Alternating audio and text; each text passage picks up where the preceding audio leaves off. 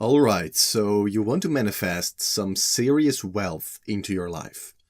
Maybe you've tried the law of attraction before, maybe you've tried to use things like crystals, positive thinking, maybe you've even done a magic ritual or two, or perhaps you've even tried to summon an angel.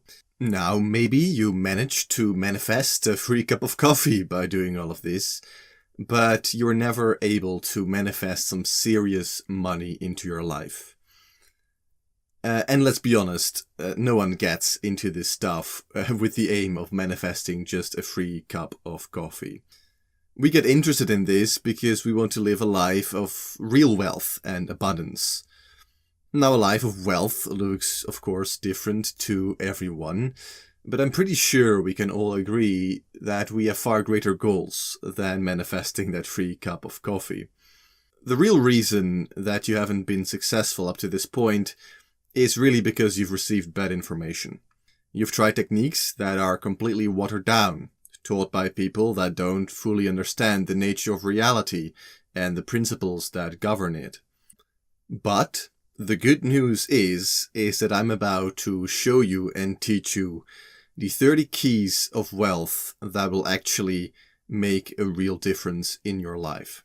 The 30 keys of wealth is a 30-day course where you will study and implement one of these 30 keys every day for the full duration of these 30 days. This video serves as an introduction to this complete 30-day course. Starting tomorrow, we will be covering one of these 30 lessons every day for the month of January. It's very important that you make a decision to commit yourself to this program for the next 30 days. One of the main reasons people never achieve what they want is because they simply don't try long enough. They try for a few days or a week, and then they give up. Changing your life takes time and dedication, and 30 days is really not that much of an investment in the grand scheme of things. Really make a promise to yourself that you will complete the full 30 days. It's of equal importance that you study just one of the keys daily and fully devote your time and energy into fully understanding, comprehending, and implementing the key of that specific day. You're not going to get good results if you hastily do 5 keys in a single day and then one day do none, one day, one key, 30 days. The topic of manifesting wealth, of course, has been beaten to death on YouTube, on law of attraction courses that people sell, books that people sell, and so on. Unfortunately, really most of this is just pure crap. These courses are only there to upsell you to their next product, and they never really want you to fully succeed, because if you do, you won't keep buying their new courses. So that's why I created this 30-day program. It's completely free here on YouTube. No email lists. You will find a link in the description to the playlist that holds all the 30 videos.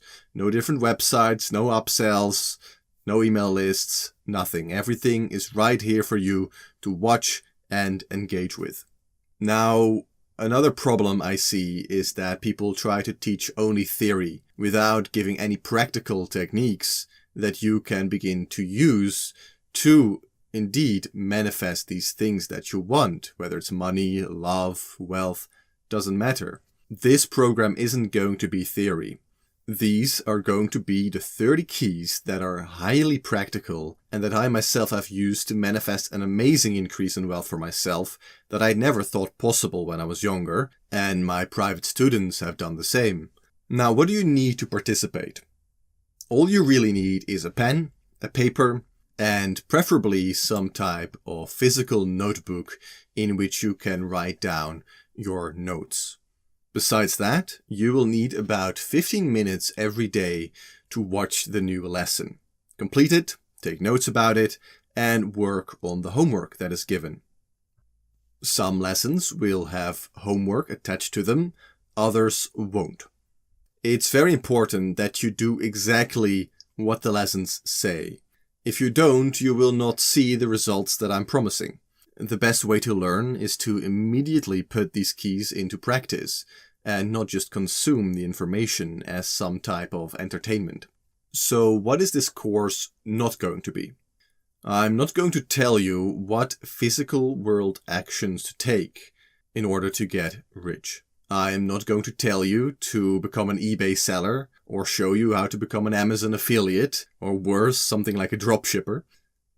There are millions of people who are Amazon affiliates, but only a few people make some real money. There are millions of eBay sellers, but only a select few make some real money. What is the difference between most people and those select few that are successful? Well, that is what I'm going to teach you. There's this famous saying that goes like, if you have a day to chop down a tree, take half a day to sharpen your axe. I'm not going to show you what tree to chop down. I am going to show you how to sharpen your axe. After these 30 days are done, and if you've done the homework, you will have such a sharp axe that it really doesn't matter what forest you go into, because you will be able to chop it all down.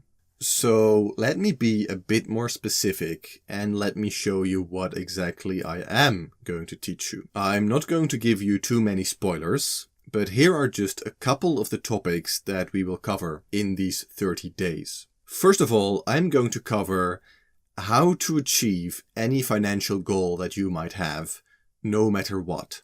And I know this sounds like a very bold claim, but after you have completed this course, I promise that it no longer will sound like a bold claim. It doesn't matter if your current goal is to, get a nice bonus of your salary, get like a 10-20% increase on your current salary, on your current job. Or if you want to build a company worth $10 million next year. Both of these can be achieved using the 30 keys of wealth. The amount of wealth and money that you are looking to manifest really ultimately is of no consequence. And in one of the lessons, I will explain exactly why that is. We will also be covering the true essence of money. What is money really, and how can you use the knowledge of this in order to manifest money more easily? Why desire is not a bad thing is also one of the keys. A lot of people, especially people in the law of attraction community or even in the magic community, tell you that you need to root out your desires, because as long as you desire something, you can't get it. But I will show you why that's not true, why desire is not a bad thing, and why desire is actually essential to getting what you want.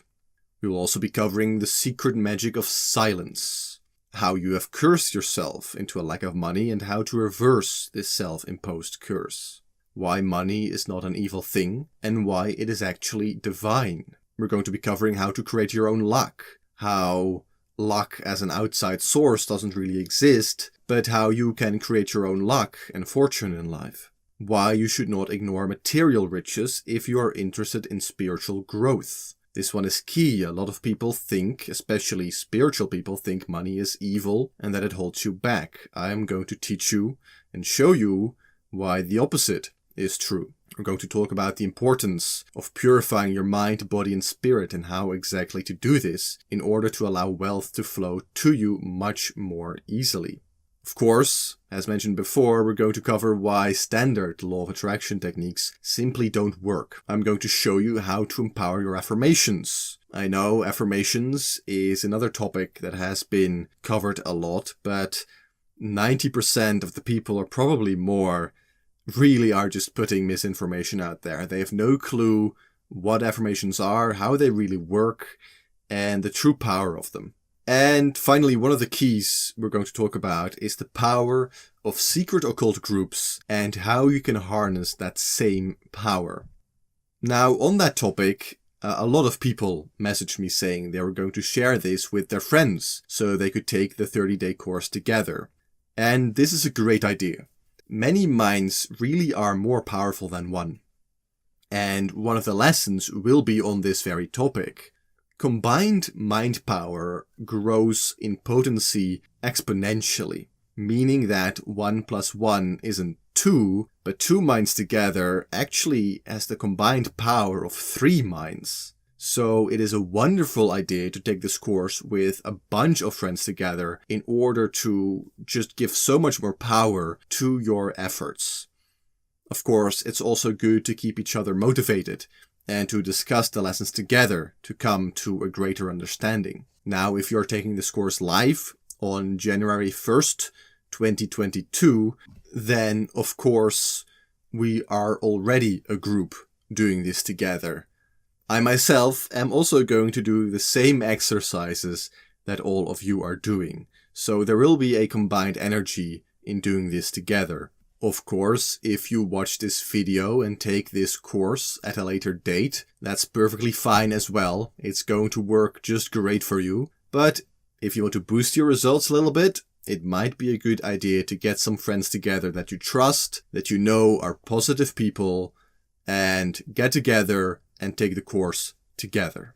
Now, a quick thing that I wanted to mention, if you've made it this far into the video, is that the majority of these lessons will focus on creating a great increase of abundance and wealth into your life. Of course, usually this manifests in the form of money, but you don't just have to use these 30 keys to get more money into your bank account. In a recent poll I did, it showed that a lot of you are interested in increasing your personal spiritual ability, or relationships, or just self-development and growth. And that is absolutely wonderful.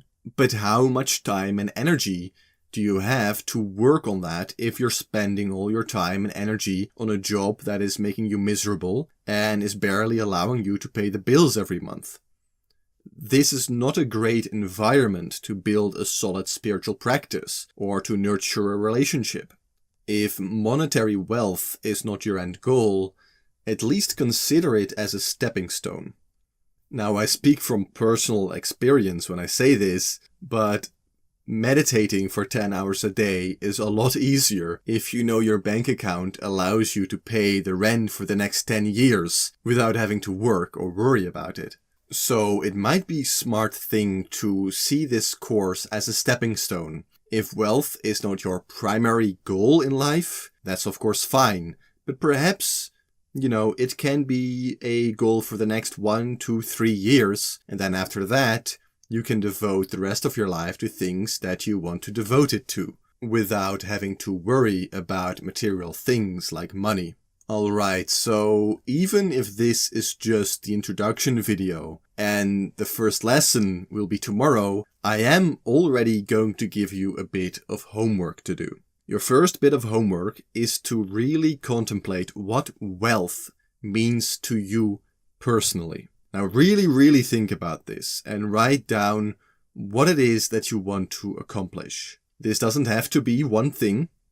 If you want to earn $2.5 million a year, own a castle on a private island and have 10 sports cars, then that's great. That's your goal. This is a wonderful and clear goal. You know what you want, and the 30 keys will show you how to get it. If wealth to you means having a fun and engaging job that pays twice as much as your current job with half the hours, so you can spend more time with your children, then that is a great goal as well. And you too will be able to use the 30 keys to achieve it. As long as you really think about what wealth means to you personally, not what your mother believes, not what your husband or wife believes, not what your children believe, not what your government believes, what you believe wealth is. Really think about this. Take the rest of the day to think about this, write it down, write down the things that you want. And it's very important that you don't let any limiting beliefs interfere. Alright? Simply contemplate what would make your life a life of wealth. Allow yourself to fantasize. Don't think about what is realistically achievable or possible. Only think about what you really want. And you don't need to put a date on this. Don't say, I want to be a millionaire in 1 year. Just say, if you want to be a millionaire, I want to be a millionaire. It's really that simple. Don't put a date or timestamp on it. Now, bonus homework is to share what wealth means to you and your goals in the comments down below so we can discuss them together. If you have any questions about the course or anything else, you can post them down below as well. I will read all the comments for this course and reply if you have any questions. Alright, thank you for watching, and I will see you all tomorrow on day 1 with the first key to wealth.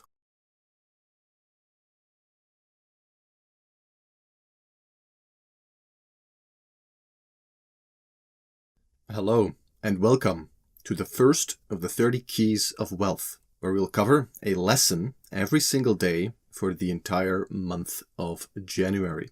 The 30 Keys of Wealth is a free course here on YouTube that will teach you how to use ancient hermetic principles and techniques to manifest money and riches into your life. If you've stumbled upon this lesson without having watched the introduction, please make sure to do that first. There is a link in the description of this video that will take you to a complete playlist containing all the 30 lessons in the correct order. Alright, so here we are. Day 1, where we will cover the first key to wealth, affirmations. Before we get started on this first practical technique, however, I must first briefly explain to you how manifestation actually works. And in order to do that, I must first tell you about the nature of your own mind. You see, there are 2 important levels or poles of the mind. There is the conscious mind and there is the subconscious mind. The conscious mind includes anything and everything that you are consciously aware of. The conscious mind is creative, fickle, and it is easily changed. The subconscious mind includes anything and everything that you are not consciously aware of. It is also called the unconscious mind. It is able to nurture the creativeness of the conscious mind. The subconscious mind is stubborn and, unlike the conscious mind, not easily changed. But the subconscious mind is what creates your entire reality around you. What you believe you are is all stored in the subconscious mind. All manifestation occurs through the subconscious mind. The good news is that the conscious mind can overcome the subconscious. You can see the conscious mind as something that plants seeds into the fertile soil of the subconscious mind. Through time and proper nurturing, the seed will grow into a tree or even an entire forest. It is very important to remember that I'm not talking about the physical brain here, but of the 2 halves of the mind. The mind is non-physical. The mind may correspond to our physical brain, but it is not the physical brain itself. The most important thing keeping you from wealth is your own mind. Your mind can work against you, and up to this point it probably has, but the good news is that it can also work for you. The main aim of this 30-day course is to get your mind to begin working for you instead of against you. It is very important to understand that the power of the subconscious mind is infinite. The power of your subconscious mind is equal to the power of my subconscious mind. It is equal to that of someone like Elon Musk or Warren Buffett. It is also equal to the homeless guy sleeping on the bench in your local park. The thing that differentiates Elon Musk from you or a homeless guy is the proper use and power of their conscious mind. Wealthy people have taken charge of their conscious mind in order to successfully impregnate their own subconscious mind. A great way to look at the conscious mind is like a lamp, and it definitely is a lamp for most people. It shines tiny, small, really ineffective beams of light in all directions, but it is never strongly focused and concentrated. The minds of the wealthy are like lasers, beams of powerful, concentrated light. These concentrated beams of consciousness allow you to effectively manifest whatever you want by, if we use the analogy of a laser burning a hole into your subconsciousness so you might plant your seed or desire. The average beams of light that an untrained mind has are usually not enough to effectively impregnate the subconscious mind. They can't get through the barrier of unconsciousness. But how exactly do you develop a strong, conscious mind that is able to shine with the power of a surgical laser? Well, now we come to the first key: affirmations. Most law of attraction gurus teach affirmations as a method to directly impregnate the subconscious mind. But for 99% of people, this simply doesn't work because they haven't built a strong enough laser. What you need is positive momentum, and that is something that affirmations can help with. But don't be of the assumption that affirmations alone can manifest your desire. If you tell yourself that you're rich every day, it's not going to make anything happen except frustration, because deep down you know you aren't rich. Affirmations are a wonderful aid. But those who claim they got results by just doing affirmations were most likely doing other methods at the same time. What affirmations excel at is using them as a conscious mind method to build positive momentum and focus. The law of attraction doesn't mean you can attract things just by thinking about them. That's not how it works. But thoughts, the nature of thoughts is that they are attractive. They attract other like thoughts. Eventually, thoughts create core beliefs, and it is core subconscious beliefs that eventually create reality and allow you to manifest wealth. So, how exactly are we going to build positive momentum using affirmations? Here is a daily exercise to be done for the full 30 days of the course, meaning that every day, preferably a couple of hours after having woken up or before lunch, you will take out a physical pen and paper and write down the following affirmation, popularized by French psychologist Émile Coué in the 19th century. The affirmation goes like this: every day, in every way, I am getting better and better. Write it down 20 times. Take great care in the quality of your writing. Don't hurry, write as nicely as you can, as if you're writing a letter to the Queen. It's important that there are no distractions while you do this, so preferably do this while you're alone, and don't let anybody see what you are writing. As you write the affirmations, try to mean it with all of your heart and being. It's fine if you don't fully believe it.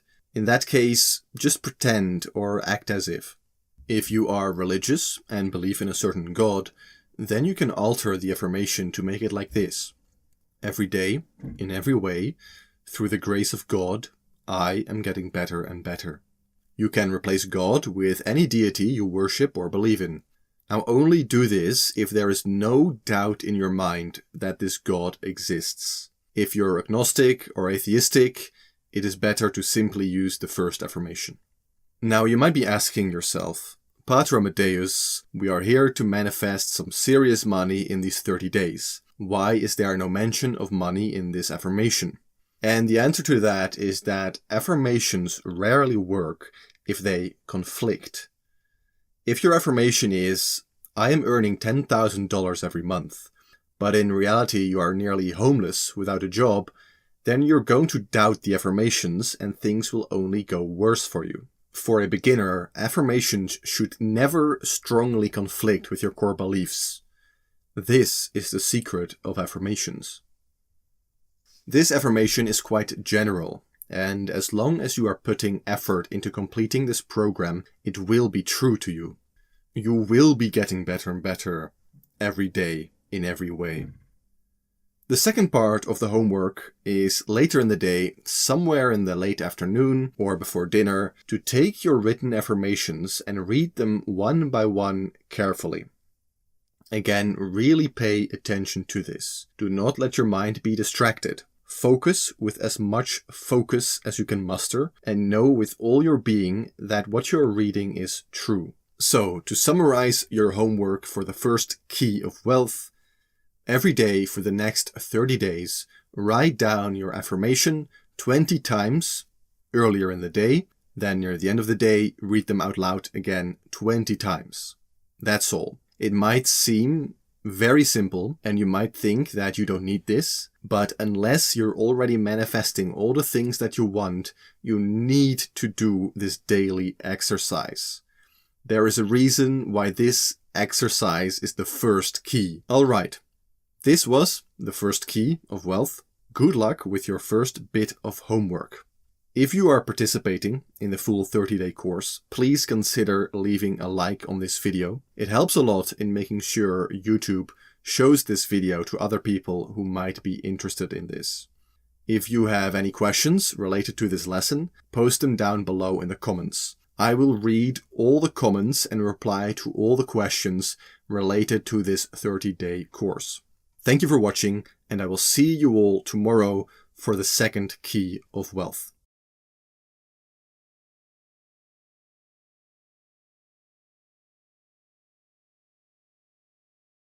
Hello, and welcome to the second day of the 30 Keys of Wealth, where we will cover a lesson every single day for the entire month of January. The 30 Keys of Wealth is a free course here on YouTube that will teach you how to use ancient Hermetic principles and techniques to manifest money and riches into your life. If you've stumbled upon this lesson without having watched the previous lessons, please make sure to go and do that first. There is a link in the description that will take you to a complete playlist containing all the 30 lessons in the correct order. So, here we are on day 2, where we will cover the second key of wealth. This key might sound very simple, but it is quite profound in nature. The second key is best explained by the following saying: where attention goes, energy flows. Now, I find it better to rephrase the sentence like this: where your attention goes, your energy flows. Now, why is this important? Well, it is focused energy that allows you to reprogram your subconscious mind. In the previous lessons, we talked about why the law of attraction doesn't really work, and that you can just get things by thinking about them. Your average thought is very weak and fickle. A great way to think of thoughts is like bubbles of air. They are light and they are able to float on the surface of water. If there is some wind, they are lifted up and pass by and they never return. But through focused attention, we can direct energy into a thought to give it weight. When a thought becomes heavy enough, it will sink down into the depths of your own unconscious mind. The more attention and energy we put in a thought, or a train of thought, the more it will stabilize in our own consciousness, and eventually it will become part of us when it is integrated into our complete space of mind. And this is the secret behind the difference between the rich and poor. In the last lesson, I explained that everyone's subconscious mind has equal power, because the power of the subconscious mind is infinite. However, the thing that differs between people is the amount of energy they can channel through their attention and focus on a certain form of thought. Jeff Bezos, Elon Musk, Warren Buffett, they all have the same 24 hours in the day as you or I, or the homeless man sleeping on the park bench. Now, of course, Elon Musk probably spends his time a bit better than the homeless man. However, his time is still limited. It is physically impossible for someone like Warren Buffett or Elon Musk to work 3 million more hours in the day than the average worker. Yet he makes 3 million times more money than the average worker. This is because he is able to channel much more energy and power into his thoughts, so much that these thoughts almost become physical. They gain weight, heaviness, and almost gain a life of their own. This allows these thoughts to sink deep down into his own unconscious mind, where they form permanent beliefs. And it is beliefs that decide your outcome in life. Your homework for this lesson is to take the rest of the day to pay attention to your attention. Where does it go? And where does your energy flow? Most people really are not aware of what they are doing throughout the day, especially the types of thoughts and feelings they choose to entertain. So set an alarm on your phone to go every 20 or 30 minutes.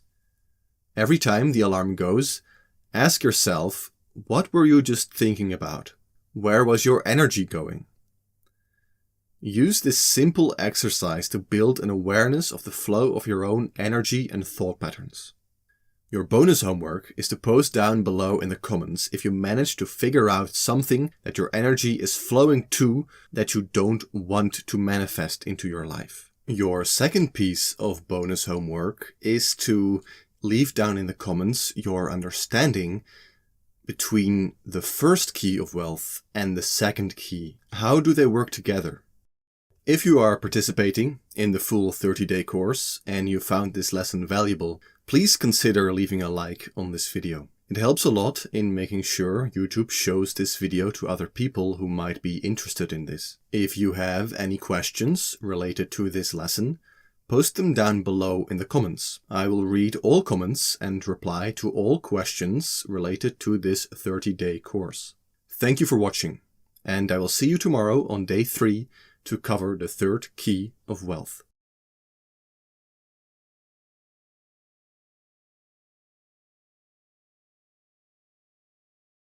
In the last lesson, we talked about becoming more aware of where your attention goes throughout the day. In this lesson, I am going to explain how you can begin to actively use your attention and use a simple but effective daily exercise of mental alchemy that you can use to reframe your mind of poverty to a mind of riches. Hello, and welcome to the third day of the 30 Keys of Wealth, where we will cover a lesson every single day for an entire month. The 30 Keys of Wealth is a free course here on YouTube that will teach you how to use ancient hermetic principles and techniques to manifest money and riches into your life. If you've stumbled upon this lesson without having watched the previous lessons, please make sure to go and do that first. There is a link in the description that will take you to a complete playlist containing all the 30 lessons in the correct order. Alright, so you are writing down your 20 daily affirmations, you are reading them later, and you are beginning to become more aware of where your attention goes throughout the day. I already received some comments and questions asking about what to do when you catch yourself in a negative thought. That's something I will cover in a couple of the next lessons. For now, simply be aware of them. Remember that it is fine for now to experience some random negative thoughts. Just because you think something a couple of times does not mean it is going to manifest in your near future. If everyone's thoughts manifested like that, the world would be a very chaotic place. So, let's get to the third key. The third key of wealth is a very practical technique of mental alchemy. It is very simple in nature and will only take you a minute or two every day to accomplish. It should be done every single day, but it shouldn't be done mechanically. What I mean by this is that you should not do this exercise every day as you wake up, or every day at 5 p.m. Unlike the last exercise, you should not set an alarm for this. In the beginning, it might be difficult to remember, but in a matter of days, it will become a habit. This technique of mental alchemy is very enjoyable and very important in your process to creating a life of wealth and abundance. The problem with most law of attraction techniques is that they tell you to just think positive thoughts. This is very hard and nearly impossible if you are in a dark place. How easy is it really to think of thoughts of wealth and abundance if you can't even afford to buy a new pair of shoes? And that is why this alchemical technique is so powerful. Because you take something that is already there and simply shift your awareness of it. No need to conjure forth some fables that you are not going to believe in anyway and that only work counterproductive. This technique can take as little as 10 seconds, but I would recommend to go for a full minute or two every day. There is no need for you to close your eyes, but make sure that you can focus without anything distracting you. You can do the technique anywhere, but avoid doing it while driving or operating heavy machinery. You also don't want to do this exercise in the same location every day. This technique uses your senses, so you want to get some variety in order not to get bored. The technique is about awareness and attention, just like the last lesson. However, the difference here is that you will bring a conscious change in your awareness. So, here is what you do at a random point in your day. Bring your attention back to yourself, back from wherever it was. Now, pay attention to how you feel, and don't judge these feelings that you might be feeling. You may feel tired, nervous, happy, excited. Whatever you feel, simply notice it for a couple of seconds. Then turn your attention to what you can see, hear, touch, the temperature around you, anything you can get a smell of, the sense of gravity, the texture of your clothes on your skin, or the air brushing in your hair, or the feeling of emotion. Pay attention to anything physical you might be feeling. Be here in the here and now with all your senses. Now, don't feel the need to judge any of these sensations. Just realize and pay attention to the fact that they are simply there. Now, when you've done this, refocus your attention again using your will and see if you can notice beauty around you. This can be obvious beauty, like the sun shining down, a rainbow in the sky, a beautiful painting in your office, or a flower in a vase. However, this works even better if you look for beauty that isn't obvious at all. Try to look with the view of a poet or an artist. There can be great beauty in a pile of dog shit on the street, the way the sunlight reflects on it, or contemplate that it is a source of nourishment to many tiny creatures, how it means life to them. Things like broken glass can be beautiful. There can even be beauty in the corpse of a dead bird.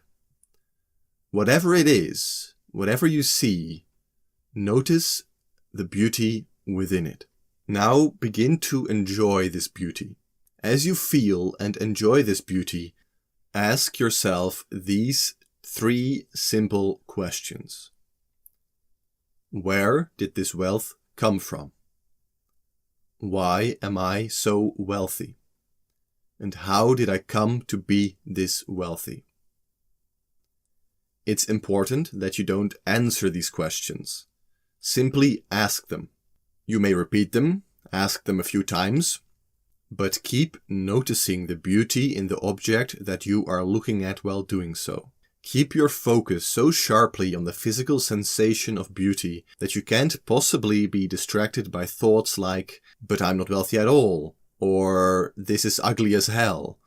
Some of my students in the past have struggled with this alchemical exercise because they can't see anything particularly beautiful around them. If this is the case for you, you are missing the point.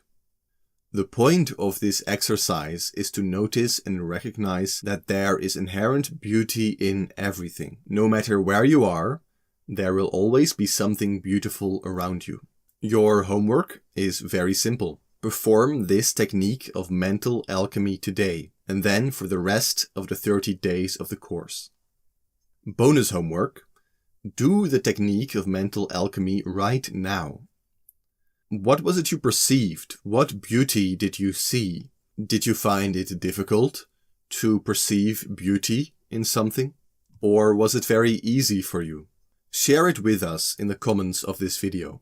If you are participating in the full 30-day course and you found this lesson valuable, please consider leaving a like on this video. It helps a lot in making sure YouTube shows this video to other people who might be interested in this. If you have any questions related to this lesson, post them down below in the comments.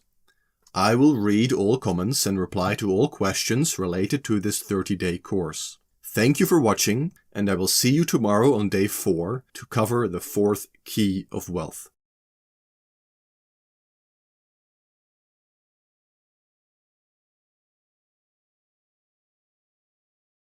In this lesson, I am going to explain the importance of negative belief patterns and what you can do to learn what negative belief patterns are holding you back from living a life of wealth. Hello and welcome to the 4th day of the 30 Keys of Wealth. The 30 Keys of Wealth is a free course here on YouTube that will teach you how to use ancient hermetic principles and techniques to manifest money and riches into your life over the course of 30 days. If you've stumbled upon this lesson without having watched the previous lessons, please make sure to go and do that first. There is a link in the description that will take you to a complete playlist containing all the 30 lessons in the correct order. Alright, so in the previous lessons, I have explained how important beliefs are. That it isn't thoughts that create your reality around you, but your beliefs. The difference between the rich and poor is that the rich have beliefs that work for them, while the poor mainly have beliefs that work against them.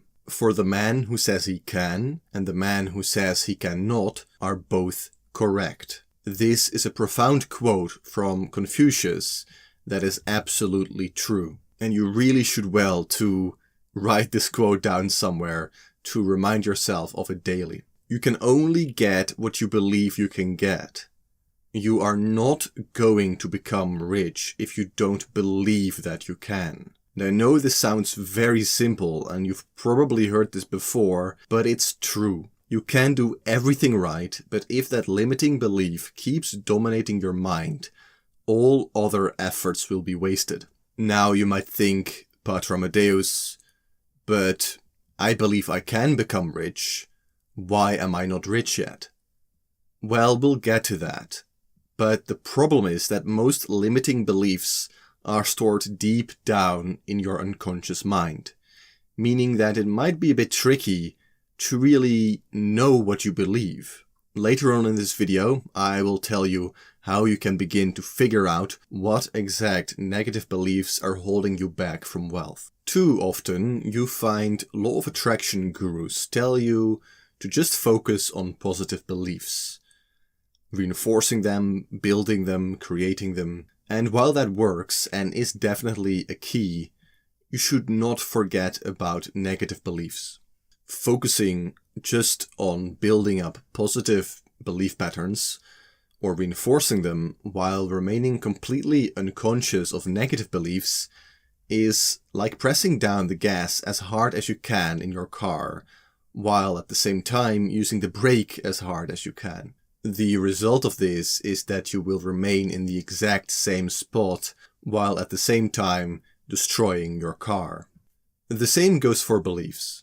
You can try to ignore your negative belief patterns all you want, but in most cases that is not going to work. If you go out in the wild and encounter a tiger, you can try to ignore it. That's a thing you could do, but that does not mean the tiger is going to ignore you. It is important to note, however, that your goal should not be to get rid of all limiting beliefs. There is use in some limiting beliefs. Our physical reality is all about limits. For example, we can't fly or walk on water. More than just personal limiting beliefs, these are consensus-based limiting beliefs, meaning that basically everyone on Earth believes this to be true. It would be a waste of time and energy to try to go against consensus reality beliefs. Unless you have attained a mastery over your own mind and energy, like certain beings have done in the past, it's just going to be counterproductive. For now, I would suggest to simply focus on your own personal limiting beliefs. For example, it is impossible to earn $10,000 every month by only working 1 hour a week. This might seem impossible to you, which means that you have a limiting belief pattern, in which case you will never be able to earn $10,000 a month by just working 1 hour a week. But is there no one in the world that works just 1 hour a week and earns $10,000 a month or more? Well, of course not. There are at least tens of thousands of people like that out there. So this limiting belief does not go against consensus reality. It is possible in the general sense, but you believe it's not possible for you. This means that if you spend enough time and effort into reprogramming this belief in yourself, you too would be able to earn $10,000 a month by just having to work 1 hour every week. However, are there people in the world that earn $1 trillion every month while they're just working 1 hour a week? No, because the consensus believes it is impossible. So unless you are some ascended grandmaster, it is probably best not to try and change that particular belief, because it is both a personal belief and a consensus belief. Now, of course, there are a lot of spiritual systems and religions that are all about escaping the limits of physical reality. But that would probably have to be a different course at a later date. For now, let's just focus on making our own physical reality as nice as we can possibly make it. It is much easier to ascend when you've proven to yourself the powers of your own mind. So, we want to learn what our own personal limiting beliefs are that are keeping us from our goals. We can only change what we are conscious of. So we must bring these limiting beliefs up from the depths of our own unconsciousness so that we can take a good look at them. How exactly do you find your limiting beliefs? A very easy way to do this is to look at two things. The first is the people that raised you, most likely your parents. The people that surround and raise you from birth are the ones that implant beliefs in you. If you had very negative parents with a poverty mindset, chances are that you have the same. Observe the people that raised you and see if you can figure out what beliefs they planted into your mind. The second one is found easily through excuses that you might give. Begin to honestly ask yourself why you are not rich. Now, briefly forget all the keys we've been talking about. Try to answer it from a more negative state of mind. I must be clear about this. Be radical and almost brutally honest with yourself. Most people have at least 50 to 100 different limiting beliefs. Some are small, some are larger, but in this case, size doesn't matter. Write down any and all reasons that you can think of. For example, you might believe you are not wealthy because you have to pay so much taxes. If that is what you honestly believe, write that down. If you believe you can't be wealthy because of the state of the economy, then write that down. If you believe you can't get a good paying job because you've never finished high school, well, I think you get the point by now. Your homework for today is to write down a list with any and all negative beliefs that you hold that might be holding you back from achieving your goals that you wrote down in the earlier lessons. It is important that you really take time to think about this. I'm not going to ask you to share your negative beliefs, because that will only reinforce them. Be very private about them, and don't share them with anyone. Don't feel the need to do anything else but write them down. We'll get to the solutions to your limitations in one of the later lessons. If you are participating in the full 30-day course and you found this lesson valuable, please consider leaving a like on this video. It helps a lot in making sure YouTube shows this video to other people who might be interested in this. If you have any questions related to this lesson, please post them down below in the comments. I will read all comments and reply to all questions related to this 30-day course. Thank you for watching, and I will see you all tomorrow on day 5, where we will cover the 5th key of wealth.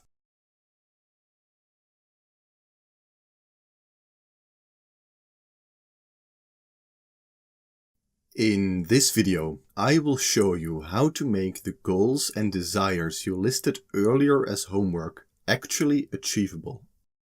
Hello, and welcome to the 5th day of the 30 Keys of Wealth. The 30 Keys of Wealth is a free course here on YouTube that will teach you how to use ancient hermetic principles and techniques to manifest money and riches into your life over the course of the 30 days. If you've stumbled upon this lesson without having watched the previous lessons, please make sure to go and do that first. There is a link in the description of this video that will take you to a complete playlist containing all the 30 lessons in the correct order. Right, so in the introduction video, I gave you a homework exercise to write down all the things that you want to achieve, mainly goals concerned with wealth and money, as that is the theme of this course. Of course, you can use most of these lessons to manifest an increase in love, relationships, health, and so on. After you are able to manifest riches, manifesting those other things will be very simple for you. So, you have your list with desires. Perhaps you wrote down just one desire, or maybe you wrote down 50 different things. If you did write down a lot of different things, I would make sure you have a list of maximum about 10 different desires or goals. Too many different ones and you will be unable to focus. So get your 10 desires done first and then move to the others. That is my advice and what I would do myself. In the last lesson, I explained how negative belief patterns are one of the primary reasons why the poor are unable to become wealthy. And hopefully, you are already beginning to see how this specific lesson relates to the lessons of limiting beliefs and your list of goals and desires. You see, it is impossible to obtain and achieve the desires or goals on your list as long as there is a negative or limiting belief pattern holding you back from it. So let me be a bit more clear. For example, let's say one of the goals or desires that you wrote down is to obtain a net worth of $5 million. But you also learned using the exercise in the last lesson that you believe that in order to obtain that level of wealth, you would have to work 18 hours a day, non-stop, for 5 years long. Yet you know that you sleep 10 hours a day and barely have any energy at all to get out of bed in the morning. Now, is it likely that you will be able to obtain that amount of net worth of $5 million with these existing belief patterns and habits? No, of course not. You have a desire, but you know unconsciously, and hopefully through the last lesson, now consciously as well, that you will not obtain that desire. So, what to do? Well, don't despair. In the lesson tomorrow, I will explain in detail what you should do in a situation like this. However, before we get to that, we must do some work first. So this is going to be another simple homework exercise. Take out the list of your written desires or goals. The ones that you put together in the very first lesson or the introduction video of this course. Now, begin to rank them. Give each goal or desire a number from 1 to 10 based on your belief if you are able to achieve that goal or not. Now, it's very important that you make sure to remember your limiting belief patterns that we discussed in the lesson yesterday. Grading a goal with the number 1 means that you believe it is impossible.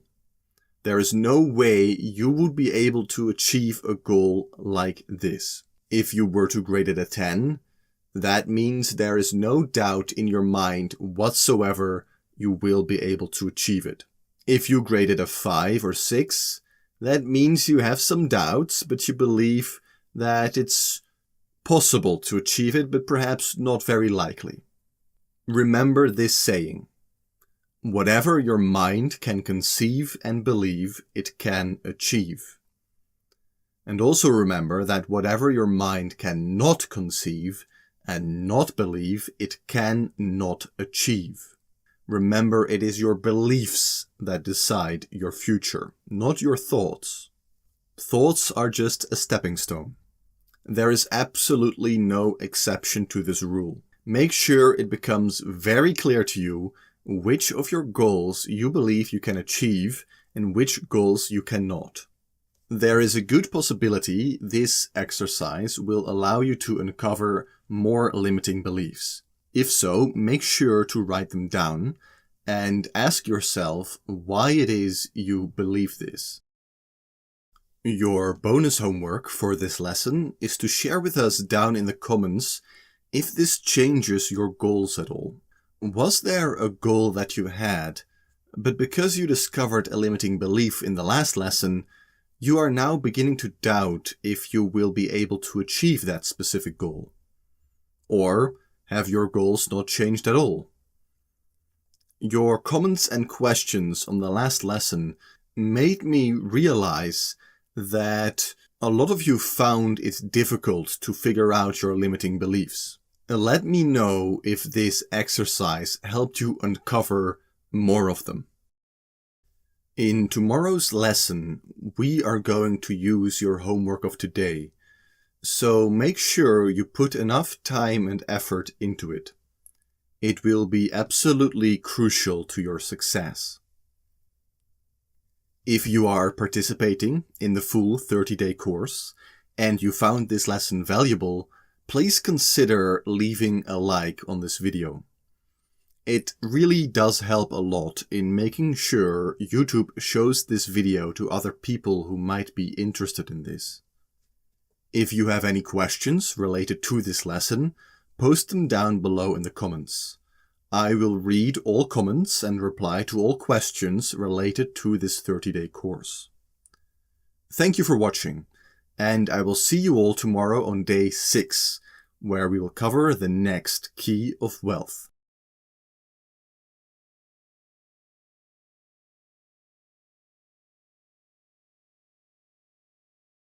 In this lesson, we are going to talk about how to actually make your limiting beliefs work for you instead of against you, and what the most energy efficient way is to manifest wealth. Hello and welcome to the 6th day of the 30 Keys of Wealth. The 30 Keys of Wealth is a free course here on YouTube that will teach you how to use ancient hermetic principles and techniques to manifest money, riches, and wealth into your life over the course of 30 days. If you've stumbled upon this lesson without having watched the previous lessons, please make sure to go and do that first. There is a link in the description that will take you to a complete playlist containing all the 30 lessons in the correct order. So, in the previous lessons, we did a couple of things. First, we looked at what exactly it is that you want to accomplish and what wealth means to you personally. Second, we took some time to uncover your limiting beliefs, and this really is an absolute key point. Third, we graded each of your goals 1 to 10 on the likelihood or possibility of achieving them when keeping your limiting beliefs in your mind. Your desire might be to triple your income this year, but if you believe that is impossible due to the state of the economy or the amount of taxes you have to pay or any other reason, you will not succeed in doing so. Having completed these 3 lessons and their homework is very important for the next few steps. So if you haven't yet, make sure to re-watch the previous lessons before continuing. Okay, so there are a couple of things we can do. We can decrease the size of our goals, or we can reprogram our limiting beliefs to ensure that we are able to achieve our set goals and desires.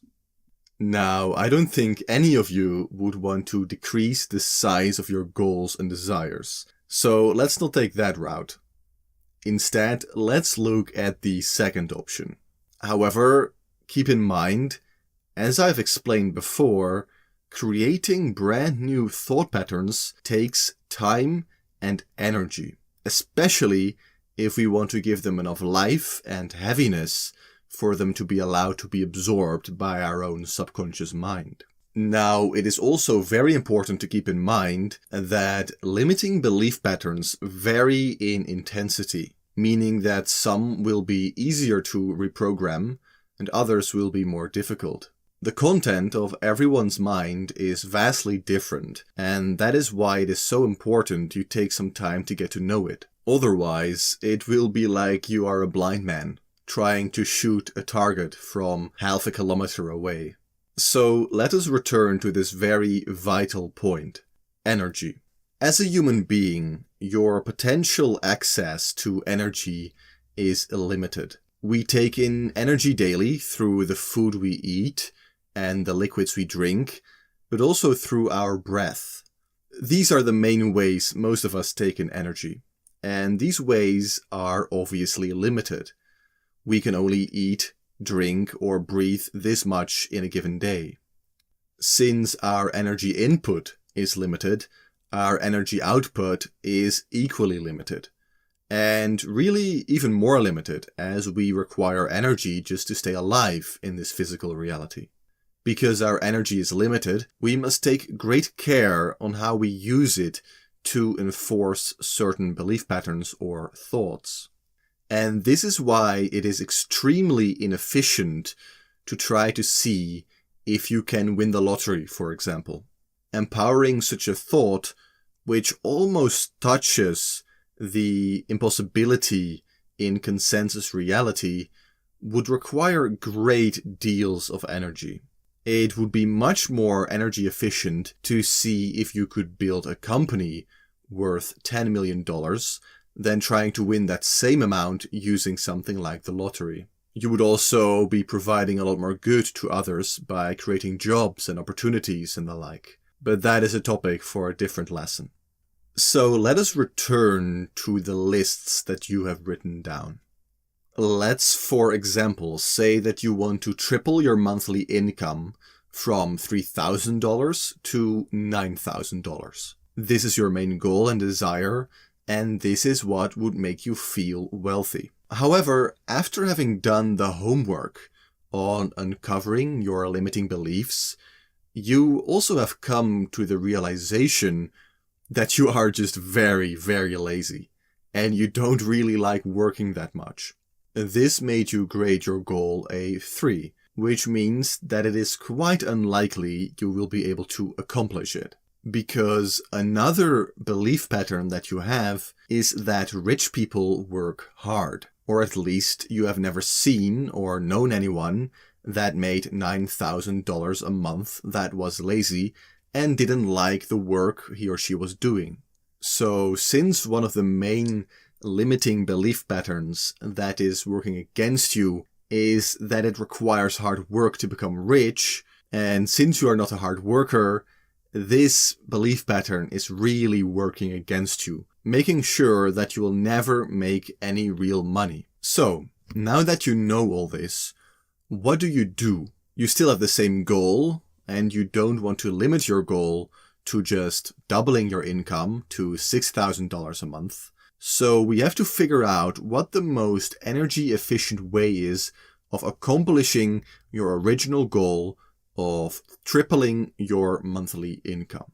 We could reprogram our subconscious mind to believe that even though you are lazy, you can, and as a matter of fact, you will be making $9,000 a month this year while being lazy. However, you know that it is a very strong core belief pattern that this is virtually impossible to accomplish due to your laziness. On the other hand, we could look at that limiting belief, the fact that you are lazy. Being lazy is also just a belief pattern that has been fed energy over the years to make it grow into a core personality trait of yours.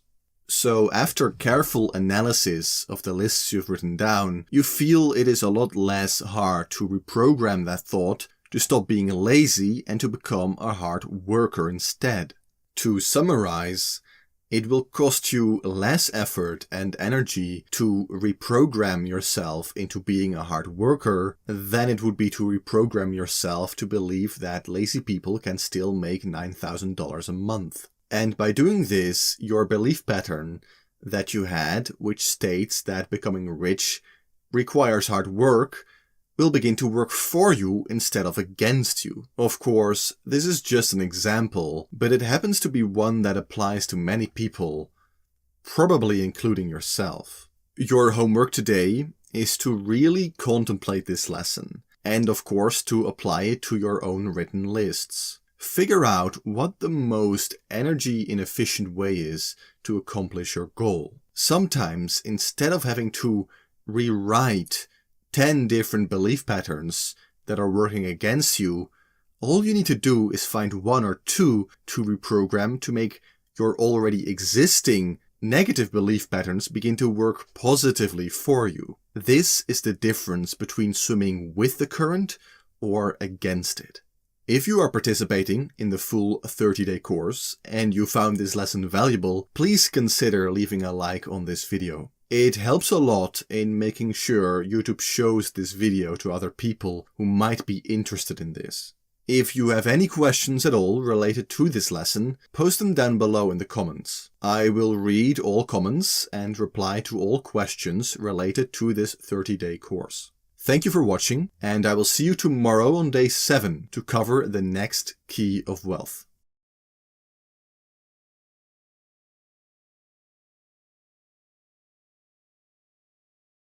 In this lesson, I will share with you a simple but powerful technique that you can use to banish negative thoughts so that you can gain a greater control over your own mind. Hello and welcome to the 7th day of the 30 Keys of Wealth. The 30 Keys of Wealth is a free course here on YouTube that will teach you how to use ancient hermetic principles and techniques to manifest money and riches into your life over the course of 30 days. If you have stumbled upon this lesson without having watched the previous lessons, please make sure to go and do that first. There is a method to the madness. There is a link in the description that will take you to a complete playlist containing all the 30 lessons in the correct order. In the second lesson, we talked about the creative power of attention. It is your attention and awareness that sends energy to things. In this case, your thoughts. The more energy thoughts receive, the more they grow and attract like thoughts. It is these thoughts, when fully filled with enough energy, that gain enough heaviness to sink down deep into the depths of your subconscious mind, where they now have access to the infinite power source that is your subconscious mind. And it is these subconscious thoughts that determine your future. A future of poverty or a future of wealth are both determined by your subconscious mind.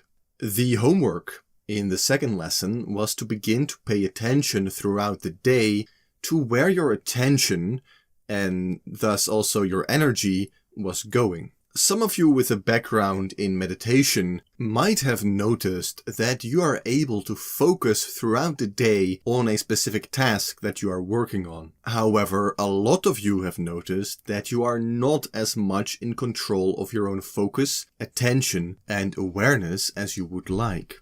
You notice that negative thoughts constantly pop into your mind. And even worse, you find that you can't help but entertain these thoughts. Which means, of course, that you are sending more energy to them, which means that they will grow even more over time.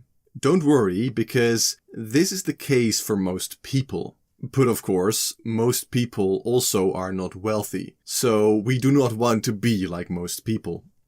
So I will share with you a very wonderful but simple technique that you can use to begin to banish these negative thoughts. As you notice a negative thought in your mind, simply say to it, "I choose not to entertain this thought."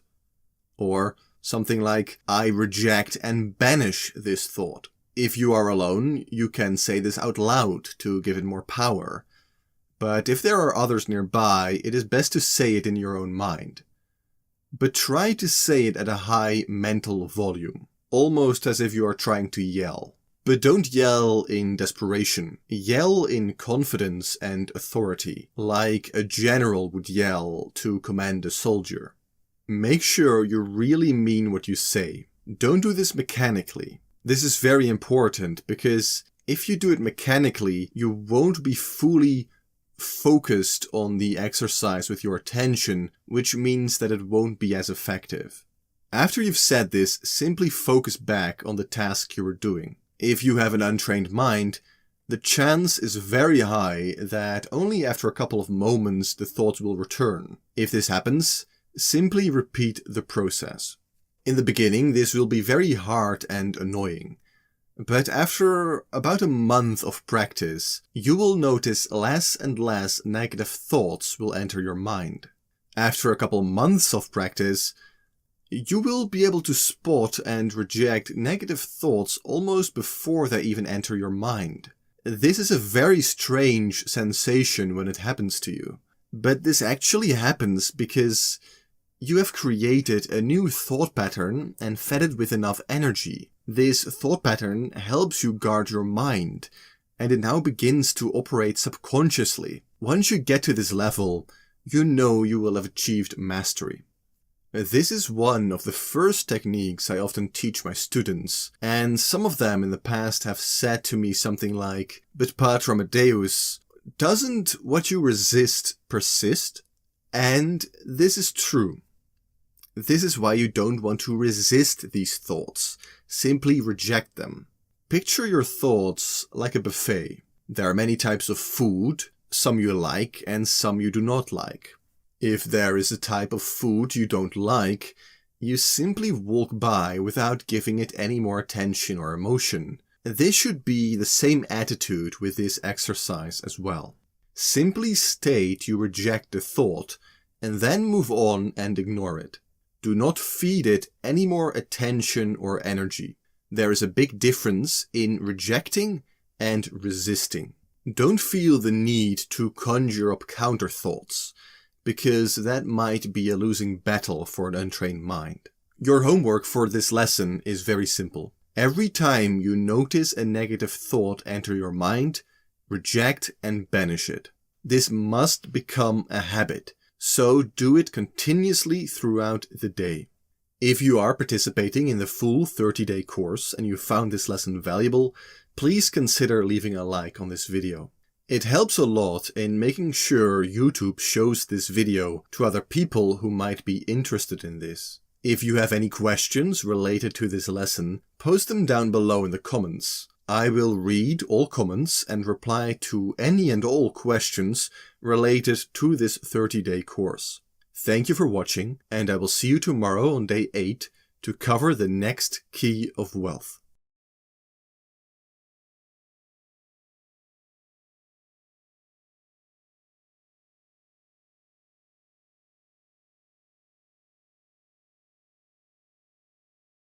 In the lesson today, I will explain the power of forgiveness and how it can help you achieve your goals. Hello and welcome to day number 8 of the 30 Keys of Wealth.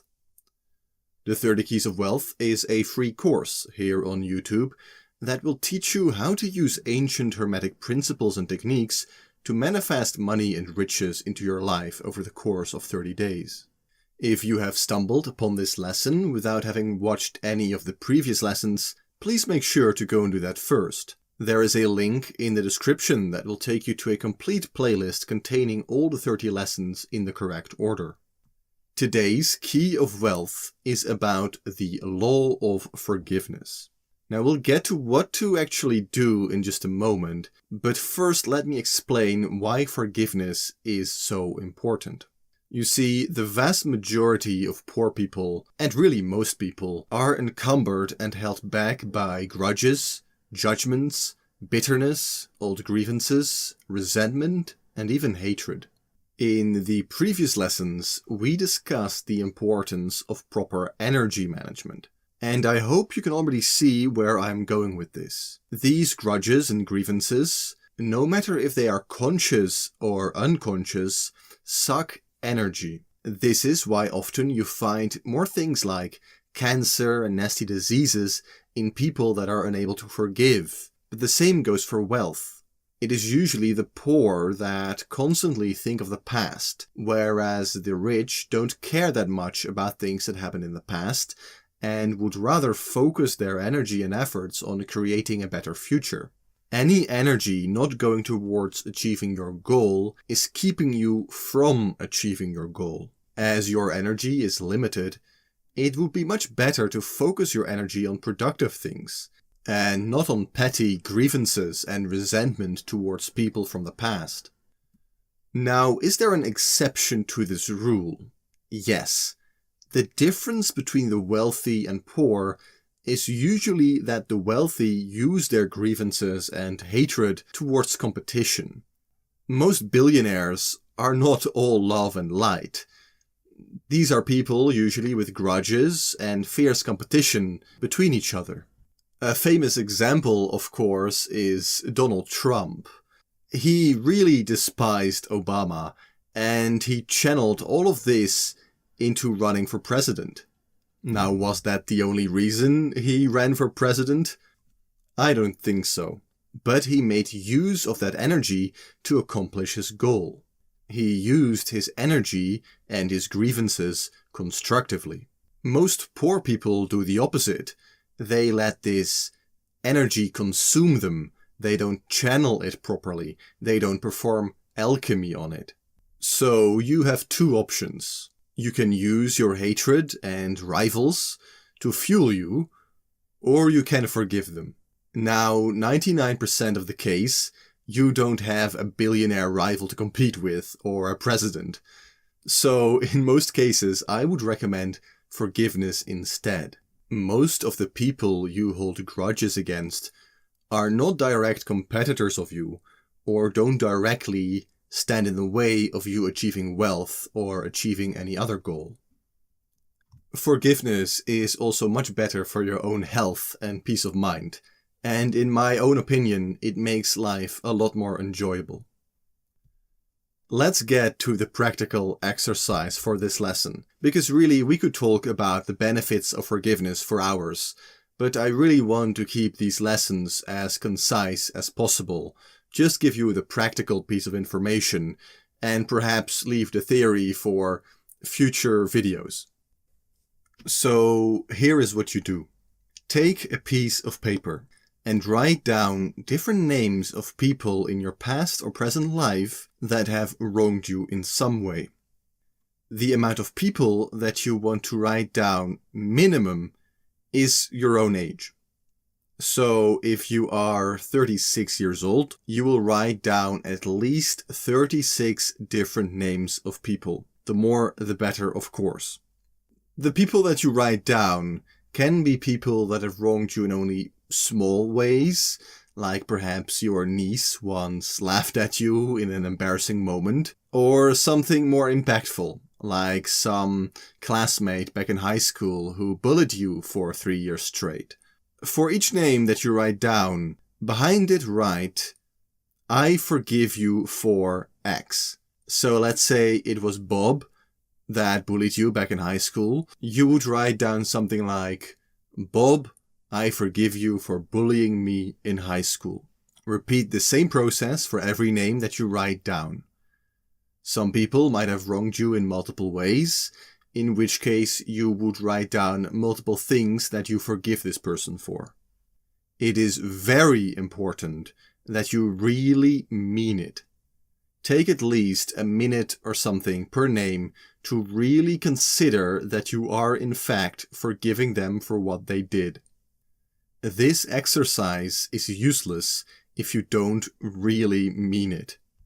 And this might be hard for some people, because you really might not feel ready to forgive some people. But you must realize that as long as you keep carrying these people with you in your mind, they will continue to suck energy from you. And you will not get as close as you could get to your goals of wealth, freedom, riches. Really doesn't matter your goal. Usually you want to achieve a positive goal, and being unable to forgive people simply holds you back. Now finally, and this is perhaps the most important step, at the bottom you want to write down your own name and write down everything you forgive about yourself. Any mistakes you might have made in the past, or anything you feel guilty about or ashamed, write it down and forgive yourself for it. After you've written down everyone who has ever wronged you, including yourself, what I like to do is to take the paper and burn it using a candle or something similar. Once the paper has been burned, you can scatter the ashes in the wind. Of course, always remember to practice proper fire safety. If you can't burn things down due to some smoke alarm in your apartment or something like that, then tear it into pieces and flush it down the toilet. But in my opinion, the fire method is a lot more potent. What forgiveness really means is letting go. It is releasing certain thought patterns that have dominated your mind ever since they happened. It means letting go of things that are sucking up your energy and keeping you from living a life of wealth. If you want to become wealthy and acquire riches or accomplish grand goals, you cannot be distracted by these negative feelings of resentment. Of course, you could also try the Donald Trump method. Do this exercise and watch your life change. Your homework is very simple. Get a piece of paper and a pen and begin to write down names. Remember to really mean it. If you are participating in the full 30-day course and you found this lesson valuable, please consider leaving a like on this video. It helps a lot in making sure YouTube shows this video to other people who might be interested in this. If you have any questions related to this lesson, please post them down below in the comments. I will read all comments and reply to any and all questions related to this 30-day course. Thank you for watching, and I will see you tomorrow on day 9, where we will cover the next key of wealth.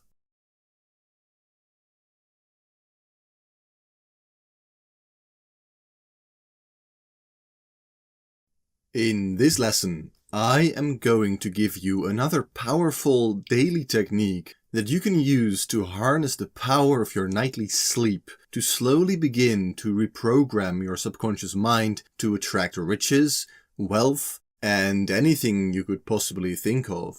Hello, and welcome to day number 9 of the 30 Keys of Wealth.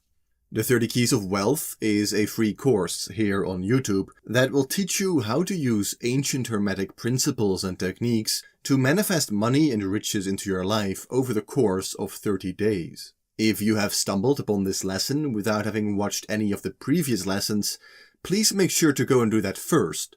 There is a link in the description that will take you to a complete playlist containing all the 30 lessons in the correct order.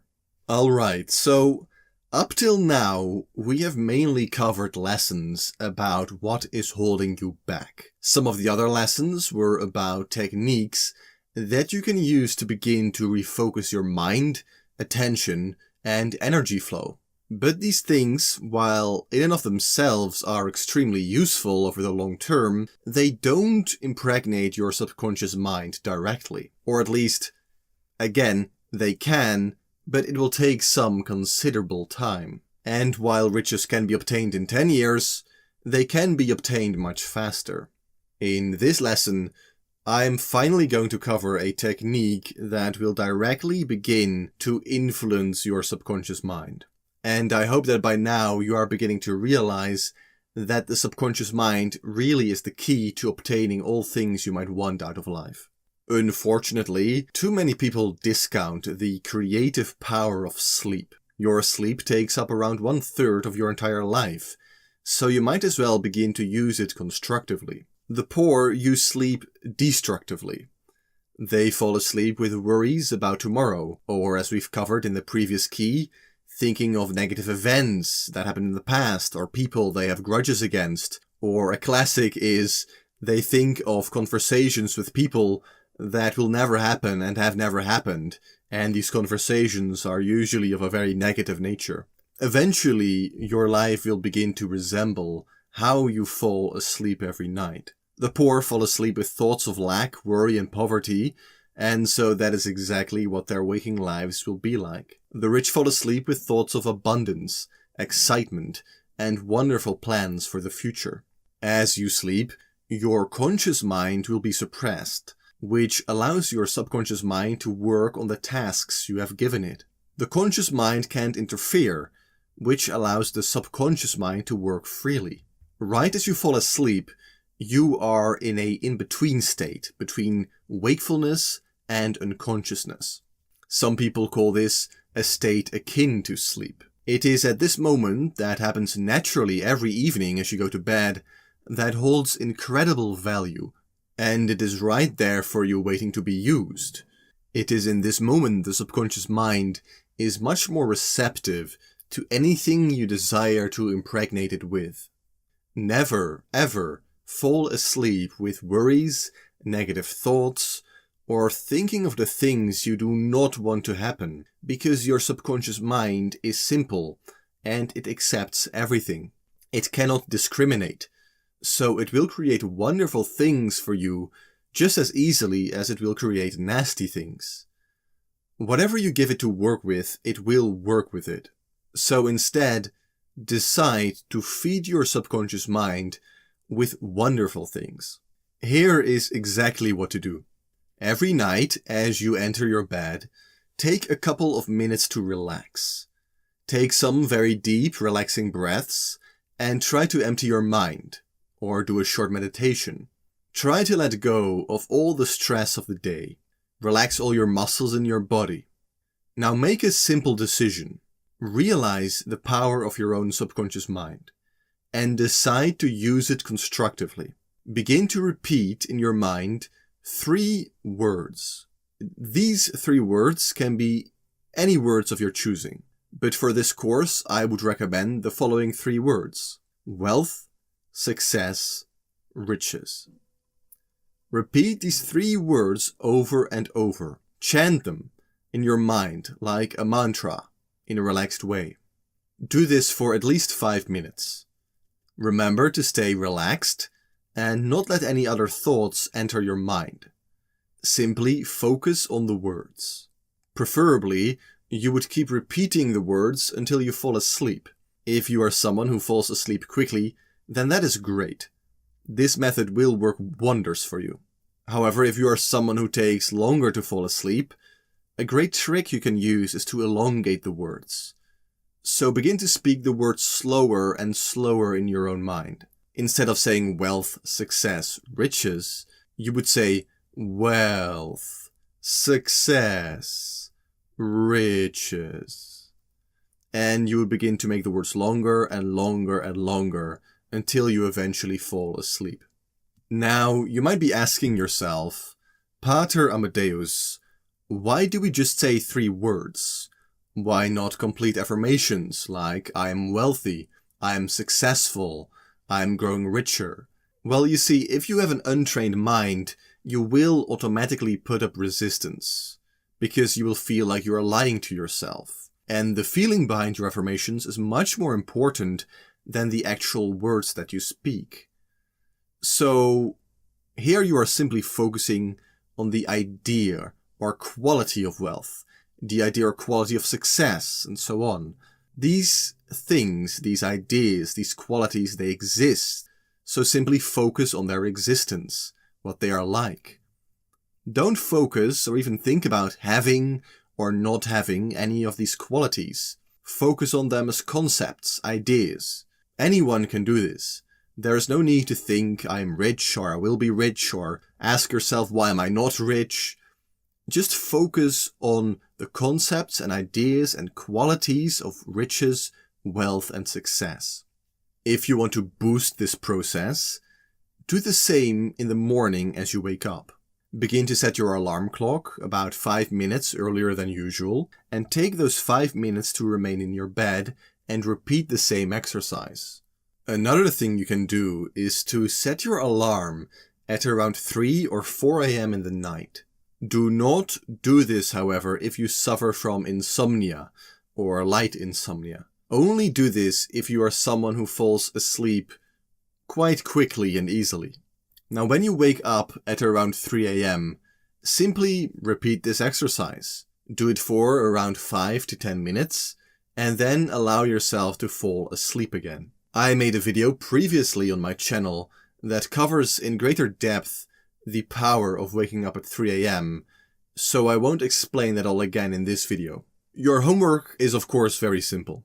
Begin to implement this technique, ideally for the rest of your entire life. The moment I was taught this technique, I have been using it every single night, and I will continue to do so for the rest of my own life. Remember that the specific words that you use can change, so feel free to alter them yourself. The main reason behind this 30-day course is of course to manifest wealth. So if that is one of your goals, which I assume it is since you are taking this course, is to use those 3 words I've given before. Now, if you are going to use different words, then this is your bonus homework. In the comments below, post your own 3 power words that you will use for this technique. If you are participating in the full 30-day course and you found this lesson valuable, please consider leaving a like on this video. It helps a lot in making sure YouTube shows this video to other people who might be interested in this. If you have any questions related to this lesson, please post them down below in the comments. I will read all comments and reply to all questions related to this 30-day course. Thank you for watching, and I will see you tomorrow on day 10, where we will cover the next key of wealth.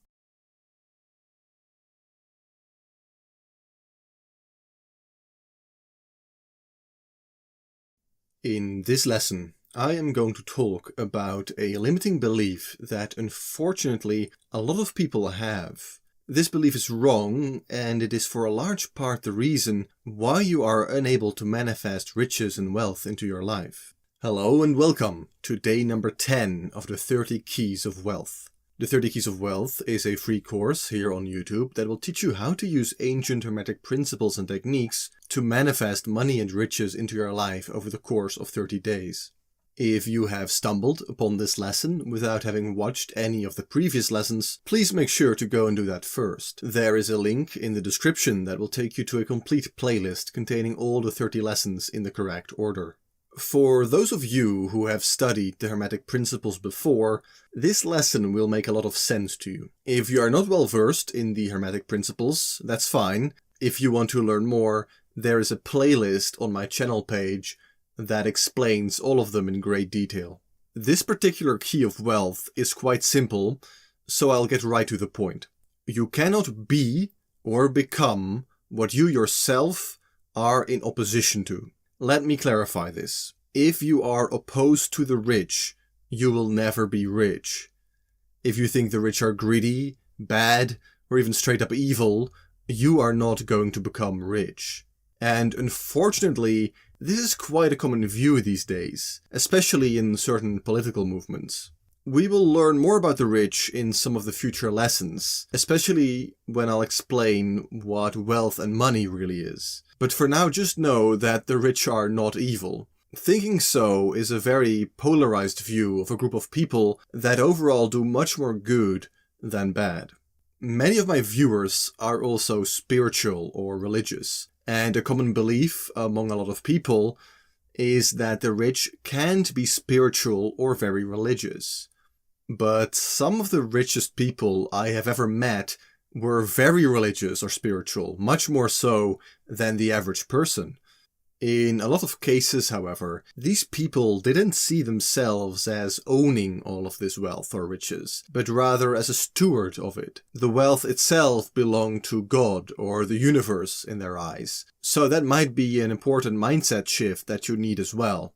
If you were raised in a religious household, especially in a Protestant Christian household, chances are that you were programmed with a subconscious core belief that is really limiting you from obtaining wealth and riches. You believe that rich people might be evil or ungodly or have less of a chance to go to heaven. And this really is limiting you because you are afraid to become evil or irreligious or be corrupted by this wealth. But there is nothing spiritual or good about being broke, poor, or managing your money in an irresponsible way. On the other hand, there is also nothing spiritual or religious per se about being rich. The only thing that is spiritual is if you devote time to being spiritual. The only way to be religious is to believe in and pray to your chosen God. Being rich or poor really has nothing to do with it. And equally, there are very rich people that do evil, and there are very poor people that do evil as well. There are very rich people that are very spiritual or religious, and there are many poor people that are very spiritual and religious. Most hatred towards the rich, consciously or unconsciously, comes from jealousy. It is very important not to have jealousy of other people's wealth. If you condemn someone else's wealth or success, you condemn wealth and success in and of itself, and you always lose what you condemn. This is a very important lesson to keep in mind, and it might be hard for some of you to get over, but begin to be aware of these limiting beliefs and limiting behaviors that keep you from being rich and wealthy. Now, is there an exception to all of this? Yes. There are some people that do believe the rich are evil, and yet still are able to become rich. Now, how do they do this? Well, like I explained in the previous lessons, they decide to use a limiting belief constructively. They decide to become evil and do evil things. And this works to an extent. They are able to become quite rich by doing evil because they believe the rich are evil. And so in order to become rich, they must become evil as well. And even though it is a false belief, it does allow them to acquire riches this way. But most people see themselves as good, so it might be easier to just drop your negative view towards rich people than try and decide to become evil. I also doubt any of you want to actively become evil just to acquire riches, and if you are considering this, I would strongly urge you not to, because all things eventually return to their source. So there might be a price you will have to pay later on. Your homework for this lesson is really simple. Simply really ask yourself if you believe the rich are evil or not. Are you opposed to the rich? Or could you see yourself being one of them without being evil? And that one is very important. And if not, do you hold any other negative opinions about the rich? If you are participating in the full 30-day course and you found these insights valuable, please consider leaving a like on this video. It really helps a lot in making sure YouTube shows this video to other people who might be interested in this. If you have any questions related to this lesson, post them down below in the comments. I will read all comments and reply to any and all questions related to this 30-day course. Thank you for watching, and I will see you tomorrow on day 11, where we will cover the next key of wealth.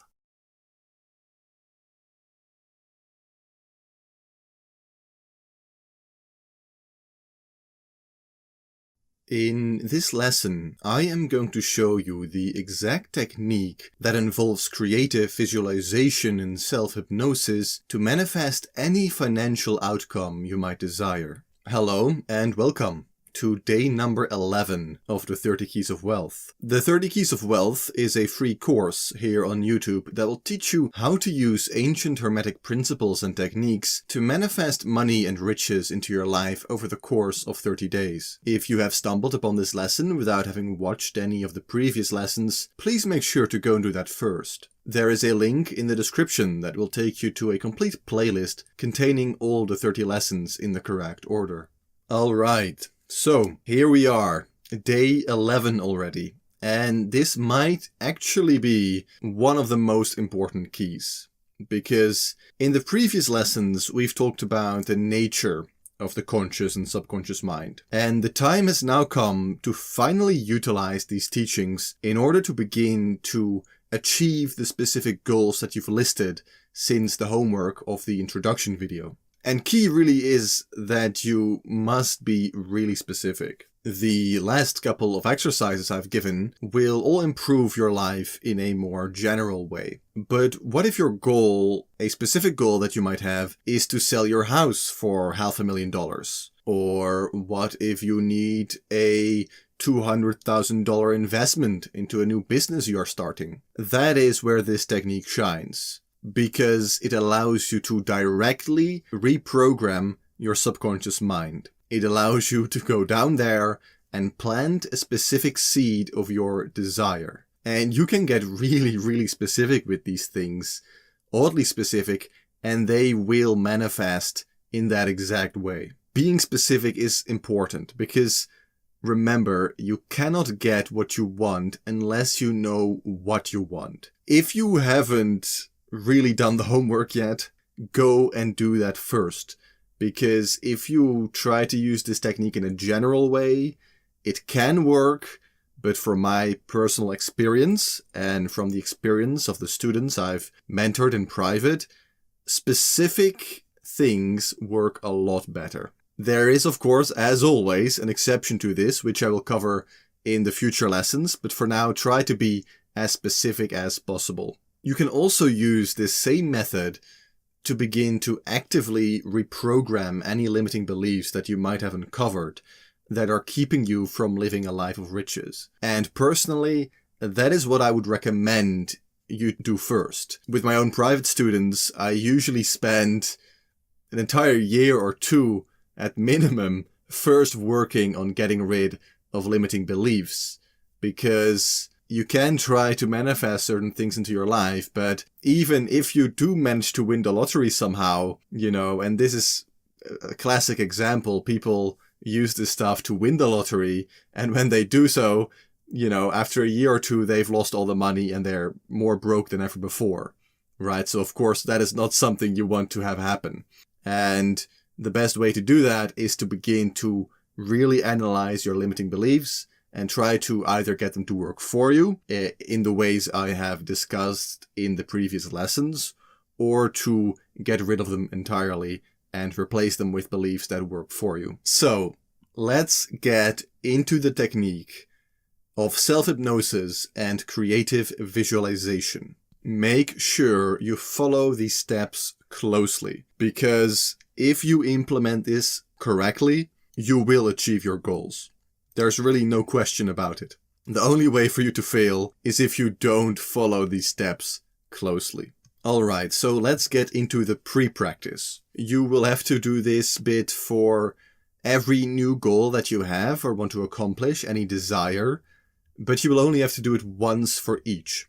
So, find a place that you won't be disturbed for about 15 minutes. Take some time to relax, find a comfortable space, like a nice chair, or get into your bed or lie down on the couch, and close your eyes and begin to daydream of the specific desire that you have chosen. So let's say your desire is to double your salary. Right now you are earning $50,000 a year, and you would like to double that to $100,000 a year.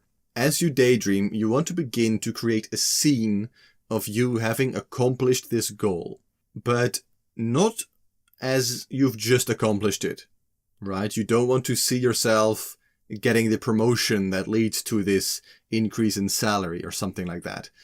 You want to create a scene, visualize a scene, daydream of a specific scene that implies that your desire has already manifested about 3 months ago, right? So an example might be you are talking with a coworker and he's telling you how great these past 3 months have been since you got your promotion, and that you got your increase in salary. And you just want to, maybe have a conversation with this coworker, and he's complimenting you. Maybe you can even see some jealousy in his eyes, because he never expected that you would manage to do this. And this can go on for, the full 15 minutes of this pre-exercise. What you want to do is to allow yourself to do this. Allow your mind to sort of go wild, think of different scenarios that might occur 3 months after having accomplished your desire, that imply, of course, that you have in fact accomplished your desire 3 months ago. What you want to do now is grab the most powerful 10 seconds of this sort of whole movie that you've created in your mind. So think of it as a movie scene or entire movie, and you want to take 10 seconds out of it that are the most powerful, like a short clip. And these 10 seconds should be the moment that felt the most emotionally positive and powerful to you, right? So it could be right at the moment your coworker tells you, congratulations, right? Or perhaps you get your bank statement in the mail that shows your new salary. But again, it's important that this takes place 3 months after you have achieved your goal.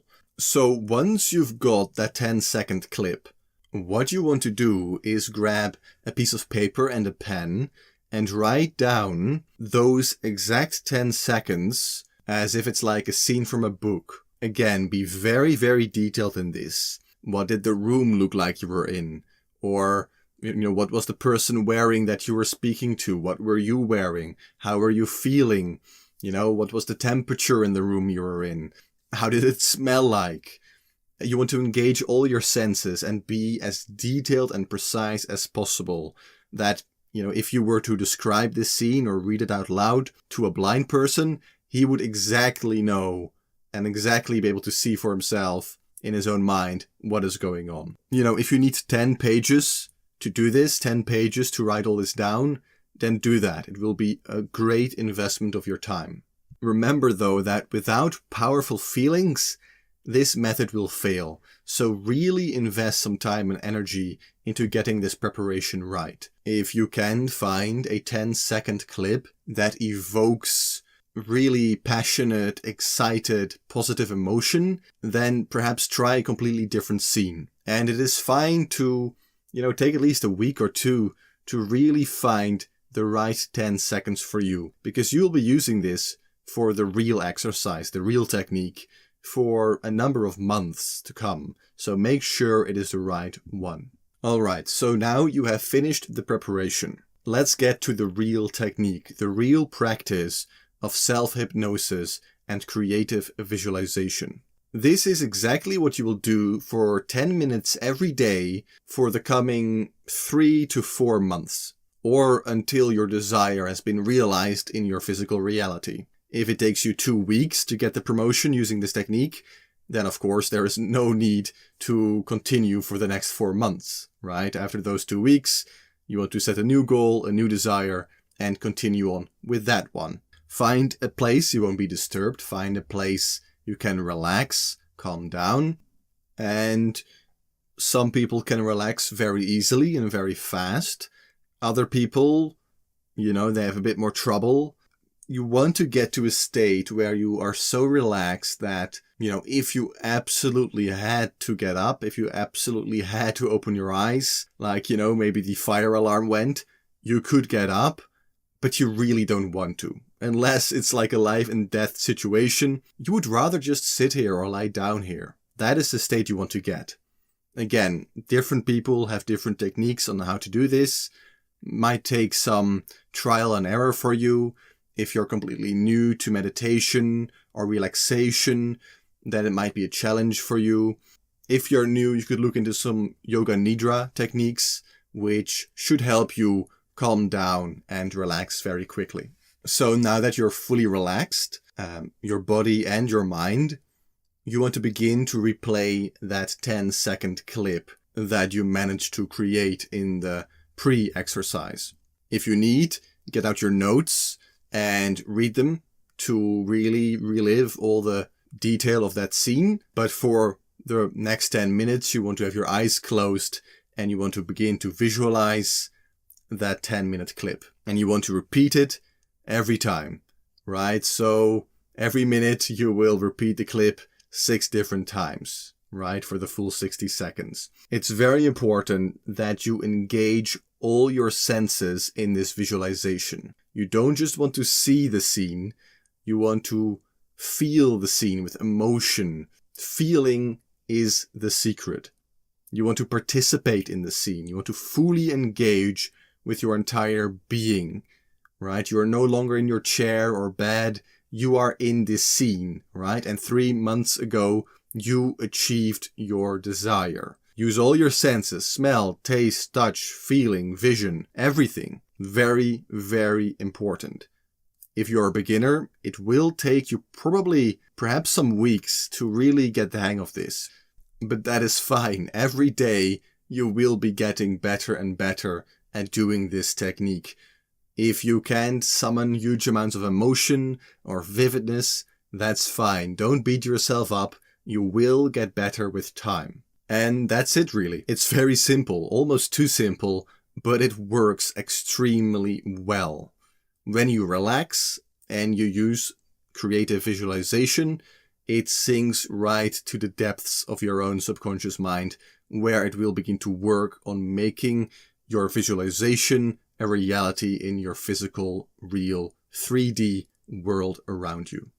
Now, as I've stated before, you can use this technique to manifest physical things or events in your life, but it is also wonderful to get rid of or reprogram limiting beliefs you might have. Let's say a subconscious core belief you've uncovered is that you believe that you are not smart enough to become rich. You can do the self-hypnosis all you like with the aim to double your salary, but if a core belief of yours is that only smart people can become rich, and you believe you yourself are not smart, then you are not going to be able to manifest riches. So in that case, I would tackle that limiting core belief first. An example for a scene that you could do for this is to envision a conversation with people that are telling you how smart and brilliant you are. If you do this correctly and manage to reprogram yourself, your goal of doubling your salary will become a lot easier. Your homework is, once again, very simple. Begin to practice this technique of self-hypnosis for at least once a day, every day, for 10 minutes. Ideally, you would do it twice or maybe even 3 times a day, morning, noon and night, for example. However, it is not required for success, but it will speed up your results as long as you don't get frustrated. Remember that the more energy and time you put into a technique, the more you will get out of it. If you are participating in the full 30-day course and you found this lesson valuable, please consider leaving a like on this video. It helps a lot in making sure YouTube shows this video to other people who might be interested in this. If you have any questions related to this lesson, please post them down below in the comments. I will read all comments and reply to any and all questions related to the 30-day course. Thank you for watching, and I will see you all tomorrow on day 12, where we will cover the next key of wealth.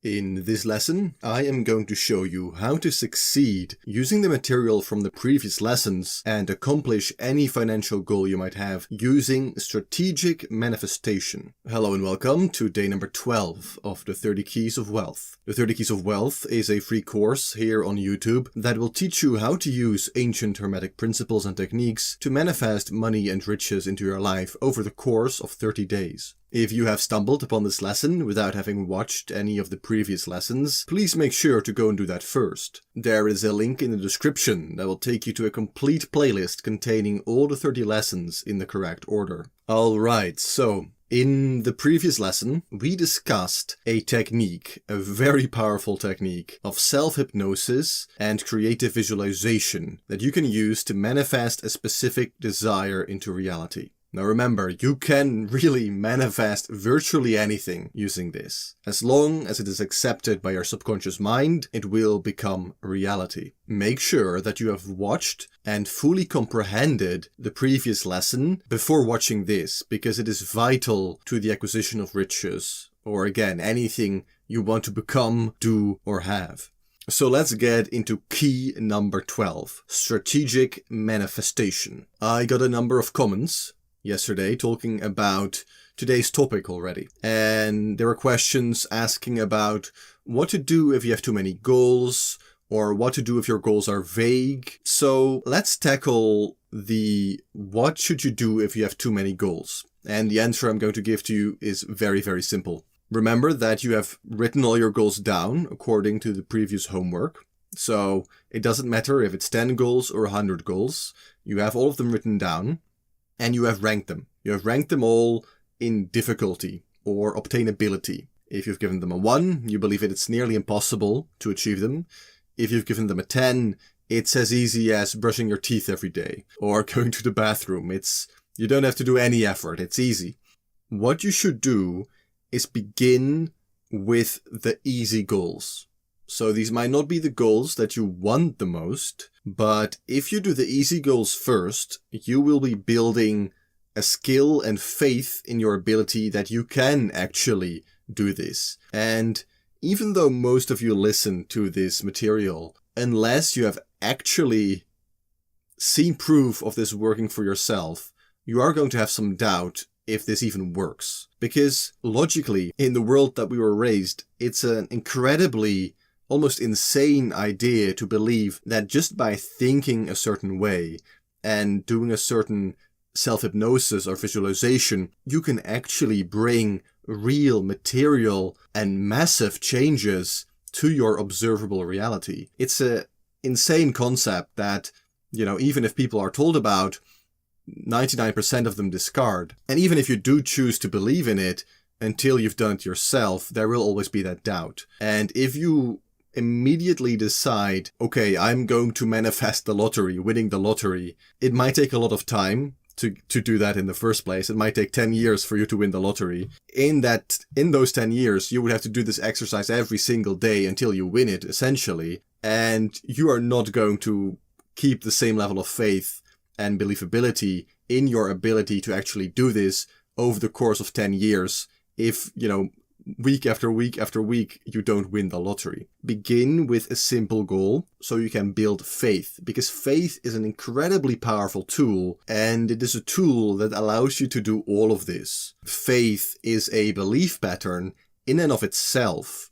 So whether you believe you can or can't manifest using this, it becomes reality, right? And again, that is another key reason why things like the law of attraction don't work for so many people and only for a very, very small amount of people. It's because the vast majority of people subconsciously don't even believe that this is possible. But the good thing is, you don't need faith to build faith, right? You just need to do this and begin with small goals that don't mean that much to you per se, right? So a goal like winning the lottery might be too difficult for you at first.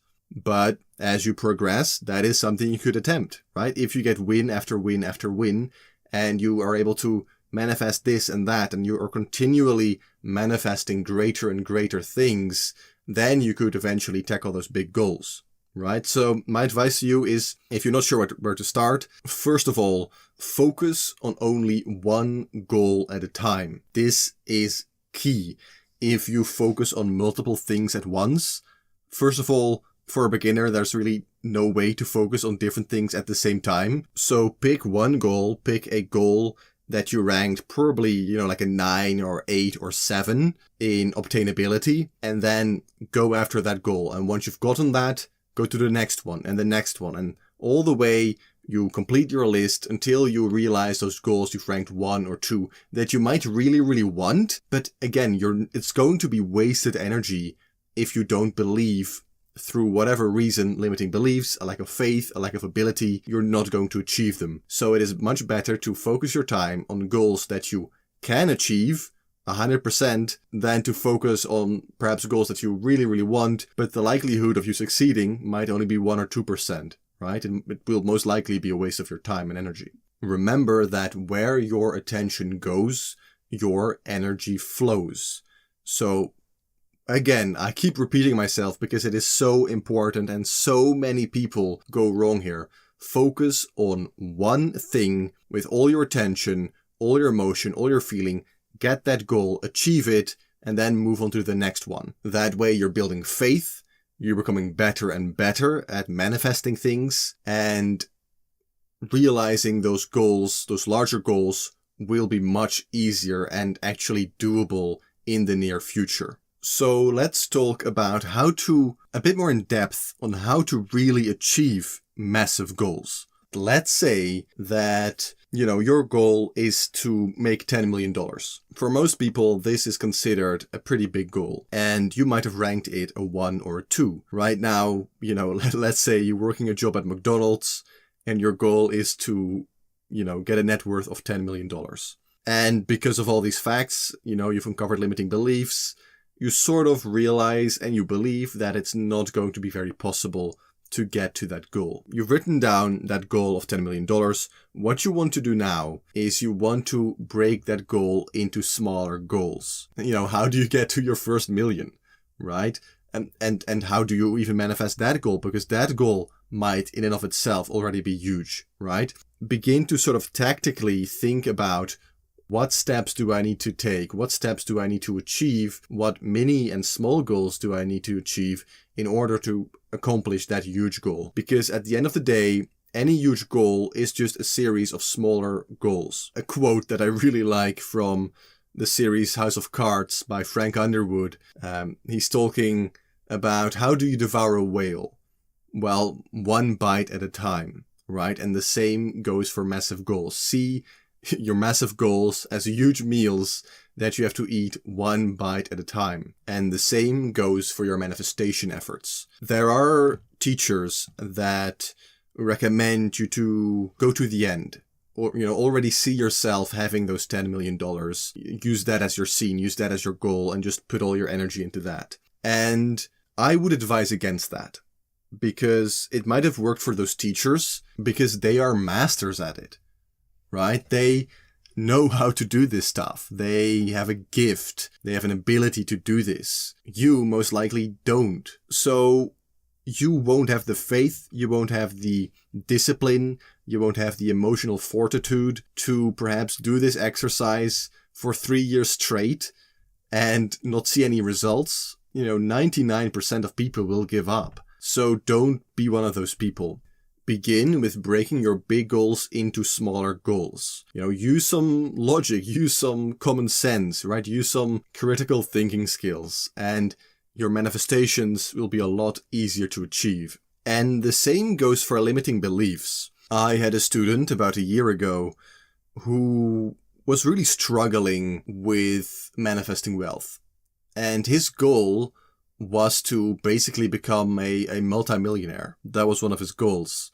And so I gave him tips, gave him some exercises, told him what to do, and he wasn't really having any success. Until he told me that he found like $50. He found that a lot of money. He wouldn't even dare spend $50 on anything because he'd be afraid he'd go bankrupt if he did that. And at that moment, I realized, all right, I went way too fast with this guy. If you think $50 is a lot of money, you're not going to be able to manifest $1 million in a couple of months, right? It's just not going to happen. So he had a limiting belief that $50 is a lot of money. My suggestion would be to you, work on that limiting belief first. Begin to think of $200 as a lot of money, and then $500, and then $1,000, and so on and so on. Keep pushing that limit, keep pushing that boundary before you go after the big money. Because he said it feels natural to envision $1 million, but it feels impossible to envision $500. And if you have the same, that just means you don't know what $1 million is, right? That just means that you think of it as such a fantasy that you can't even comprehend of it being real, right? So basically you're just wasting time if that's what you're doing. You're telling yourself, stories, fables, and you're not going to make any significant progress. I hope this lesson made sense because it is very important, and I rarely see anyone else on YouTube or in books talk about this. They all talk about you can manifest anything you want. And while that is true, there is some nuance to this, and this is how you exactly do that. Your homework is to get out your list of desires and goals that you have ranked before in terms of believability and obtainability.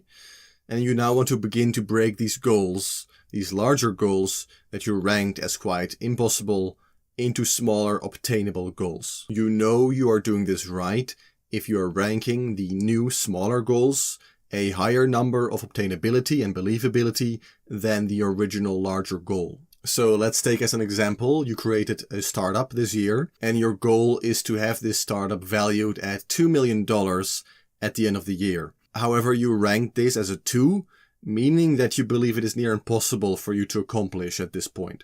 However, you create a sub-goal, which is get $50,000 of startup capital this month, and you rank that as a 5. That means you're doing it right. It means that you believe manifesting $50,000 as an investment is much more obtainable and easier to do than creating a startup valued at $2 million right out of nowhere. If you are participating in the full 30-day course and you found this lesson valuable, please consider leaving a like on this video. It really helps a lot in making sure YouTube shows this video to other people who might be interested in this. If you have any questions related to this lesson, post them down below in the comments and I will read all comments and reply to any and all questions related to this 30-day course. Thank you for watching, and I will see you tomorrow on day 13, where we will cover the next key of wealth.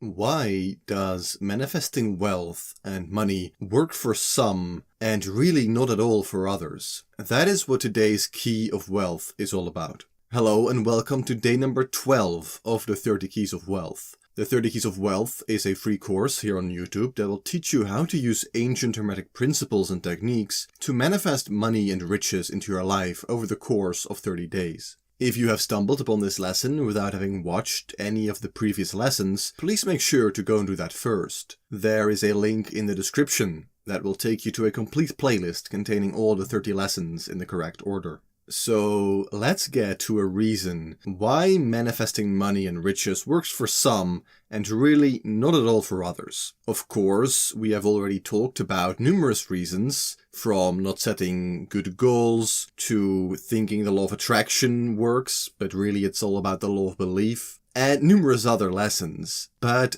even if you have completed all those 12 keys of wealth that we covered before, if you do this one wrong, you will be making things very difficult for yourself, and there's a good chance you won't be successful at all. This key of wealth is about the fact that you might not have any avenues or pathways for your manifestation to manifest. We still live in a material world, and that material world is bound by certain rules and laws. Yes, there are spiritual rules and laws and principles, but you shouldn't forget that you are still a human being made of flesh and bone in a world made of material things. And while some spiritual teachers claim that it is all an illusion, it seems to be a very persistent one. So if you want to manifest wealth, sometimes it is best to use these pre-existing laws of the illusion to work in your favor instead of against you. The middle class usually has one primary pathway for money to manifest, and that is a job. And the poor usually also have a reliant one, and that is state handouts. Both of these options are very limited in their ability to rapidly and drastically be increased, meaning that if you fall in these two categories, the chance of you manifesting real wealth and real riches into your life is very small. If you are employed, it is very rarely going to suddenly happen that your boss decides you to double your salary or triple it. And if you are dependent on the government, you can certainly forget that, because it is not going to give you any free money, and if they do, the money is or will soon become worthless anyway. But that's a topic for a different lesson. Quite simply put, manifestation must still follow the laws of physical reality. If you decide that your desire is to become rich, money can't just begin to fall out of the ceiling. You can't just find a pot of gold below your bed. Money must come to you through usually a series of coincidences, and it really always comes in a way that makes some logical sense. So ask yourself, how many opportunities are available to you, and especially link this back to your goals. If your goal is to become a millionaire, but currently you're working a job at McDonald's and you don't have any other pathways for wealth to come to you, you don't have any investments, you're not doing any side businesses, then you can manifest all you want, but you are working against multiple laws of reality. The rich have many opportunities and pathways available, and most of these pathways that they have are scalable, meaning that they don't rely on a salary, but meaning that these avenues that they have available can rapidly grow. If they have stock in a company, that stock can easily double or triple in value in a year. If they own real estate, the same can happen if you know what you're doing. So let's quickly return to that example. If you are indeed currently working at McDonald's, and there's nothing wrong with that, it's just not going to be a very great pathway to wealth. It means that if your desire is to become a millionaire, and let's say you have a rich uncle, perhaps at the moment the only way for you to become a millionaire is for that rich uncle to die. And I don't want to scare you or tell you any horror stories, but it is quite possible, and in the past this has happened to various people, that if you absolutely currently have no other pathway available for you to manifest money into your life, it might come up in the form of an inheritance, meaning that you might have killed that person. So in order to avoid that, it might be good to, instead of wanting to manifest $1 million, focus on manifesting a pathway in which that money can actually come into your life. And this is also where physical work comes into play. Now, there are some rich people that are very wealthy that do little to no actual physical work. They simply use these techniques and money comes to them. But that means they already had pre-existing pathways for wealth to come to them available. If that's not the case for you, then that is probably not going to work. So I would recommend you to not just use these mental magical laws, but also get to work in the physical world. If you want to become a millionaire, really the best way that is going to manifest into your life is if you create a business that will at one day be valued at $1 million and then sell it. Personally, that is what I prefer, and that is also what I teach my students. Now, it is also important to be specific in your manifestation or request, but not too specific. Some teachers say that you should go as general as possible. If you want to be happy, then just feel and envision yourself and use the creative visualization and self-hypnosis and affirmations to become happy. But this also deals with pathways. How can this manifestation manifest in your life? If you currently are absolutely miserable and anything in your surrounding is making you miserable, perhaps you have a shitty job, perhaps you have people around you that don't care about you, you're simply depressed and literally everything about your life is horrible and terrible. And if you want to manifest happiness, the way that might show up, and again, I don't want to tell horror stories, but is that you get into an accident and suddenly you become brain dead. Now you're very happy because you don't have to deal with all this stuff around you anymore, but you're still brain dead, which probably is not what you want, but you are happy. So remember that manifestations tend to show up in ways that require the least amount of energy from reality around you. So in that particular case, it would require much more energy and overriding existing belief patterns, because also remember that things manifest in the most available pathway, but they also only manifest if they are aligned with your belief patterns, with your existing belief patterns. So if all your belief patterns are, I can never get a good job, all the people around me suck and they always will, they are terrible, they are horrible, and everything about my life is horrible and none of that will ever change, then the only way for happiness to be manifested into your life according to those existing belief patterns and according to your available paths, it might be that you get into an accident and become brain dead. That might be the only possible way, and it certainly would be the most energy efficient way for that request to become a reality.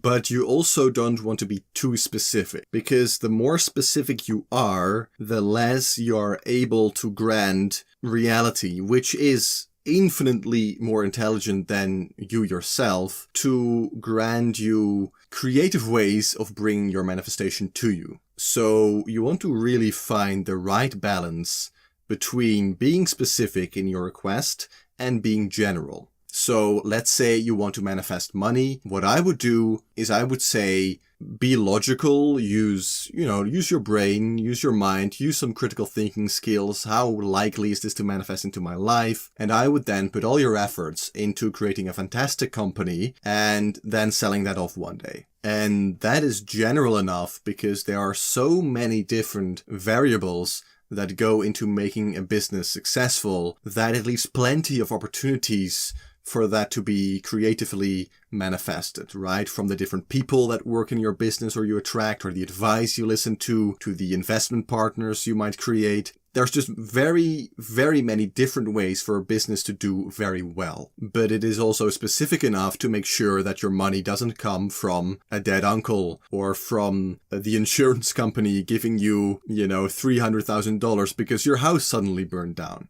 Now, before we end this lesson, I want to give you some quick advice what to do if you are truly poor. If you are really poor, you're about to be evicted, you're not sure what to do, you don't have any skills, you can't really get a new job. What do you do in this case? And here's what you do. Simply focus on the next thing that is going to allow you to survive. In most cases, this would be a job, right? Just use these techniques to get a basic, simple job that will just help you pay the bills and nothing else. Don't try to suddenly become a millionaire out of nothing. Don't try to, win the lottery. Don't try to manifest a dead uncle.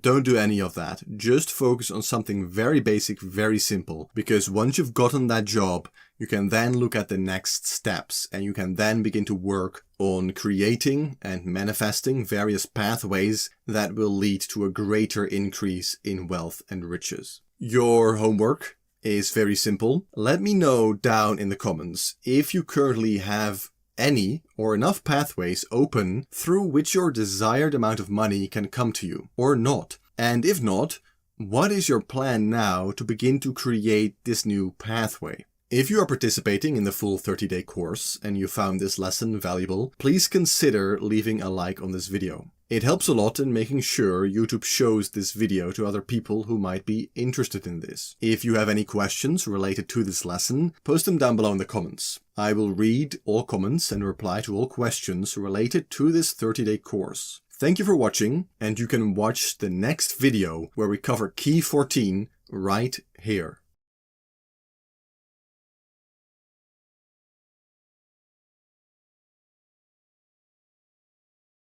In this lesson, I am going to cover the Hermetic principle of correspondence and how exactly it relates to acquiring riches. Hello and welcome to day number 14 of the 30 Keys of Wealth. The 30 Keys of Wealth is a free course here on YouTube that will teach you how to use ancient Hermetic principles and techniques to manifest money and riches into your life over the course of 30 days. If you have stumbled upon this lesson without having watched any of the previous lessons, please make sure to go and do that first. There is a link in the description that will take you to a complete playlist containing all the 30 lessons in the correct order. So some of you who have been watching my channel for a while most likely already are up to date with the Hermetic principles. But in case you are not, the Hermetic principle of correspondence goes as follows. As above, so below. As below, so above. But a lot of people tend to forget this part. It also goes as within, so without. And as without, so within. Now, quite logically, we have been doing a lot of mental work. We have been doing this mental work in order to eventually impregnate our subconscious mind so that our physical reality around us begins to reflect the things we have put within our own subconscious mind. This, quite simply, is the as within, so without part. But what about that other half? What about as without, so within? The statement goes both ways. While your mind certainly can affect physical reality, your physical reality can also affect your mind. And this is what happens with most people. Most people who do not do meditation, most people who do not train their mind, they are mainly influenced by outside influences. And so they can never really use their own will to create the life they want, but rather the life they have is created for them by others. So how can we make the as without, so within part work for us. Because while we can try to completely ignore the physical world around us, doing so makes us lose a powerful tool in our arsenal. If you make it so that your physical world around you reflects and represents wealth, over time your subconscious mind will begin to absorb it and work with you to actually become wealthy. Now, what does that mean practically and realistically? If you don't have any money right now, you can't just go and buy a Porsche to park in front of your house to make you feel rich. You probably want to get rich in the first place, so you can begin to afford a Porsche or another nice car. You also can suddenly decide to live in a beautiful mansion, because that too requires a lot of money. Now, some people would advise you to, go to the most expensive hotel suite that you can find in your city and spend the night there. And that is not enough time for your subconscious mind to be impregnated. So that really is wasted money. But here is what you can do. You see, we talked about limiting beliefs, core beliefs, and how most of these beliefs are limiting you in your acquisition of riches. But there is a core belief that most people have, a core belief that up till now most likely has been working against you, but that you can begin to make work for you quite easily. And the beautiful thing is, it won't cost you anything, except maybe a couple of minutes each and every day. And this is going to sound very simple, but its effects are really quite profound. I don't want you to dismiss this advice. It might sound very simple, too simple, and something that most people will ignore. I already know that the majority of you are not going to do this.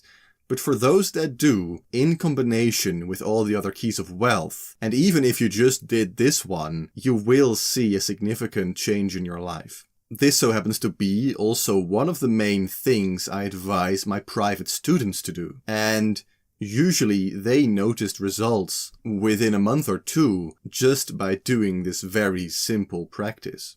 The practice is to clean your house. Clean the space around you, your room, your bedroom. If you have an office at home, clean that. Any room, any place in which you spend significant time. And I know this doesn't sound mystical or magical at all, but there's great symbolism and correspondence in doing this. Most of us have grown up watching television, and whenever you are watching a movie or a TV show and they show the lives of the rich and wealthy, their houses are always very clean. On the other hand, when they want to show you poverty, a great example is perhaps the house or houses in Breaking Bad of these drug users. You find that they are cluttered, they're dirty, they stink. And this works two ways. You already have a subconscious belief that has created in your mind that the houses of the wealthy are clean and the houses of the poor are cluttered and dirty. And in reality, this is usually the case as well. And of course, reality influences art, but art also influences reality. You subconsciously already associate a dirty house, a cluttered house, with poverty. This is a big core subconscious belief pattern that virtually everyone has.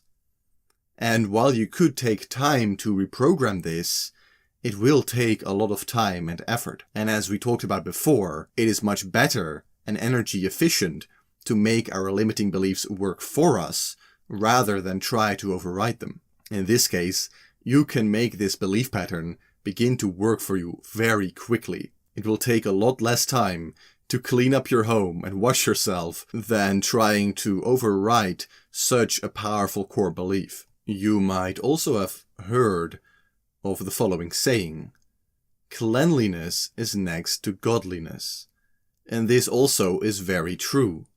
Most temples around the world, churches, cathedrals, especially in Islam, right? You're required to wash yourself before you enter the mosque. All these religions have a great focus on being physically clean, because being physically clean, as without, so within, also begins to work in our subconsciousness to make ourselves clean. And cleanliness is next to godliness, and it is also next to wealth. Because the wealthy are, generally speaking, clean. Your homework, as almost always, is very simple. Clean up your bedroom, your home office, and ideally your entire house. And once you've cleaned all of it, keep it clean. And as bonus homework, it might be great to contemplate if there are any things that you possess, things that are cluttering up your home, that you really have no more need for. Because if your house is full of stuff, subconsciously, that makes you too full to receive new things. So sometimes you must clear away old things to make room for new things. In this case, wealth and riches and an entirely new life. Don't just leave junk lying around that you don't need anymore and that you're never going to use again. Throw it out or sell it, get it out of your house to make room for new opportunities. If you are participating in the full 30-day course and you found this lesson valuable, please consider leaving a like on this video. It helps a lot in making sure YouTube shows this video to other people who might be interested in this. If you have any questions related to this lesson, please post them down below in the comments. I will read all comments and reply to any and all questions related to this 30-day course. You can watch the next lesson by clicking on this video or the playlist. Thank you for watching.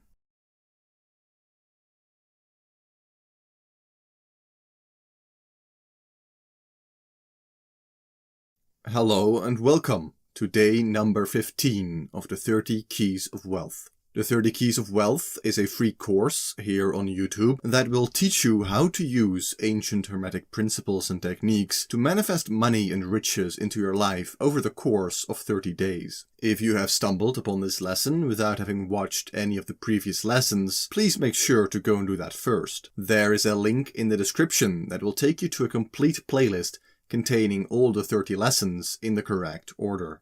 So, if you are a regular viewer of my channel, you most likely already have some knowledge of the hermetic principle of vibration. However, if you do not, don't worry, because the principle is quite simple and goes as follows. Nothing rests, everything moves, everything vibrates. And your original thought might be, well, Pater Amadeus, how does the knowledge of this principle exactly help us in manifesting more money or accomplishing our other goals? Well, it is quite simple. Up till now, we have mainly worked with the first hermetic principle, the principle of mind. Most of the work we have been doing has been mental. But now the time has come to also begin to use emotions. And I mentioned emotions a little bit, of course, in the main creative visualization exercise and self-hypnosis. Emotion is key. But if you can tap into the power of emotion throughout the day, that will give you an extra boost. Emotions are just energy that is vibrating at different frequencies. And these different frequencies allow us to feel different things. If we feel sad, we don't feel as good as when we feel joy. And a very important part of manifestation, using things like creative visualization or self-hypnosis, is that your manifestations usually tend to show up in the way you felt during that self-hypnosis. And this explains why some people that don't feel very good, that are maybe angry or sad, can still become rich. Because at the end of the day, what really matters is that your desire is impregnated into your subconscious mind. And whatever emotion you use to do this doesn't matter. You can use anger. You can use frustration. It doesn't have to be all light and love. And this explains why many of the billionaires and other rich and powerful people usually aren't terribly positive people. The myth that you need to be happy, that you need to radiate love to attract riches and wealth is just a false statement, and you can just look at reality around you to learn that that is not true. However, it does determine in what way these riches show up for you. If you impregnate your subconscious mind with an emotion of anger, the wealth that you will receive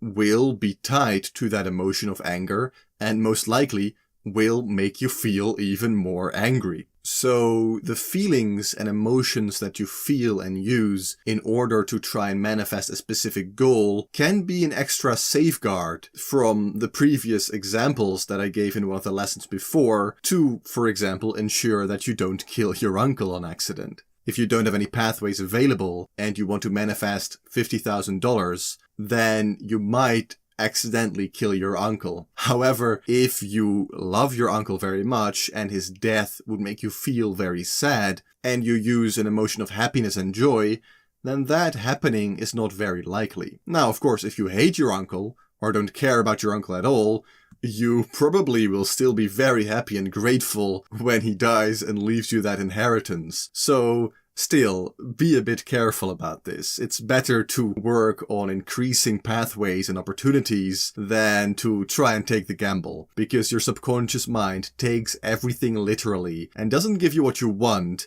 but it does always give you what you tell it to give you. So let's delve a bit more deep into emotion. I would recommend you to use positive emotions constructively, because most likely the reason why you want more money or a larger house or a nicer car is because you believe that it will make you feel good. And it definitely can. Those people who say that money can't buy happiness are both right and both wrong. Money might not make you happy in and of itself, but a lack of money most likely will make you the opposite of happy. Especially the world we live in today is very difficult to get by unless you have money. Now, what does feeling good really mean? What are positive emotions? Well, this is at the same time a bit more complex and very simple. You know whether you feel good or not, but there is more nuance to emotion itself. If you turn your head to the screen right now, you will see a ladder of emotions with the most negative emotions at the bottom, going all the way up to the most positive emotions. And I particularly want to bring your attention to the emotion of enthusiasm. You see, the English word enthusiasm comes from a Greek word enthusiasmos, which means inspiration of God or possessed by a god, possessed by divinity. Some would translate it as God within. And this is a very, very powerful emotion that you can use to manifest. Now, passion and joy are, of course, incredibly powerful emotions as well to use. But these law of attraction teachers and gurus, they tell you to feel good emotions. They tell you to be happy, but they never tell you how to be happy or how to experience positive emotions. Because it is very simple for me to say, just feel happy and everything will work out all right. But you can't force emotions. Emotions are a cause and not necessarily an effect. You see, everything begins in the mind. So your thoughts create your emotions. And that is, of course, why the previous lessons were about mental discipline, beginning to pay attention to your thoughts and beginning to use your thoughts more constructively. Now, the worst mistake that beginners make is they try to force their emotions. They try to be happy all the time, so they experience high vibrations, high frequencies, but that is absolutely the worst way to go about it. In the long term, this will only work counterproductive. You can try to fake emotions or conjure them up by command. You can pretend to be happy, and others might believe you, but you won't. And when it comes to manifestation, you matter a lot more than others around you. So other than learning to control your thoughts, your focus, your attention, and by doing so also your energy, remember emotions are energy vibrating at different frequencies. Where attention goes, energy flows, and attention is a thing of the mind. What else can we do? Well, it's very simple. Once again, look at the screen and at the ladder of emotions. Let's say currently you're feeling insecure, you're feeling guilty and not worthy. You're in a very, very bad emotional place. You feel bad. What beginners try to do is they try to force themselves immediately to go all the way up on the ladder. They try to feel happy. They try to feel positive emotion, enthusiasm, happiness. But that does not work. Because emotions are vibration, and vibration moves along a scale, it is much easier to just go one step above. So, if you're feeling insecure and guilty, see if you can feel jealousy. Maybe try to channel that energy instead of going towards feeling guilty or unworthy yourself. Try to be jealous of the neighbor that has a much nicer car than you. And when you feel that, maybe feel some rage about the injustices in the world. And after that, turn that rage into anger, and then perhaps some blame, and perhaps some doubt. Perhaps you will be rich, perhaps not, but there might be a chance, there's just some doubt. And then maybe turn that into some pessimism or some boredom. Slowly but surely, you are moving your way up the ladder of emotions. So always try to move one step above and not immediately jump all the way to the top of the ladder, because that is a great way to, after a couple of minutes, receive some backlash and go all the way down again, and probably even further down.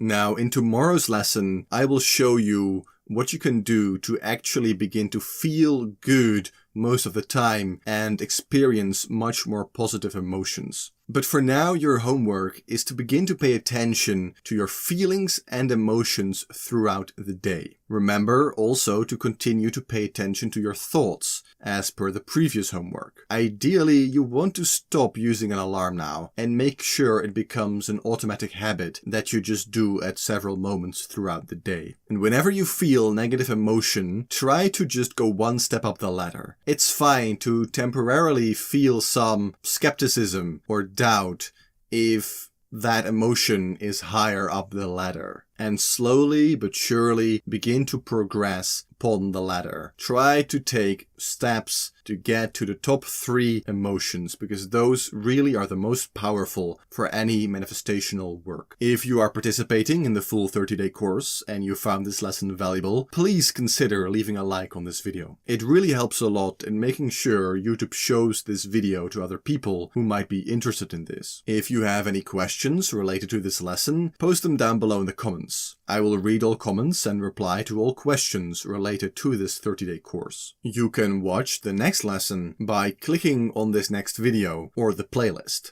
or by checking the links in the description. Thank you for watching.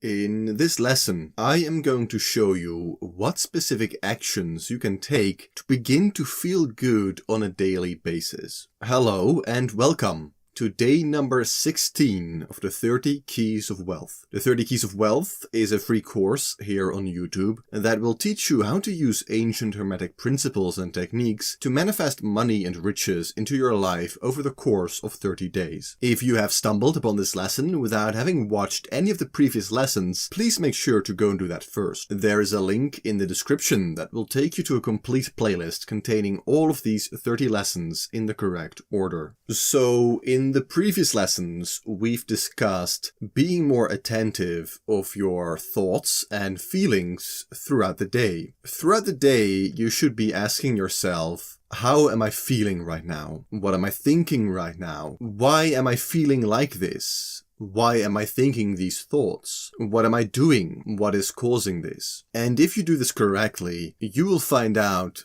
that, at least in most cases, you are probably thinking about what you do not want instead of what you want. And as we have discussed before, where thoughts go, energy flows. Thinking about what you don't want and thinking about what you do want is an incredibly important difference between the poor and rich. Now, I've briefly discussed the law of attraction before and why it doesn't work as people claim it does. The basic principle of the law of attraction is think positive thoughts and feel good, and you will attract wonderful things in your life. And as we've discussed before, it's a bit more complicated than that. However, emotions and thoughts are attractive. If you think good thoughts, you will begin to think more positive thoughts. If you feel good, generally you will continue to feel good. These thoughts and emotions snowball and grow bigger and bigger. Thoughts and emotions are attractive. So the more positive thoughts we think and the more positive feelings we feel, the easier things will become. However, what do you do if currently you are simply not feeling good? Well, that is what this key is about. But before I exactly tell you what to do, let's dissect things just a little bit more. You see, there are two types of feeling. There are emotional feelings and physical feelings. And these two influence each other. If you feel good emotionally, you can begin to feel better physically as well. And if you feel physically great and healthy, usually this will have a significant impact on your emotional feeling. If you are sick or just broke your leg, you're probably also going to feel emotionally crappy. If you just broke up with the love of your life, you'll probably start to notice aches and pains all over your body. Now, in the previous lesson, I sort of explained what you can do to begin to feel better emotional feelings using a scale, a ladder of emotions. In this lesson, however, I'm going to focus on physical feeling because it is way too often overlooked in law of attraction communities or just a general new age as a whole. And it is even overlooked in more ancient practices like Hermeticism or ritual magic. And that's a really big shame because this physical state of your body, the health of your body, is very important and can be a wonderful tool to use in order to manifest anything you desire. Quite simply, if your body feels bad, it is hard to feel good. Happy body, happy mind. And one of the easiest things we can begin to do is to simply eat good, healthy foods. And I know this might sound obvious, but you probably have heard the saying, you are what you eat. What comes in must come out. If you eat good, healthy food, you will build a good, healthy body. As a matter of fact, when you think about it, your physical body is entirely built from the food that you or your mother has eaten. In that sense, our physical bodies are literally what we have eaten before. If you eat McDonald's, you're going to have a McDonald's body. And generally when you look at the rich, is that they eat very good, high-quality organic foods. Now, as always, there are, of course, exceptions to this rule. I'm not claiming you have to eat healthy food in order to be rich, but it is one of those extra tools that we can use in order to make the process a lot easier. The second, very simple, is exercise. And in this case, the East is far superior to the West. Practices like Kung Fu, yoga were all originally designed to increase and manage our energy levels. I would highly recommend everyone to take up the practice of one of these wonderful disciplines. And if you actually look at many of the rich, you will find they have a background in martial arts. Again, there are exceptions, but having a healthy, strong body is simply very important to feeling good. And many of these Eastern practices also directly teach you how to manage your own energy levels. And as we've talked about before, emotions really are just energy vibrating at different frequencies. Another important thing we can do is to cleanse and clean our bodies. And one of the best ways to do this is through fasting. Fasting is a truly ancient practice that is common in virtually every culture around the world. Many religions and spiritual systems disagree with each other, but almost all of them agree on the power of fasting. The beauty of fasting is that it doesn't just serve us spiritually, but recent research into fasting is showing us that it also has tremendous physical health benefits. Now, I am not a medical expert, so do some of your own research before committing to fasting. But what I personally do is to fast every 3 months for about 2 to 3 days, meaning 48 to 72 hours without any food or any calories. So that means that the only thing you consume is water, nothing else, no teas, no herbs, no vitamins, Simply water. If you want to learn more about fasting, I will leave a link either in the description or the comments of this video with a beautiful lecture that talks much more scientifically about the benefits of fasting. Another great way to purify our body of heavy metals and all kind of junk is through sweating. If you have access to a sauna, I would advise regular use, because sweating is a great way to detox the body of things that make us feel nasty. If you do not have access to a sauna, what you can do is simply wear as many clothes as you can and see if you can drink some hot liquid. This should make you begin to sweat quite a lot. Of course, another great way to sweat is simply through exercise. And exercise is of course also great for the body in general. The final way of detoxing the body is through breath work. And when I speak of breath work, I mainly mean pranayama. Now, be careful with this, because unless you have a very good teacher to teach you pranayama, it might be quite dangerous as well. If you don't have access to a teacher or you want to begin to practice it by yourself, I would recommend you to check out the Wim Hof method. It is very safe, and I have never seen anybody get hurt by practicing it. Simply search on YouTube for the Wim Hof method and you will find hundreds of videos. Doing the method itself is also a great way to get rid of depression or negative feelings. So you will be hitting two birds with one stone. Your homework is very simple. Begin to implement these instructions to purify and strengthen your body. Because a healthy and happy body means great and wonderful emotions, which in turn makes it a lot easier to do things like creative visualization with the correct emotions. And your bonus homework is, if there are any physical acts that can aid you in purification or simply in feeling good throughout the day that I missed in this video, let us all know down in the comments. What has worked for you? If you are participating in the full 30-day course and you found this lesson valuable, please consider leaving a like on this video. It helps a lot in making sure YouTube shows this video to other people who might be interested in this. If you have any questions related to this lesson, post them down below in the comments. I will read all comments and reply to all questions related to this 30-day course. You can watch the next lesson by clicking on this next video or on the playlist, or by checking the links in the description.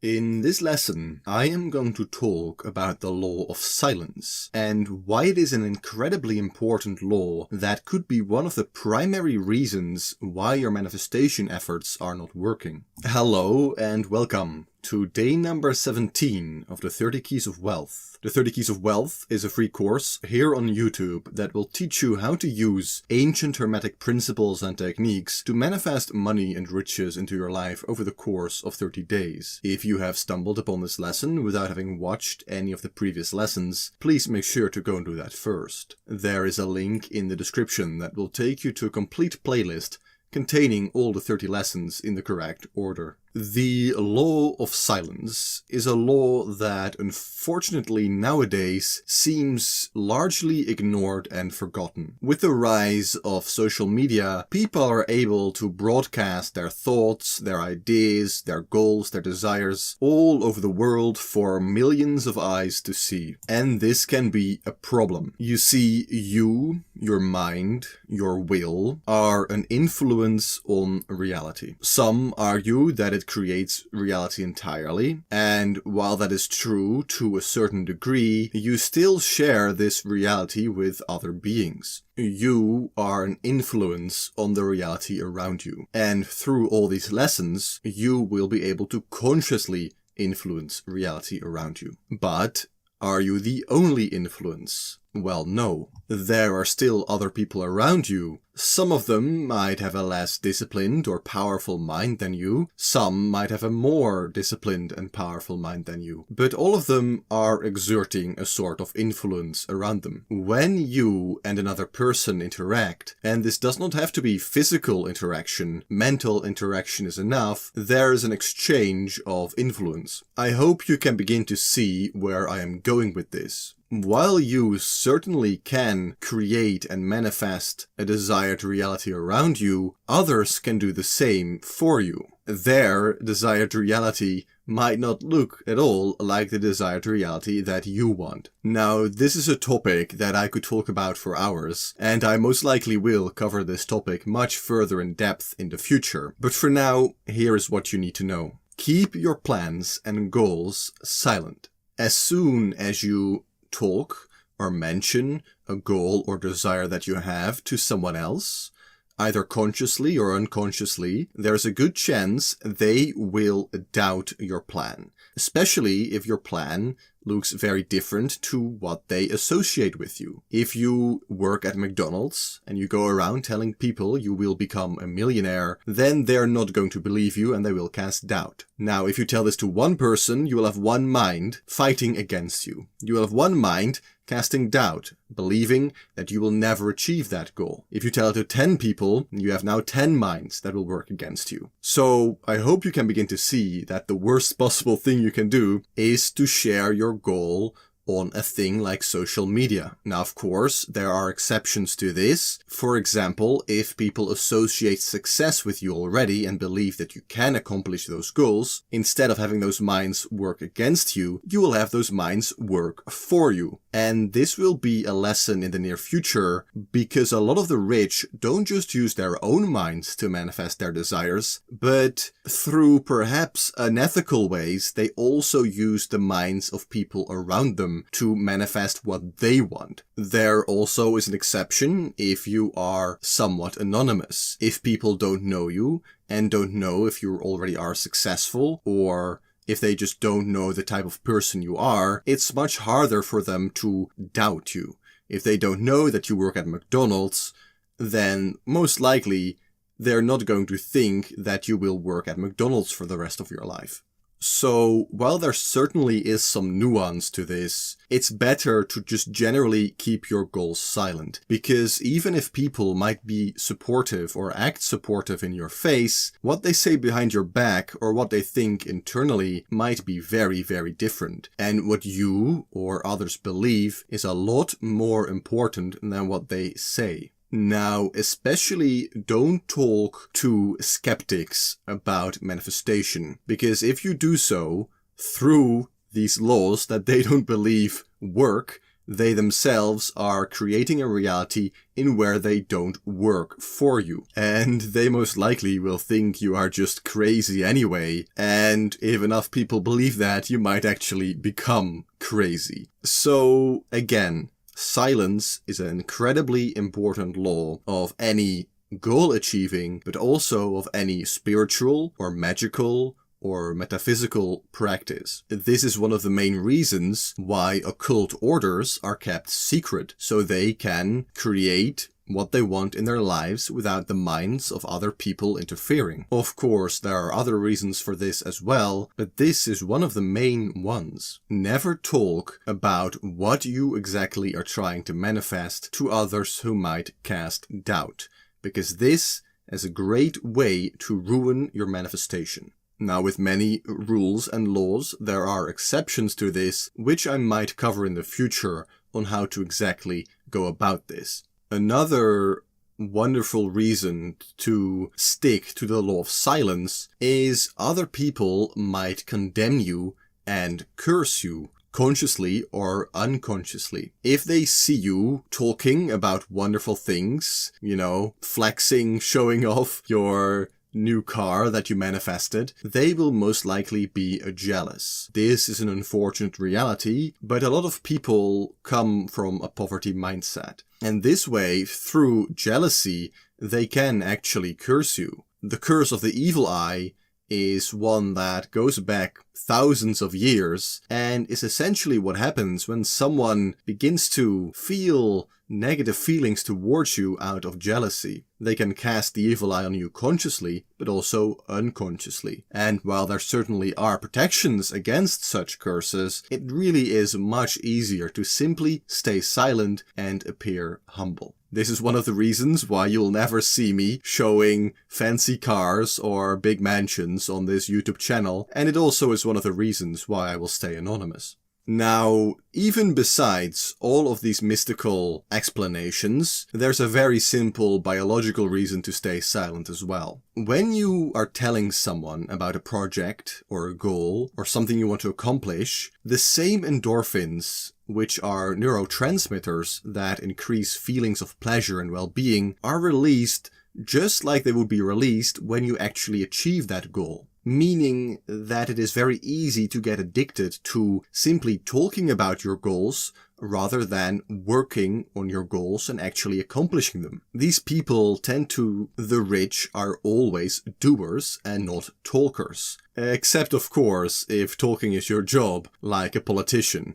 Now, some of you might be thinking, this is all well and good, Pater Amadeus, but it is not very practical. I have family and friends that I interact with, and they are going to be wondering what I'm doing. And here is how you handle that. Whenever anybody asks you what you are doing or what you are working on, simply tell them, just wait and see. Telling them this really doesn't create much jealousy, negative thoughts, limiting beliefs in their mind that you can't do it, because they simply don't know what you're working on. And this is also a great practice to start, because when you do accomplish a goal, they will see it.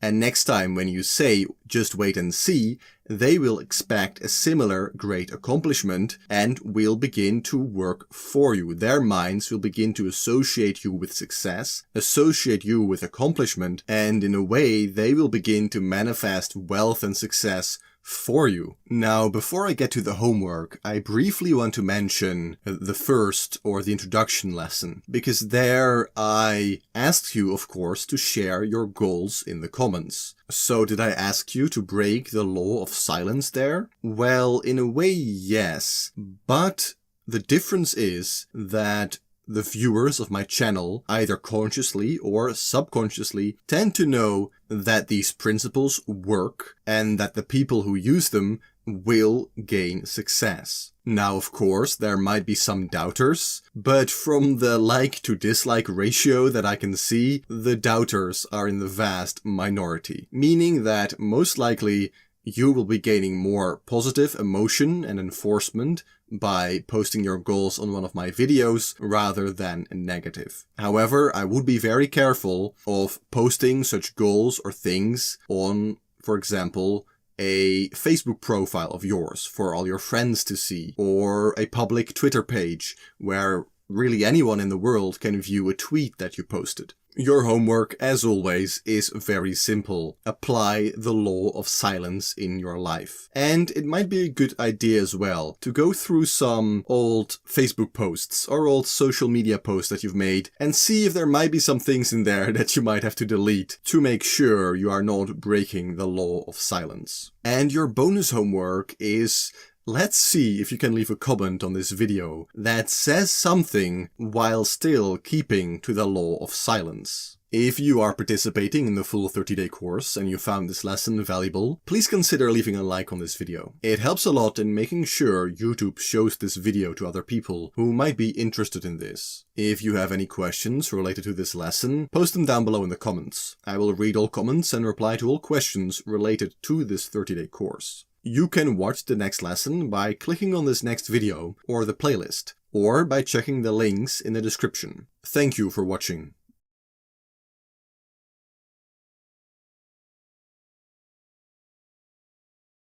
In this lesson, I am going to tell you what one of the main functions was of many secret occult societies throughout the ages.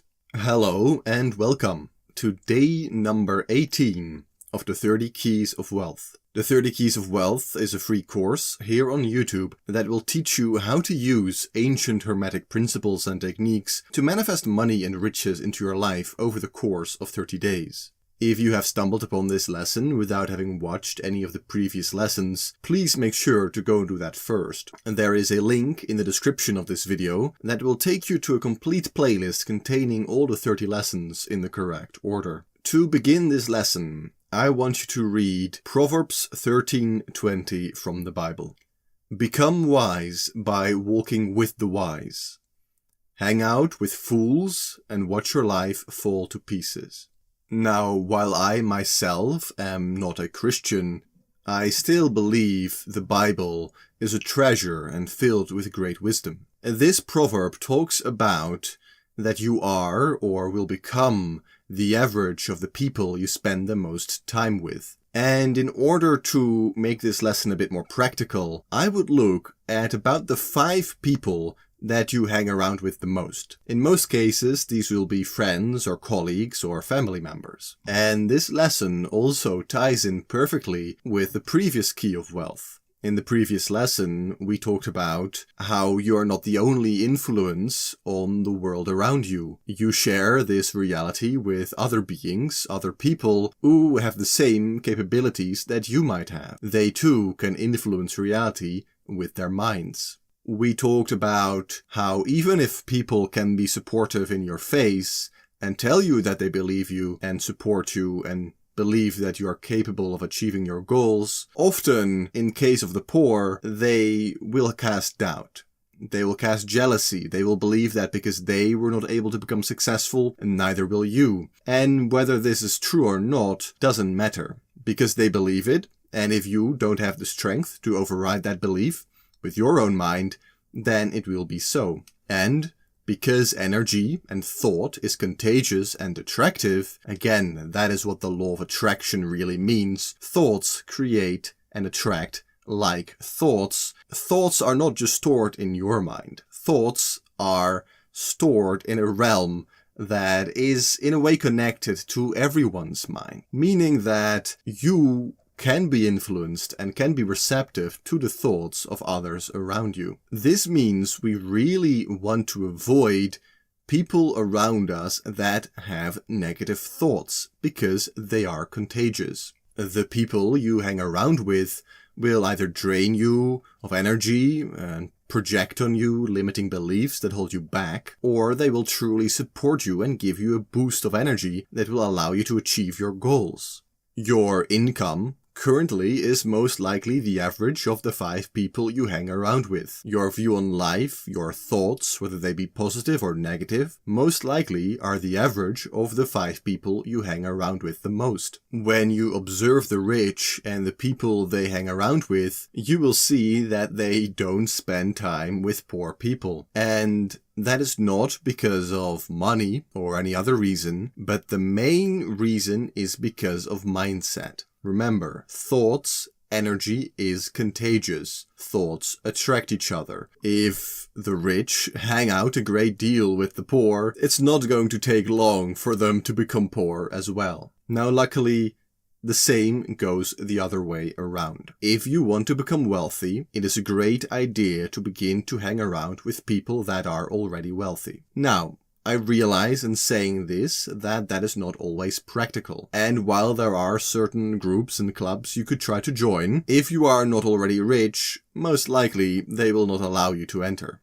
However, what everybody can do is take a good and critical look at the people you hang around with. Do you really hang out with these people because they are truly your friends? Or are you perhaps hanging out with them because you are afraid to be lonely? Or perhaps you are hanging out with them because you feel pity for them? Both of these reasons are terrible reasons to hang out with people, and my advice would be to honestly cut them loose. Take a critical look at the people you hang around with and stop hanging out with those that hold you back. In most cases, it is better to be alone than to be surrounded by friends that are fools. Because if you hang around with 5 fools, guess what that makes you? The 6th fool. So what do you do if you truly cannot find people that are more positive to hang around with. Perhaps you find yourself in a remote location. Perhaps you are not in a big city, so it is a lot more difficult to network. Or again, perhaps you are simply very busy and you don't even have the time to socialize that much. Or perhaps you're just not a very social person. Perhaps you are more introverted. Well, that's fine. You don't have to change your entire personality in order to become wealthy. A very key exercise that I have given many of my private students that I have mentored over the years is the following. Begin to study. And really study. Don't just read, an article on Google about it, but get a couple of books about them. Study great, wealthy men or women throughout the ages that inspire you and that you want to become like. Men that have acquired great fortunes, such as Henry Ford, Ray Dalio, Andrew Carnegie, John D. Rockefeller, Warren Buffett are all wonderful options to study. Once a thought has been thought, it cannot be unthought. It still exists in a realm that is not bound by time, meaning that in a strange way, mentally, you can still hang out with those people, even if you can't talk with them in person, or even if they've died 2,000 years ago. The effect that you gain from doing this is essentially the same as hanging out with real physical people. Because it is not just the people that you hang around with physically, it is also the people you hang around with in your mind. Remember,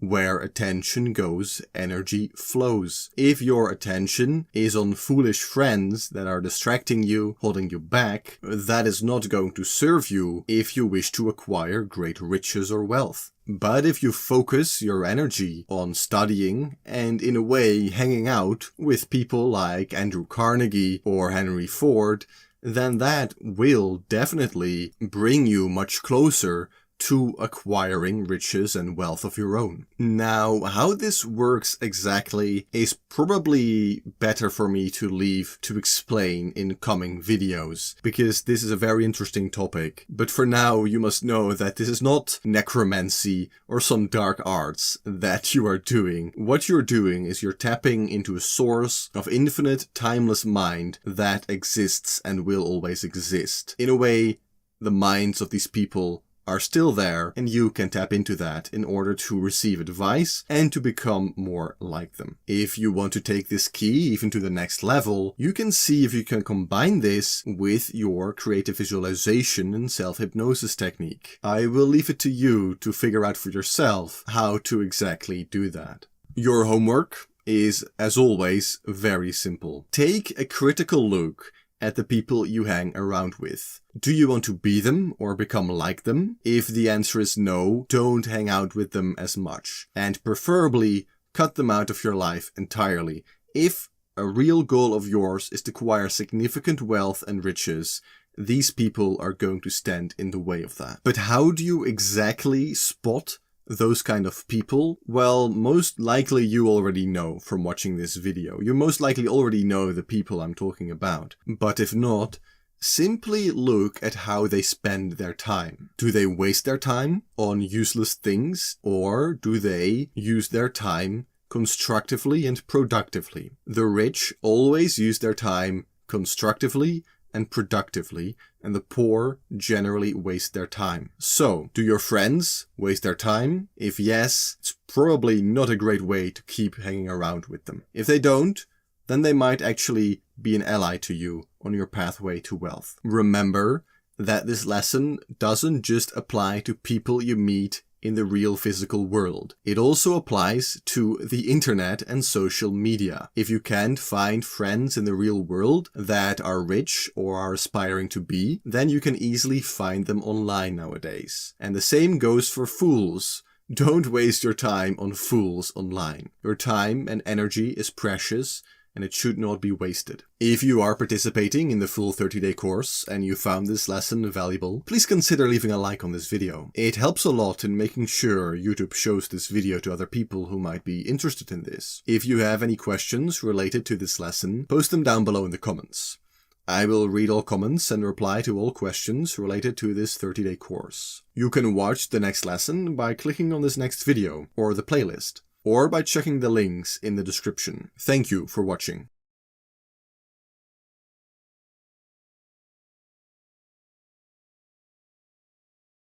In this lesson, I am going to show you power of group manifestation and how the rich use the same power to acquire even more money together than they would just by themselves. Hello and welcome to day number 19 of the 30 Keys of Wealth. The 30 Keys of Wealth is a free course here on YouTube that will teach you how to use ancient hermetic principles and techniques to manifest money and riches into your life over the course of 30 days. If you have stumbled upon this lesson without having watched any of the previous lessons, please make sure to go and do that first. There is a link in the description that will take you to a complete playlist containing all the 30 lessons in the correct order. In the previous lesson, we talked about one of the main reasons why so many secret societies and magical orders throughout history have been so effective, and that is they offered a space for people to gather around and become more like each other without having to spend any time with people they don't wish to become like. But there's also another reason.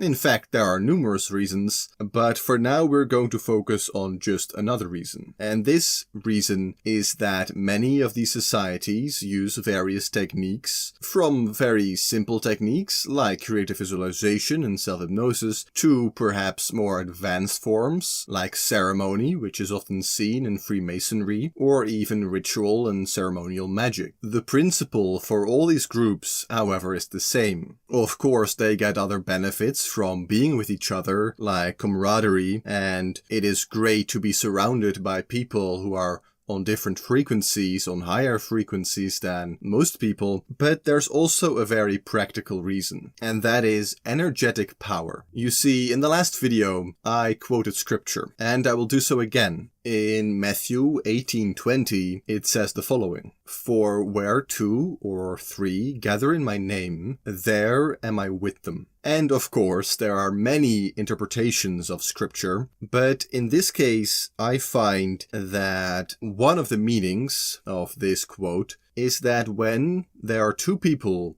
who come together, it creates a power greater than just those 2 original people. And the same is said by many hermetic magicians of old. Now, of course, I have talked about how energy is very important in any manifestational process that you use. It doesn't matter if you are using visualization, self-hypnosis, affirmations, ritual magic, prayer. It doesn't matter if you don't use energy, you won't get results. All of these techniques require energy in order to create something. The beauty of group manifestation, again, whatever method or technique you use, is that it seems to create more energy. And this might seem logical, right? If you have one person, they might have 1 energy. So 2 persons means 2 energy. This is double of what you will be able to conjure up yourself. And that is true, but even more so, the energy that comes from multiple people being together doesn't just happen by simple addition. Rather, it seems that the amount of energy increases exponentially,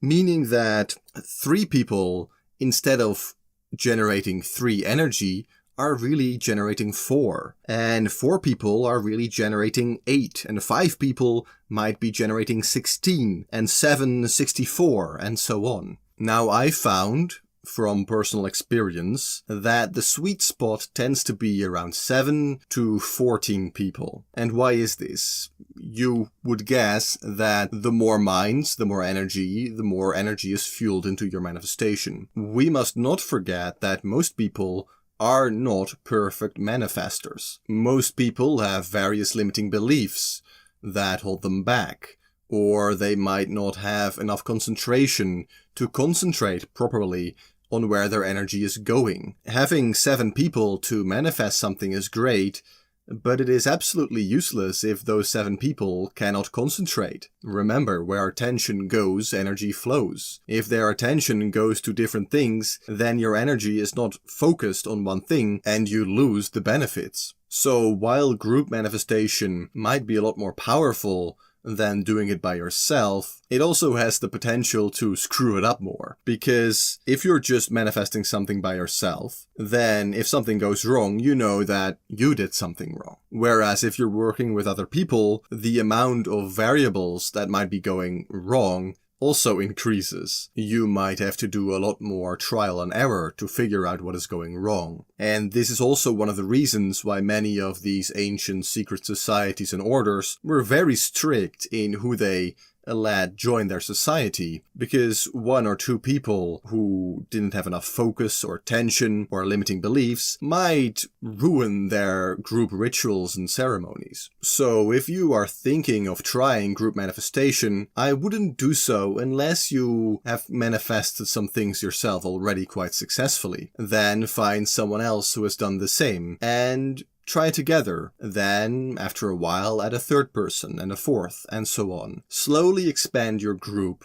and don't, right off the bat, put a bunch of people together to try and accomplish larger goals. You must also remember that in most cases, group manifestation is not very practical. You see, it only works if your attention and focus is on the exact same desire. What I mean by this is if you get 7 of your friends together and all of you are manifesting, let's say, an increase in income, a doubling of your salary that year, and you all work at different companies, all of you really are just trying to manifest something for yourself. The exact same thing might be love, right? If you get 7 of your friends together and all of you want to get a girlfriend, you're all trying to manifest different people. I assume, at least. In cases like that, all you get is the energy you put in.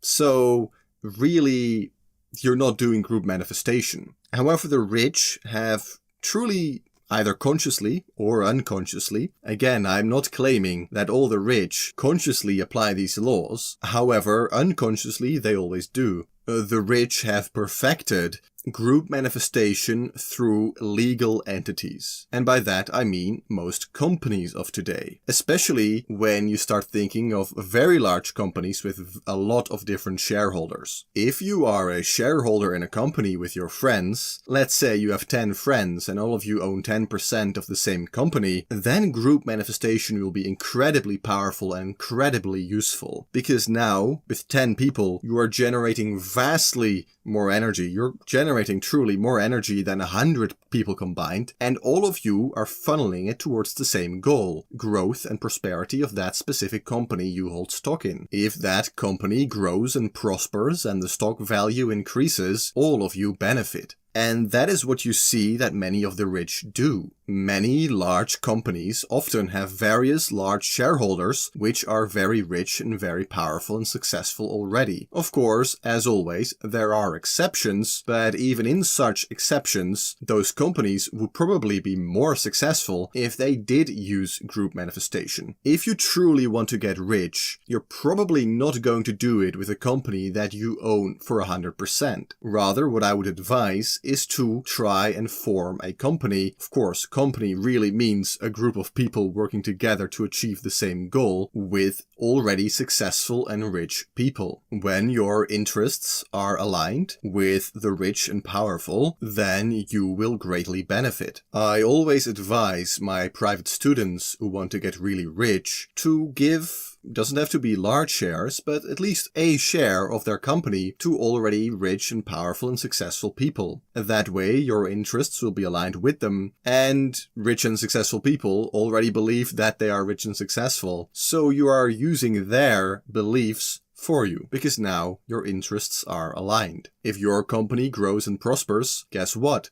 So do they. And they will grow and prosper because that is what rich and wealthy people do. Now, it is important that I mention quality over quantity. While 7 people that may come together can and definitely will generate vastly more energy combined than they do by themselves, there are differences in the amount of energy and mental capabilities that each individual has. And there are people on this planet with such strong wills and minds that they can generate the energy of 1,000 people combined. And there are a lot of people that have so little energy and will that they might be akin to an animal. So don't just think that the more people you bring together, the more successful your project is going to be. It is much better to have a handful of people with strong wills, disciplined minds, than 100 people who don't know what they're doing. In the last lesson, some of you brought up the possibility of a Discord or Facebook group in the future, and that might be something I would consider in the near future.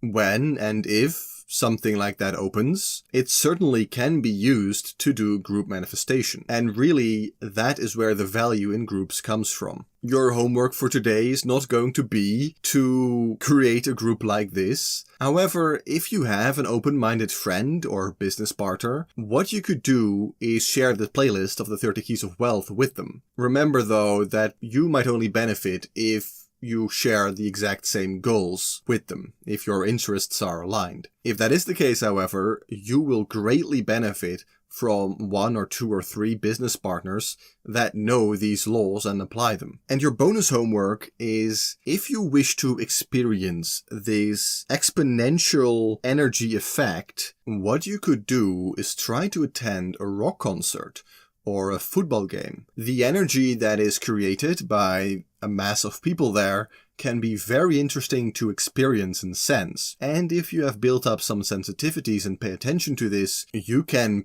personally experience that 100 or 200 people generate a lot more combined energy than just 100 or 200 individuals would. If you are participating in the full 30-day course and you found this lesson valuable, please consider leaving a like on this video. It helps a lot in making sure YouTube shows this video to other people who might be interested in this. If you have any questions related to this lesson, post them down below in the comments. I will read all comments and reply to all questions related to this 30-day course. You can watch the next lesson by clicking on this next video, or the playlist, or by checking the links in the description. Thank you for watching.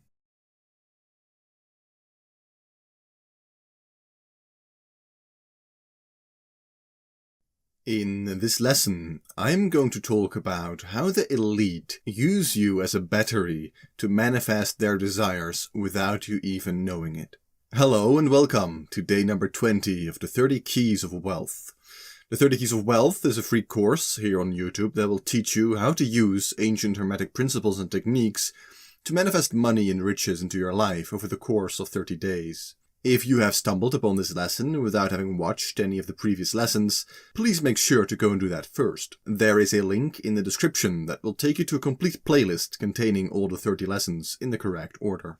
Alright, so if you've been following the homework closely and you have been putting all the lessons into practice, then currently you are well on your way to manifesting a whole lot more money this year. But could you manifest more? Is there something that could be holding you back? As I talked about in the previous lessons, you are an influence on reality around you. You are certainly not the only influence. There are other powers and other beings who might want different things than you. Remember the saying, where attention goes, energy flows. And it seems that in the last 10 to 20 years, people's attention span has grown shorter and shorter. They are less and less able to focus on their own lives, and their attention is more and more drawn away by exterior forces. And this is a key difference between the rich and the poor. The poor are truly not in control of their own attention and thus also their own energy, whereas the rich are firmly in control of their own attention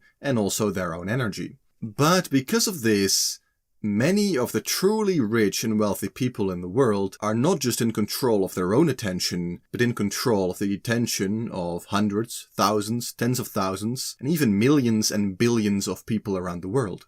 Now, ask yourself, where is your attention going throughout the day? Now, perhaps for my subscribers, the answer would differ from most people. But if you were to ask most people are busy with things that happen on social media. And of course, things the mainstream news tells them. They want to stay informed. That is what they tell themselves. But really what is happening is their attention is being focused on those that simply control the social media companies and the media companies. And this is how many of the rich and influential people in the world are able to manifest massive desires. This is how billionaires and trillion-dollar companies are made. If you are not in charge of your own mind, your own attention, and thus also your own energy, others will use it. Others will be in charge of your mind and your attention, and thus also your energy. And usually they will not use that energy to manifest things that benefit you, but rather themselves. Now, it used to be that most organized religions were in charge of people's minds and attention. But these days, it tends to be social media and mainstream media companies. They tell people what to think, what to focus on, and what to believe. And remember that even if you are a very skeptical person, perhaps you even call yourself a truther or a conspiracy theorist, they still get to you. They are still able to manipulate your energy, because it doesn't matter if you focus on wanting something or not wanting something. The only thing that matters is focus. And a wonderful example of this was the United States election in 2016, where, as a matter of fact, probably around 90% of the media attention was negative towards Donald Trump, and yet still he won the elections, because people were afraid he would win, and that's why he won. And both Donald Trump and the massive media corporations massively benefited from this. Trump became president, and if you look at the earnings of many of the mainstream media and also social media companies, you can see that they made a lot more money when Donald Trump was president. And that is because of the principle of polarity. When people are polarized, they release a lot of energy. They become engaged in whatever fight they are fighting for, and this allows the elite, people in charge of these billion-dollar corporations, media conglomerations, social media companies, to direct your energy. Now, of course, you can use the same principles they use to manifest wealth and riches for yourself. And I don't mean this in arguably an unethical way,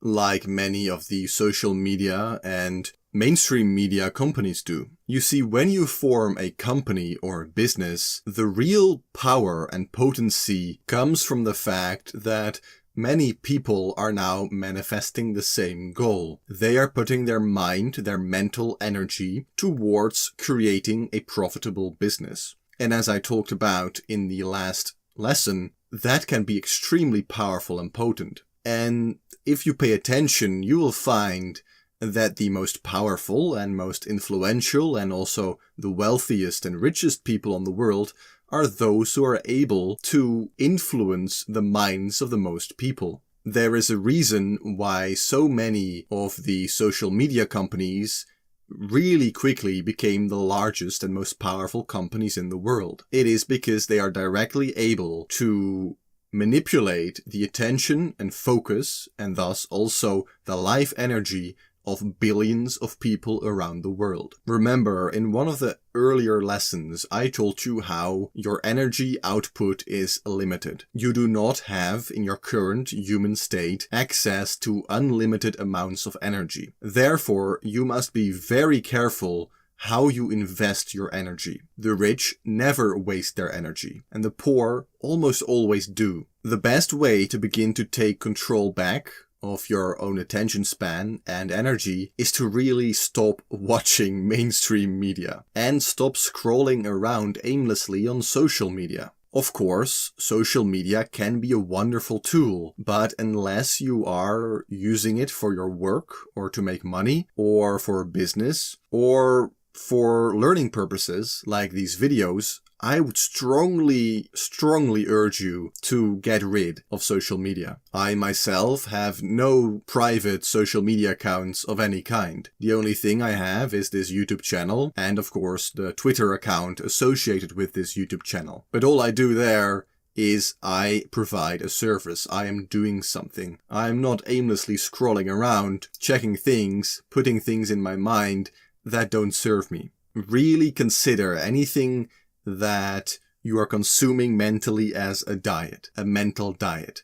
You don't want to be eating junk food, and you also don't want to be consuming junk information. And I know some of you like to be informed of what is going on around the world, but then at least don't watch mainstream news, because they use a lot of tricks in order to draw more energy from you when you actually watch something. If you just want to stay informed, I would say perhaps 2 or 3 times a week, just read a newspaper online, and preferably read financial news, because that is generally the most objective based news and generally deals the most in pure facts. And so that is also your homework. Take a very critical look at what you are consuming. How much social media are you using? Are you using apps like TikTok? That's a great way to waste a lot of energy and time on useless crap. Remember, the wealthy don't waste time and they don't waste energy. Where attention goes, energy flows. And I will keep repeating that because it is such an important key to remember. If you are participating in the full 30-day course and you found this lesson valuable, please consider leaving a like on this video. It helps a lot in making sure YouTube shows this video to other people who might be interested in this. If you have any questions related to this lesson, post them down below in the comments. I will read all comments and reply to all questions related to this 30-day course. You can watch the next lesson by clicking on this next video or the playlist, or by checking the links in the description. Thank you for watching.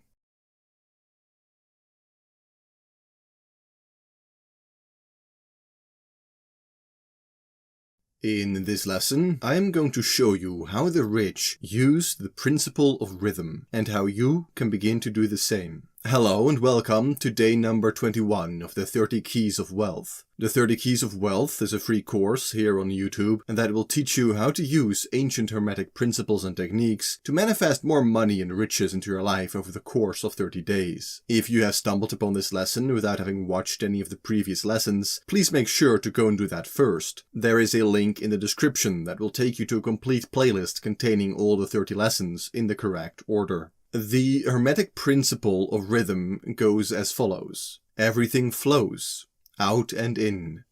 Everything has its tides. All things rise and fall. The pendulum swing manifests in everything. The measure of the swing to the right is the measure of the swing to the left. Rhythm compensates. Now, of course, the principle of rhythm applies to virtually anything, but for the rich, it mainly means paying attention to economic cycles. There are times of growth and there are financial crises. But it also has to do with opportunities. You see, there's also a flow of opportunity. There are times when there are more opportunities and there are times when there are less. The rich realize that if they want to stay rich and become even wealthier, they must make use of these either naturally occurring opportunities or opportunities that they have created themselves. And I want to tell you the parable of the drowning man to put this into perspective. A storm descends on a small town, and the downpour soon turns into a flood. As the waters rise, a local priest kneels in prayer on the church porch, surrounded by water. After a while, one of the townsfolk comes up the street in a small boat. "Better get in, priest. The waters are rising fast."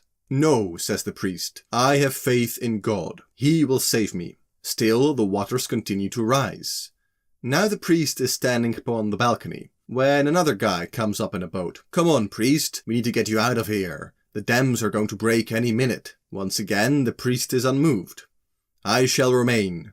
God will see me through." After a while, the dam breaks, and a massive flood rushes over the church until only the tip of the tower remains above water. The priest gets up there, clinging to the cross, when a helicopter descends out of the clouds, and a state trooper calls down to him through a megaphone. "Grab the ladder, priest. This is your last chance to survive." Once again, the priest says that God will save him, and he has no need of the helicopter. Now, predictably, the priest drowns. But because the priest is a pious man, he goes up to heaven. And after a while, he gets an interview with God. And he asks, "Lord, I had unwavering faith in you. Why didn't you deliver me from that flood?" And God shakes his head and says, "What did you want from me? I sent you 2 boats and a helicopter." And this is the principle of rhythm. There are opportunities that the priest did not seize. He might have manifested these opportunities for himself, but he decided that they were not miraculous enough, and perhaps he literally wanted God to descend down from heaven to help him. But that is not how God works, that is not how the universe around us works, and that is not how manifestation works. If you want to manifest $10 million, it is not going to fall from the sky and land in your backyard. What most likely will happen is that you will see an increase in opportunities, depending on your goals. If your goal is to double your salary, and you didn't specify that you want your salary of your current job to be doubled, then perhaps you will be fired. And you might think, "Oh no, I've been fired, the manifestation didn't work." But a week after, you will receive a new job offer of a job that will pay you twice as much. If you don't seize that opportunity and don't take that job offer, well, you can keep manifesting opportunities and opportunities, but if you never grab them, then you're never going to achieve anything. The rich always use opportunities. Opportunities they've manifested themselves, and opportunities that occur naturally because of natural cycles. Now, if you are interested in manifesting a lot of wealth, and with a lot of wealth I mean anything above 30 million, you are going to have to take opportunities that might seem risky. But the more perceived risk you take, the higher the rewards will be. Whereas the poor think only of the downside, the rich are usually always focused on the potential upsides. I myself have risked my entire net worth multiple times in my life, and if I hadn't done that, I wouldn't be where I was today. If you are participating in the full 30-day course and you found this lesson valuable, please consider leaving a like on this video. It helps a lot in making sure YouTube shows this video to other people who might be interested in this. If you have any questions related to this lesson, post them down below in the comments. I will read all comments and reply to all questions related to this 30-day course. You can watch the next lesson by clicking on the next video or playlist, or by checking the links in the description. Thank you for watching.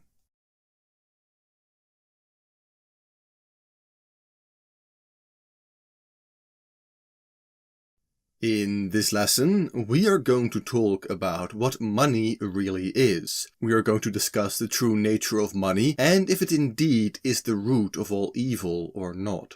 Hello and welcome to day number 22 of the 30 Keys of Wealth. The 30 Keys of Wealth is a free course here on YouTube that will teach you how to use ancient hermetic principles and techniques to manifest money and riches into your life over the course of 30 days. If you have stumbled upon this lesson without having watched any of the previous lessons, please make sure to go and do that first. There is a link in the description that will take you to a complete playlist containing all the 30 lessons in the correct order. So, in one of the lessons back, we talked about limiting beliefs and how they hold you back. And the number one limiting belief that most spiritual people have in regards to money, and the limiting belief that keeps them from money, is the following. The belief that money is the root of all evil.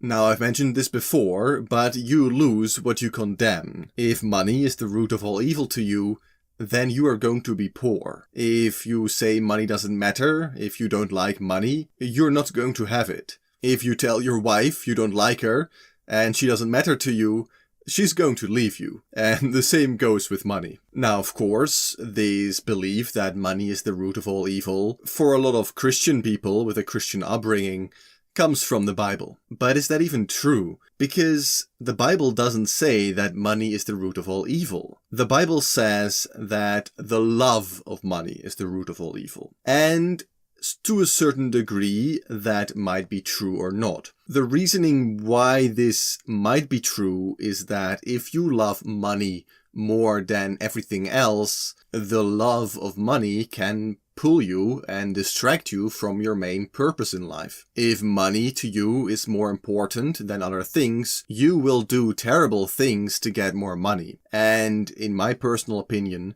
that is what the Bible is talking about here. But personally, I love money. I think it's a great thing, but I don't love money more than my main purpose in life. So you can still love money and not become an evil person. If we have to rephrase the quote to make it 100% true, I would rephrase it like this. For the desperation for money is the root of all evil. Or the love of money over all other things is the root of all evil. People who are desperate for money are usually poor people, and those are the people that do the most crime. It's not rich people that go around robbing people in a dark alleyway at night. People doing that are poor people who are desperate for money. Now, of course, there is such a thing as white-collar crime, but people that are rich and wealthy just generally commit a lot less crime than poor people who are desperate for money. So truly it is a desperation for money or for more money that is evil and causes people to do evil things. The same goes for greed. Greed is definitely not good and is not something that is going to actually make you wealthy. Greed is counterproductive. And we will get to that in one of the later lessons, because money must flow. And for the people that hoard wealth, they will actually shoot themselves in the foot because they won't be able to make that money work for them. And that is one of the key tenets of capitalism. But again, I'm getting off track. That is one of the lessons for the future. Let's return to the nature of money. Money, wealth, riches are not evil. Money truly is a spiritual force that has been manifested in the physical world. You can be spiritual and rich. You can use money to get things you love and help people you love. If your mother is ill, you can make sure to buy her the best care available. Energy can be evil or good. You can use energy to do amazing things. Look at a nuclear power plant. You can use it to power thousands of homes of great energy. You can use it to power up a hospital to take care of people. But you can also use nuclear energy to create a bomb and kill millions. So it is not the thing itself that is evil, it is how you use it. The law of polarity very much applies to money. It might appear evil or good to different types of people. But the truth is that it has no innate polarity in and of itself. And this nature of money has been known for a long time. A great example is the Fehu rune used by the ancient Norse. The meaning of this rune is that it represents money, but also a life force. So they knew back then even that money is energy. It is life in a sense. It is force. The money that we use today, however, fiat currency, really is a debt. And that might sound strange, right? But what that really means is that if you have $1 million on your bank account, it means that society owes you an amount of energy that is equal to $1 million. And why does society owe you this? Well, unless you stole it somehow, that means you earned that money. You earned that money by providing some kind of service. The more valuable your service is to the most amount of people, the more money you will receive in return. The more society at large will be in debt to you. The wealthiest people tend to be the people that have done the most for society. Now, of course, we can argue about the fact if society at large really knows the value of things, but if, for example, you hate someone like Mark Zuckerberg for creating and popularizing Facebook, and you dislike him because he is so incredibly wealthy, well, you really shouldn't be mad at him. You should be mad at the people who consume his service, the people that benefit from his service, the people that use Facebook, the people that pay Mark Zuckerberg a lot of money to be able to put ads on his platform. Mark Zuckerberg is just giving people what they want. The same goes for Jeff Bezos. Elon Musk. Rich people can only get rich from giving people what they want. You can be mad at massive oil and gas corporations that might be polluting the world, but it is people who buy that oil and gas. It is people who decide they want to drive cars instead of take a bike or walk. These corporations, these wealthy people, are simply giving people what they want. Of course, again, you could argue that people don't know what they want or they don't know what's good for them, them, but then who does? If your argument is that you know what is better for everyone else, that's a very slippery slope, and certain people who had the same thoughts throughout history have caused terrible things. So let us return to money as energy.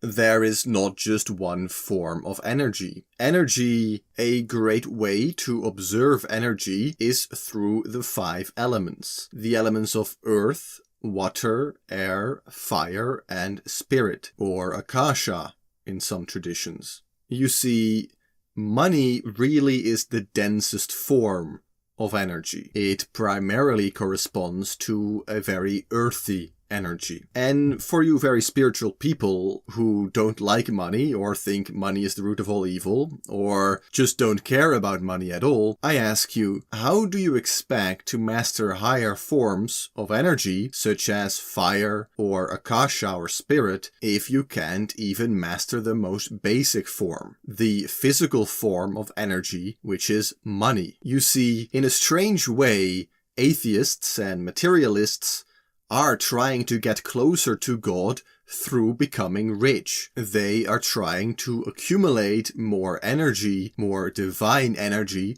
through the accumulation of earthly money and earthly wealth. And in a weird way, this actually works. Of course, the problem here becomes when these people think earthly wealth is all there is, that earthly money energy is the only form of energy, and they never try to rise and reach and grow on higher planes. But I would argue that mastering money energy and acquiring at least a humble amount of riches and wealth is a great way to become and achieve a lot more spiritual goals in your life. Because if you have built a strong foundation of earthly energy, it will be a lot easier to also acquire knowledge and control of other forms, more higher forms of energy. This then eventually leads to balance. And balance is really what it is all about. People that want to be poor and spiritual are most likely terribly unbalanced. And this is not a great way to build a good spiritual practice. If you are participating in the full 30-day course and you found this lesson valuable, please consider leaving a like on this video. It helps a lot in making sure YouTube shows this video to other people who might be interested in this. If you have any questions related to this lesson, post them down below in the comments. I will read all comments and reply to all questions related to this 30-day course. You can watch the next lesson by clicking here on this next video, or the playlist, or by checking the links in the description. Thank you for watching.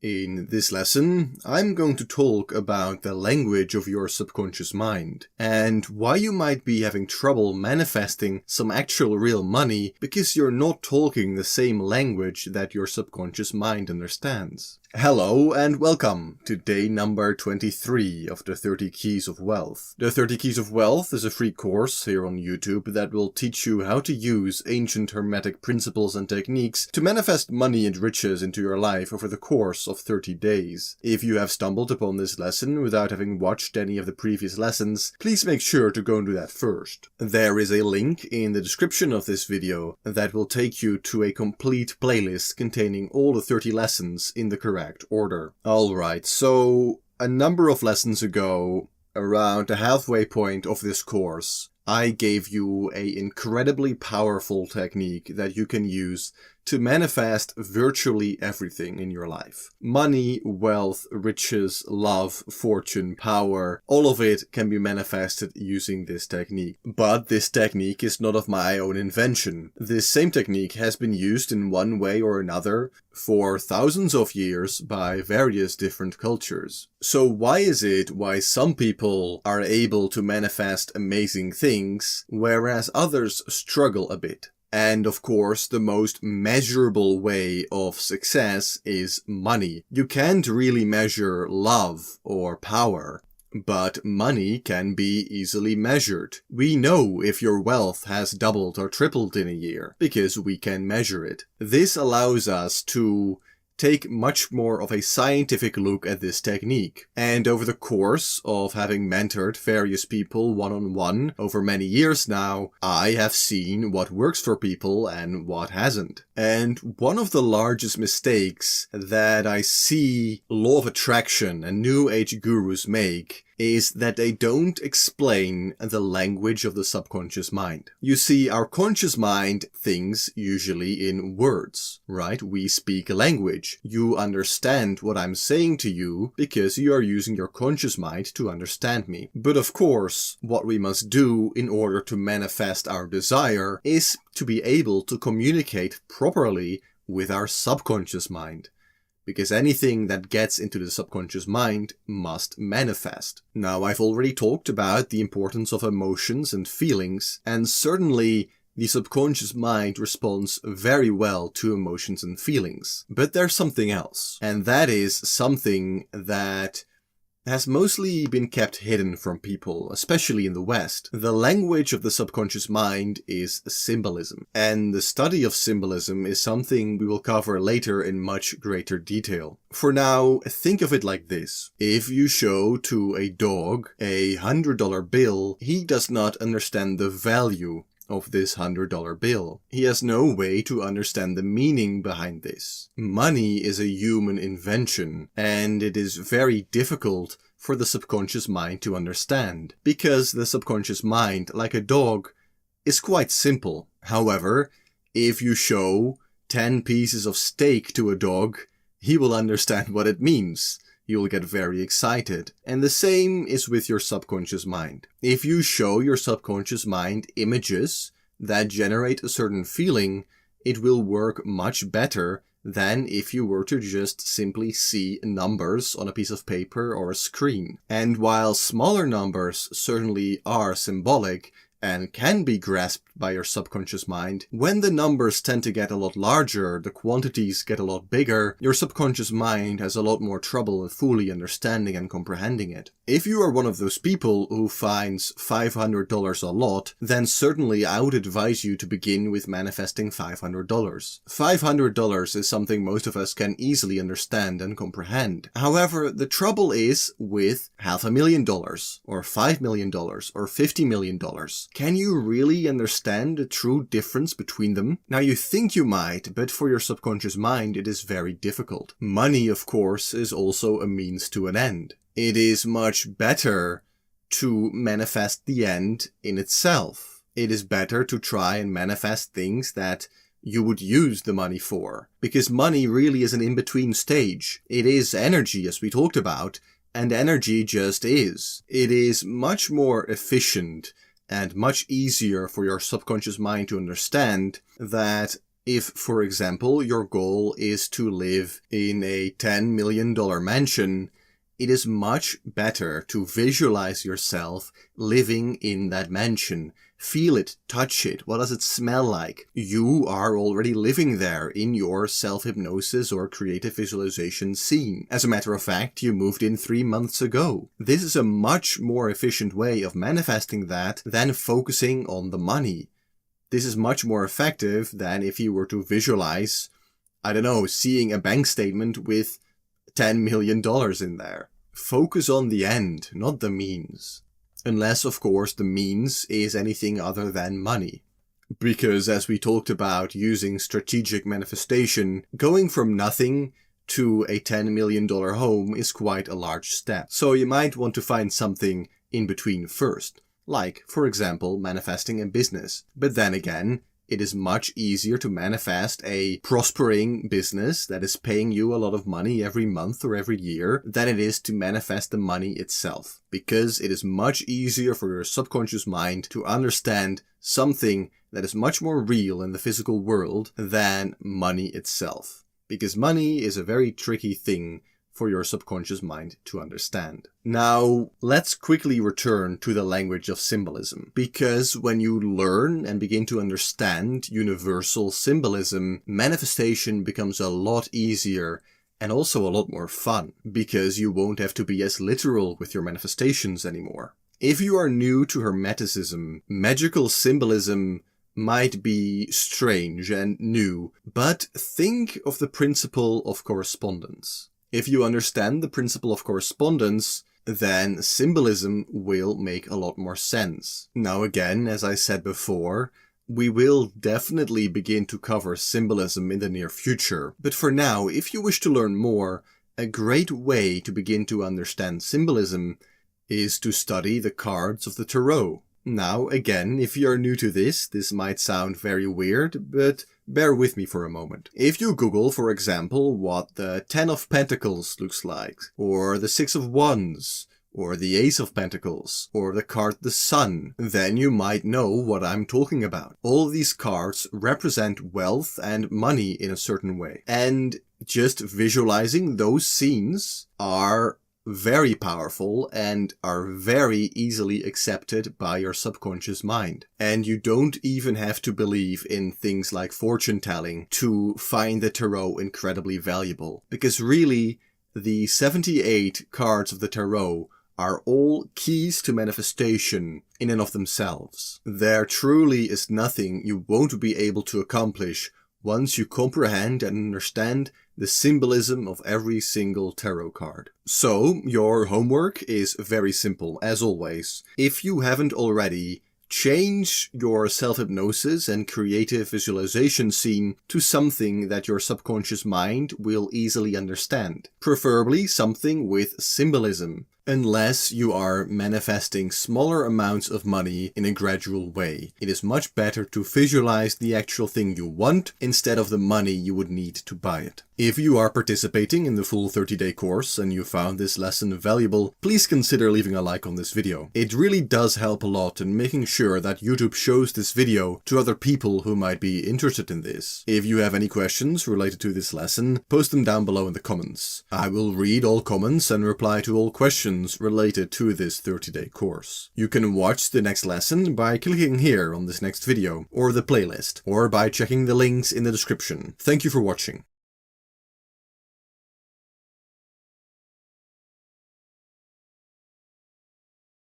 In the lesson today, we will talk about the fact that those who give, gain.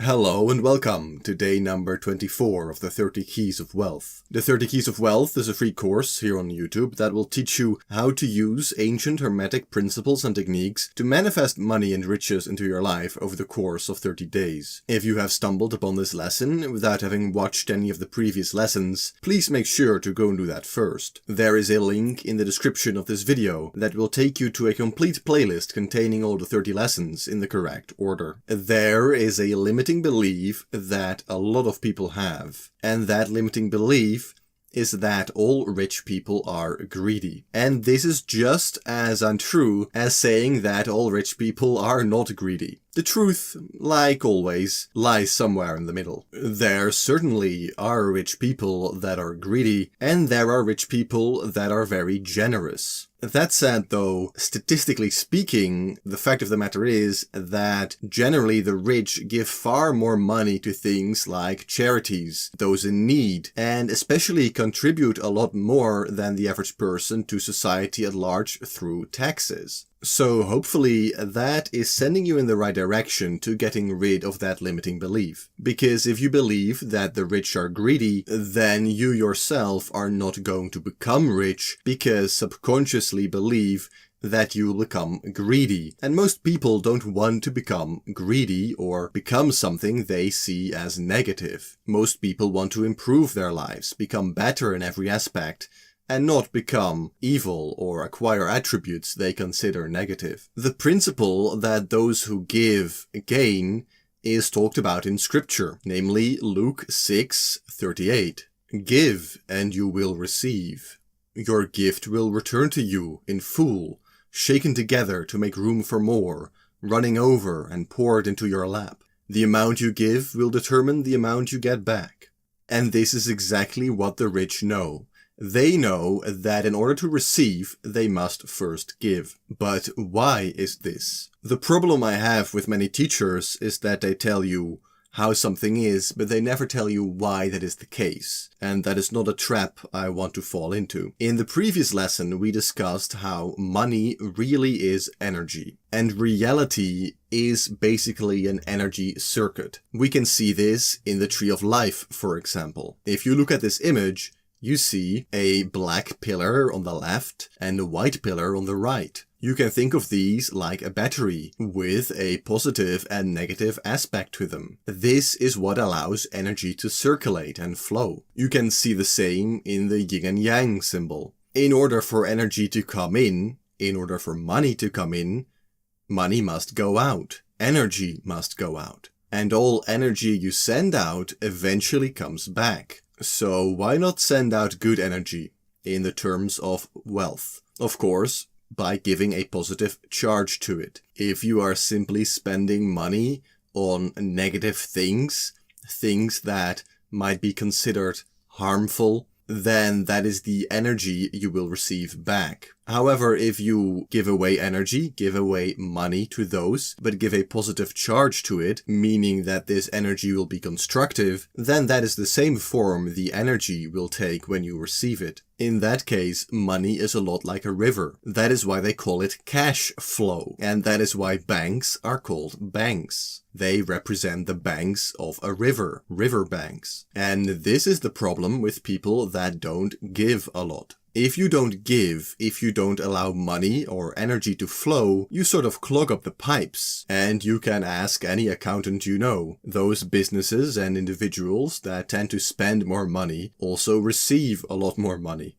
This is also why so many rich people spend so much money on charities. Of course, there are other reasons like tax write-offs, but the fact of giving, of sending out energy and money in a positive way makes it always come back in the same positive way. And even if you decide not to send out the money yourself, if you decide not to make your own money flow, then it will be done for you. If you have a large cash account on the bank, then the bank will use that money for you. They will invest in things. They will make the money flow. And they will also receive the benefits. So instead of letting the bank take all the rewards, you might as well begin to take the rewards yourself. Of course, remember, I'm talking about spending your money, making your money flow in a sensible and constructive way. If you waste your money on stupid things, then you will receive stupid things in return. Charities are a great way to make money flow in a constructive and positive way, but of course, always be careful in what kind of charity you choose.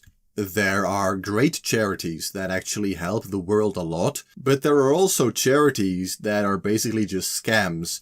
They take 90% of your money and spend it on executive compensation, and only 10% of your money goes to the actual charity. My recommendation would be to spend on a local charity. Something you can see, something you can interact with, something you know the people behind. This doesn't have to be big or small. It can be like a school project in your neighborhood or something like that. And of course, if you have a business, then simply spending on your own business, making investments, is also a great way to get money flowing. When I was still young, I really broke this key. I did not keep myself to this particular key of wealth. I was not a giver, and that is because I was raised with the idea of making every penny count. I was raised to be quite greedy in a sense, to hold on to money, to hoard it, and not to make it flow. And this really hurt me in the beginning, because when I started one of my first businesses, it went pretty well, but I was limiting the growth by not reinvesting into the business. I was always focused on keeping the costs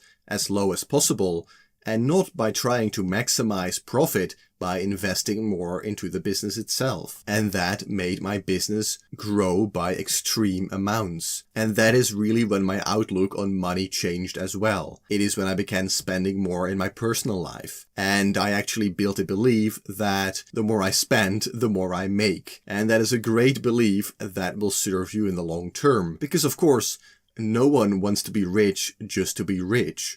Most people want to be rich so they can spend that money on things they want. So a great belief that you can begin to build using the techniques we discussed in previous lessons is the fact that whenever you spend money, whenever you give money, it comes back quite quickly 3, 4, 5, even tenfold. And that's your bonus homework. Of course, I will never tell you what beliefs you should have, but in my personal opinion, this is one that really helped me, and I would say it is worth it quite a lot to spend some energy into building this belief for you. If you are participating in the full 30-day course and you found this lesson valuable, please consider leaving a like on this video. It helps a lot in making sure YouTube shows this video to other people who might be interested in this. And remember, givers gain. If you press that like button, similar energy might return in your own life. If you have any questions related to this lesson, post them down below in the comments. I will read all comments and reply to all questions related to this 30-day course. You can watch the next lesson by clicking on this next video, or the playlist, or by checking the links in the description. Thank you for watching.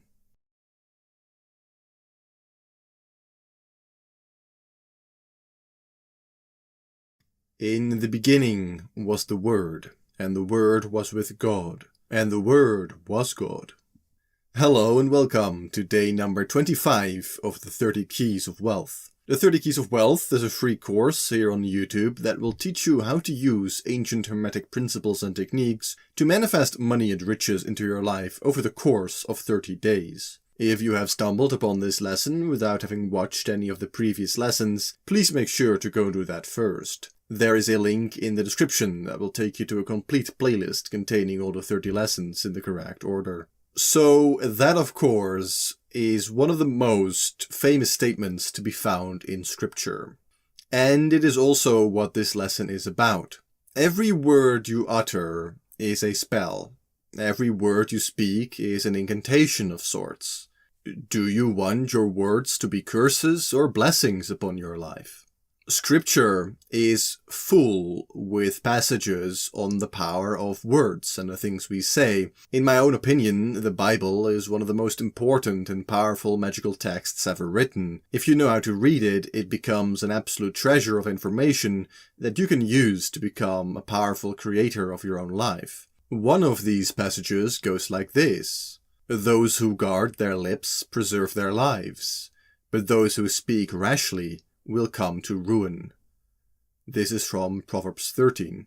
Now, this is of course only one of many of such passages, but the fact that one of the most important ones at the beginning of the Bible is talking about the Word shows how important those who wrote the Bible thought this message was. And it truly is very important. There are many people that always say things like, "I would love to have that, but I can't afford it." And every time they say this, it becomes stronger and stronger. We have talked about how repetition eventually is one of the gateways into the subconscious mind. If you say something often enough, it will eventually become true. And because so many people are completely unconscious of the words they speak, many of them are actually cursing themselves on a daily basis. If you keep saying you can never afford something, you never will. This is another thought form that you are sending energy to, and speech happens to be a very powerful way to send a lot of energy. This is why so much emphasis and importance is placed on things like different god names, or various spells or words of power in many magical and mystical traditions. But you don't need to know magical words to actually begin to use words in and of themselves to begin to create a very powerful influence on your life. Words can be creative or destructive. It is up to you to decide how you use them. Saying you can't do something is incredibly destructive and is often what is the difference between the poor and the wealthy. The poor always say something can't be done, or they try to find excuses why something can't be done. Whereas the rich and successful always look at opportunities and always think about how something can be done. A lot of poor people and unsuccessful people also say that they will try something. But as we learn from Master Yoda in Star Wars, do or do not, there is no try. And that is truly the mindset of the successful. They will simply decide that they are going to be successful at something, and so they will. It is the poor that try and always fail. Asking yourself negative questions can be even more destructive, because this, as most things, happens almost unconsciously. People will ask themselves questions. Why are my employees always so lazy? Why does my boss never want to give me a raise? Why is it always when I earn some extra money, I always lose it right away through perhaps an unexpected tax, or someone steals it from me, or something breaks that I need to pay money to have fixed? These are all very limiting and destructive beliefs that you keep reinforcing by asking such questions. You could be doing everything right, but if you keep using the power of the word in a negative way, you might undo all the hard work you've been doing in other directions. Another excellent reason not to go out saying negative things about yourself is because other people will begin to believe them. If you go and complain to someone, a friend of yours or a family member, how you can never afford to buy a house, for example, they will begin to believe that as well. They will begin to associate you with a person that can't buy a house. Again, this is why it's very important to adhere to the law of silence, because it is better to say nothing than to say the wrong things. Of course, you can make this work for you if people start to associate you with success and with positive things. Then their minds will be working for you instead of against you. But it is very important to never complain, because if you complain about something, it is not going to make it better. It is only going to make it worse, because you'll be feeding more energy to that already existing negative and limiting belief. Pay close attention to the words you speak, because they can be creative or they can be destructive. And this is your homework.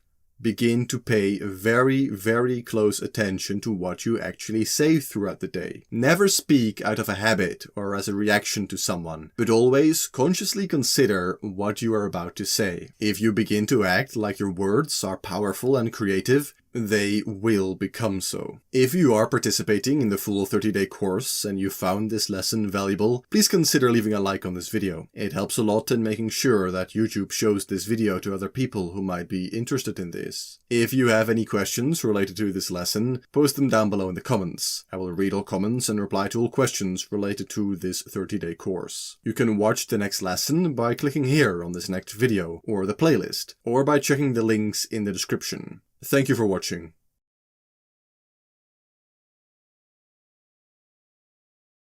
In this lesson, I am going to talk about the difference between the poor and rich in how they handle and use the power of debt. Hello and welcome to day number 26 of the 30 Keys of Wealth. The 30 Keys of Wealth is a free course here on YouTube that will teach you how to use ancient hermetic principles and techniques to manifest money and riches into your life over the course of 30 days. If you have stumbled upon this lesson without having watched any of the previous lessons, please make sure to go and do that first. There is a link in the description of this video that will take you to a complete playlist containing all the 30 lessons in the correct order.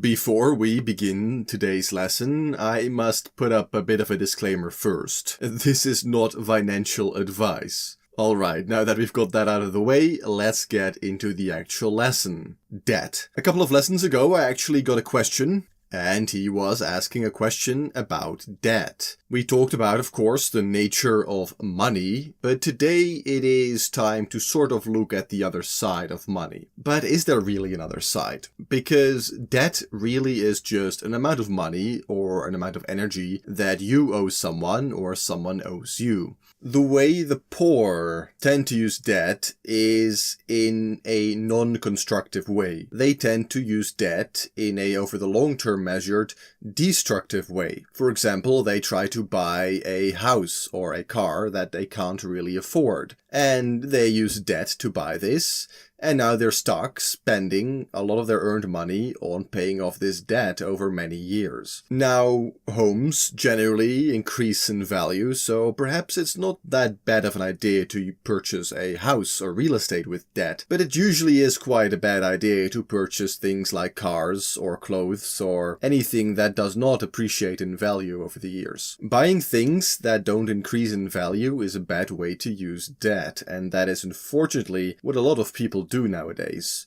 Of course, an infamous example is credit card debt. Credit card debt is through the roof, and it is limiting a lot of people in becoming financially free. because they will be chained to this credit card debt for a long time, and it becomes especially bad when people start to get other credit cards to pay off their other credit cards. And they do this in the following way. They use other people's money, they use other people's energy in order to buy things or build things. For example, they use debt to acquire companies.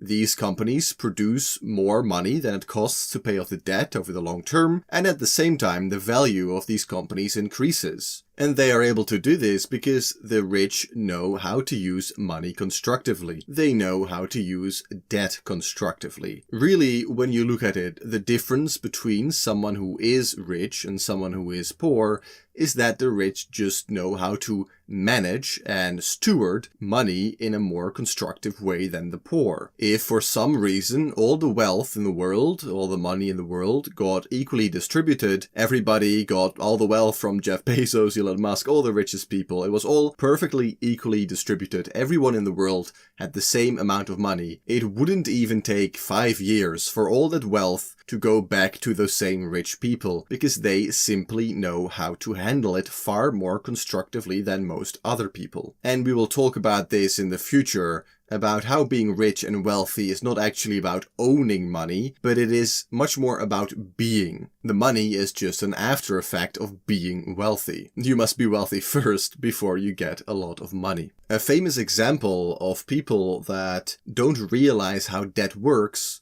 was a couple of years ago when, if I recall correctly, a piece of Donald Trump's tax returns or financial information was leaked. And in there, it was found that he was $400 million in debt. And everybody thought this was very crazy. This was, he's not rich at all. He's $400 million in debt. But what they didn't say is, of course, that his assets were worth far more than that debt. You see, most rich people have a lot of debt. People that are worth $100 million probably have the same amount in debt as well. And that is because they've used that debt to build their companies. If you borrow 400 million and you acquire a company that is worth that amount, but that company doubles in value in the same year, you still have 400 million in debt, but you also own a company worth 800 million. And this is also the secret about becoming rich relatively quickly. People that tell you you can become rich quick by becoming an eBay seller or doing something like drop shipping, I'm sorry, but they're really full of shit.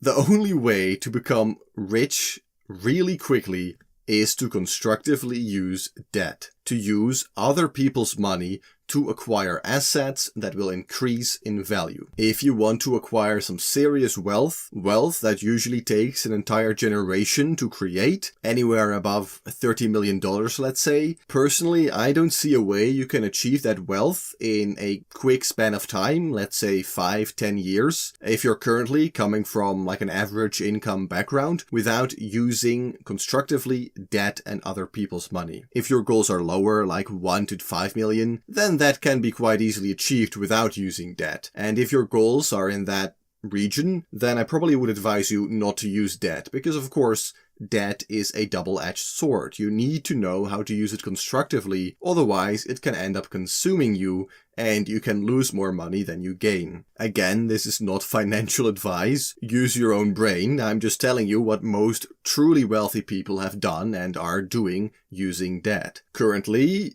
interest rates are quite low, meaning that it is very cheap to acquire debt. And that is exactly what you've been seeing over the past 2 to 3 years. A lot of rich people, a lot of wealthy people have acquired large amounts of debt to buy assets. And this is one of the reasons why stock prices have gone up so quickly over the past years or two. Now, of course, this usually means that you will get a lot of inflation. And that is exactly what we're seeing right now. Prices are going up. But that really is only a bad thing for the poor and middle class. The rich love inflation because, as we've talked about before, the rich have a lot of debt. If you have 400 million in debt and you own a couple $1 billion in assets, then inflation is wonderful because your debt will be reduced to almost nothing. And at the same price, the value of your assets are going up, at least on paper. Of course, in the previous lessons, we've talked about the principle of rhythm and that the rich recognize opportunities and always use them. Currently, in my opinion, low interest rates are a massive opportunity.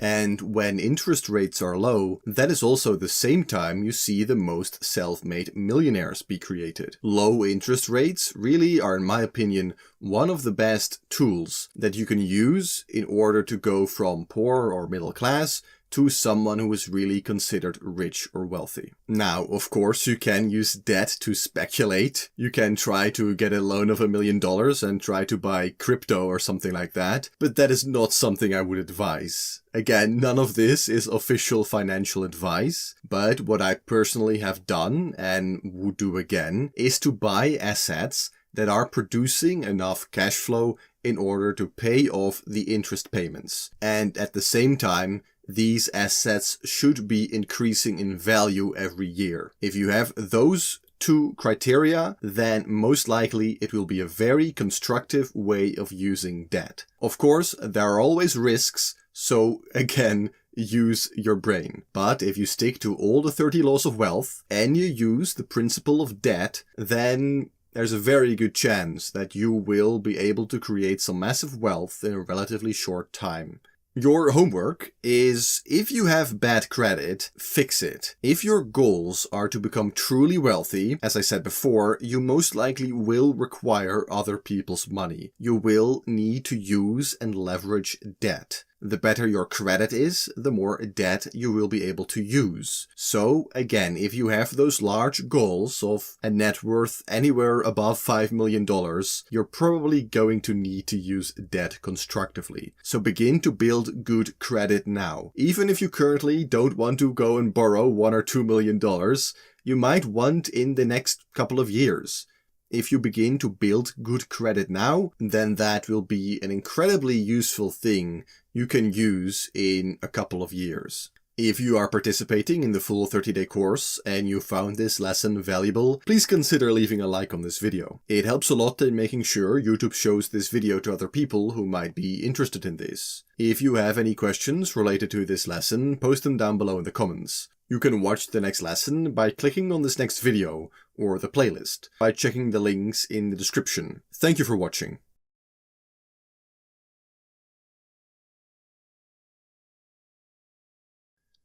Some teachers and gurus say that you must forget your desire for it to manifest. But is that really the case? That is what we're going to find out in this video. Hello and welcome to day number 27 of the 30 Keys of Wealth. The 30 Keys of Wealth is a free course here on YouTube that will teach you how to use ancient hermetic principles and techniques to manifest money and riches into your life over the course of 30 days. If you have stumbled upon this lesson without having watched any of the previous lessons, please make sure to go and do that first. There is a link in the description that will take you to a complete playlist containing all the 30 lessons in the correct order. Alright, so here it is, the lesson on desire. A very important lesson and a concept that unfortunately I have seen misrepresented many times in spiritual communities especially. You see, the starting point of all achievement is desire. And really, the starting point of anything is desire.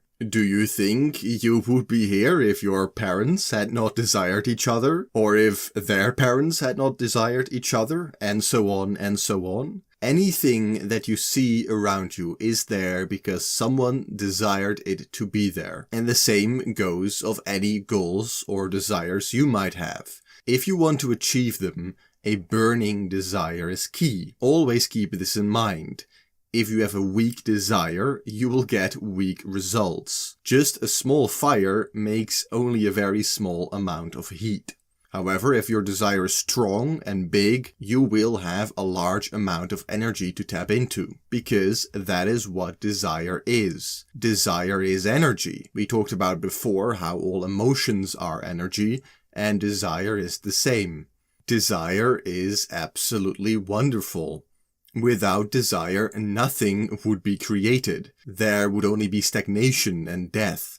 If you have a strong desire and you combine it with expectation and belief, your desires will become manifest. But then why is it that so many law of attraction teachers and gurus, and many spiritual people as well, tell you that desire is bad? That if you desire something, it won't manifest. You must let go. Some even say you must completely forget what you are trying to manifest, because as long as you hold on to it in your conscious mind, your subconscious mind can't work on it. And that is true to a certain degree.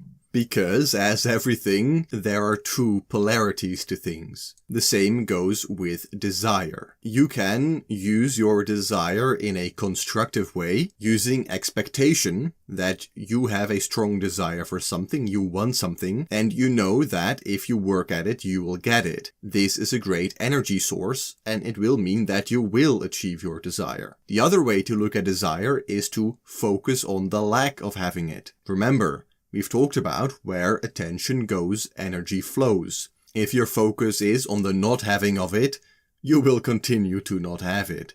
If your focus is on the having of it, you will eventually have it and hold it in your hand. Now the problem is that most people don't have the mental discipline to keep a firm and strong focus on the positive aspect of desire, on the achieving of your desire and not on the lack of not having your desire. That is why that advice is sometimes given. But it also makes your manifestations less powerful. Again, desire is energy. The more energy you fuel into the achieving of your desire, your manifestation, the faster it will manifest. And you must always also, when people give this advice, look at the real world. Do you honestly think that at one point Elon Musk stopped thinking about building Tesla or SpaceX? Or do you think he has such a strong desire that all of his energy is focused on it? Do you think Warren Buffett spends even a single day not thinking about growing his portfolio of investments? These people are absolutely obsessed with what they do. And they obviously are seeing wonderful results. So the advice that you should forget about your desire in order for it to be manifested is simply bad advice and doesn't really work in the real world. Remember that the starting point of all riches and all achievement is a burning desire for them. This will be an incredibly powerful emotional fuel, an emotional energy source that will drive you towards achieving your desires and goals. If you are participating in the full 30-day course and you found this lesson valuable, please consider leaving a like on this video. It helps a lot in making sure YouTube shows this video to other people who might be interested in this. If you have any questions related to this lesson, post them down below in the comments. I will read all comments and reply to all questions related to this 30-day course. You can watch the next lesson by clicking here on this next video, or the playlist, or by checking the links in the description. Thank you for watching.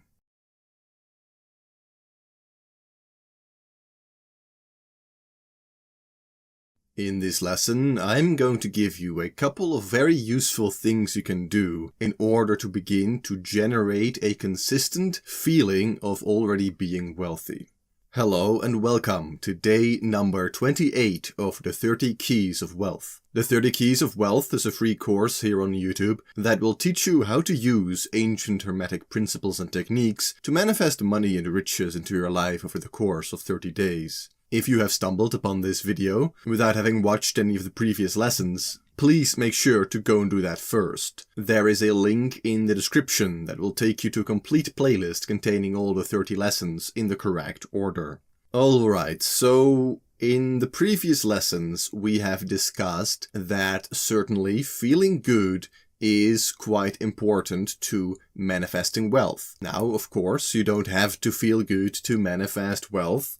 As a matter of fact, there are quite some rich people out there that are quite miserable. However, the feelings you generate when you are doing your manifestation exercises, such as self-hypnosis, creative visualization, or even more esoteric practices like magic ritual, the way these things tend to manifest in your life is through the feelings you are currently feeling. Meaning that if you feel positive emotions, that manifestation will usually have a positive effect on your life. If you're feeling miserable, you can still manifest a lot of money, but that money money will manifest in a way that will make you feel more miserable. And of course, most of you wish to manifest wealth and riches in order to lead a much better and more fulfilled life. None of you, I think, or I hope at least, want to manifest more money to feel more miserable. Now, there is a concept that Neville Goddard talked about in trying to manifest things. And that concept is acting as if. Acting as if you have already acquired the thing you are seeking. And this can be a very powerful technique, but I must give a quick word of caution. Too many people try to only do this technique without any of the others. And if you try to do that, then most likely you will not be successful. Acting as if really is a much more advanced technique, because most people can't even pretend to be something else for 10 seconds, let alone the entire day. And of course, if you are able to pretend you are already wealthy for 10 seconds, that will be helpful. But if you feel miserable for the rest of the day, then you're really not going to see any effect. However, it is useful to begin to slowly build up the acting as if technique, to begin to act as if a couple of moments each and every day, and then try to elongate these moments until eventually you're able to do this technique throughout the day for extensive periods. If you get to that stage, then acting as if is extremely useful. Of course, if you are not able to get to that level, this technique can be still extremely useful, especially when you are in altered states of consciousness, such as when you are doing your self-hypnosis or creative visualization, or if you try to do an elaborate magic ritual. If you're able to act as if in that specific time frame, then it will be incredibly useful, and much more useful than if you were to just do it in a normal state of consciousness. Now, the acting as if technique mainly relies on emotions that you are able to summon. Now, as we've talked about before, trying to force yourself to feel positive, to feel wealthy, when you are in fact quite poor and struggling to pay the bills this month, is not an easy thing to do for most people. So I'm going to give you some quick tips, some quick things that you can use to make it a lot more easy. However, remember that these things in and of themselves are not as powerful as if you are able to fully control your emotions and act as if from an inner state. Always remember that whatever is going on inside of you is much more powerful and potent than whatever you do outside of yourself. Alright, with that disclaimer out of the way, the first thing that I would advise you to do in order to begin to act as if you are already wealthy and rich is to buy a new pair of very nice shoes. Of course, if you are having trouble paying the rent this month, perhaps save up for them over time and buy them whenever you can. I'm not telling you to get yourself into financial trouble even more by buying very expensive shoes that you can't really afford. But if you can afford them, if you are paying all your bills, if you're paying all your debts, if you are paying your taxes, and you have some extra little money over, the first thing I would advise you to use it for is to buy a new pair of shoes. Before we have talked about symbolism, and new shoes are very symbolic. You might have heard of the saying, "Walk a mile in my shoes." And whenever you buy a new pair of shoes, a very nice new pair of shoes, something like dress shoes or something the rich would wear, again, think of like, a Wall Street CEO. What kind of shoes is he wearing? What kind of shoes is the head of state of your country wearing? Don't buy some Yeezys unless you absolutely believe and you absolutely feel that wearing those Yeezys makes you feel wealthy and rich. I would recommend some nice dress shoes. Now, if you are a woman, I'm sorry, I am not a fashion expert, especially not on female fashion. So you'll have to find some other resource for recommendations. But again, try to find some nice pair of shoes that women wear in the upper class of society that make you feel wealthy when you wear them as well. Now, the next step, of course, is to complete your outfit. What clothes are you wearing? Are you wearing a stinky wife beater that you haven't washed in the last 3 weeks? Take this time to throw that out, please, and get some nice clothes that actually make you feel wealthy, rich, and powerful when you're wearing them. And for men, nothing, absolutely nothing, goes above a complete suit. Now again, these things might be expensive. However, at various retail shops, you can find pretty decent off-the-rack suits.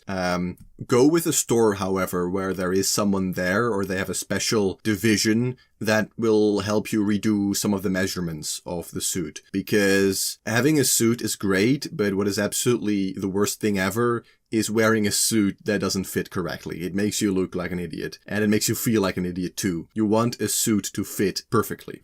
Now, ever since the pandemic began, I have been working a lot from home. And even so, even if I don't have any video calls scheduled with people, I still wear a full suit. Sometimes even a 3-piece suit, just because it makes me feel incredibly powerful and wealthy. And it signals to your subconscious mind that you mean business. Whenever I meet with a new client, or really with anyone, the first thing I look at is how are they dressed? Are they dressed as someone who takes their work seriously or not at all? Appearance really matters. And if you think people are not judging you on your appearance, you are very wrong. So make your appearance work for you, not just for others, but also for yourself. Remember, wearing nice clothes or shoes is not just for you, but if other people constantly see you wearing this nice attire, they will begin to associate you with wealth and success. So now in their minds, they are beginning to manifest wealth and riches and success for you. Remember, however, as I've said before, your inner state is absolutely more important than whatever you're doing outside of yourself. Your inner state will always go before whatever clothes you're wearing. Someone like Mark Zuckerberg, he wears a normal t-shirt. But he knows he is fabulously wealthy, right? So he doesn't need that. But you, in your case, you're not yet Mark Zuckerberg. So you might need a little push in the right direction. In which case, these training wheels, like what attire you are wearing, can be extremely helpful. Now, another thing that you are constantly noticing is, of course, the smell around you. If your office is not smelling good, then fix it. If your bedroom is not smelling good, fix it. Smell is something we are constantly doing and something the subconscious mind responds to very well. So buy some nice smells to put on throughout the day. Again, smells that you associate with someone being rich and wealthy. And again, you will be reprogramming your subconscious mind slowly over time with the smells you are taking in. Finally, one last thing that really makes a great difference is what are you hearing throughout the day? The music that people listen to can change their destiny. I've talked about the power of music before, so I won't go over all those same points again. If you are interested in the how and why, then check out the video on my channel talking about the power of music and how it can influence our subconscious mind. For now, however, know that classical music, classical Western European music, is one of the most powerful types of music you can listen to if you want to begin to feel richer and wealthier. This is the music of kings and emperors, and there's nothing quite as effective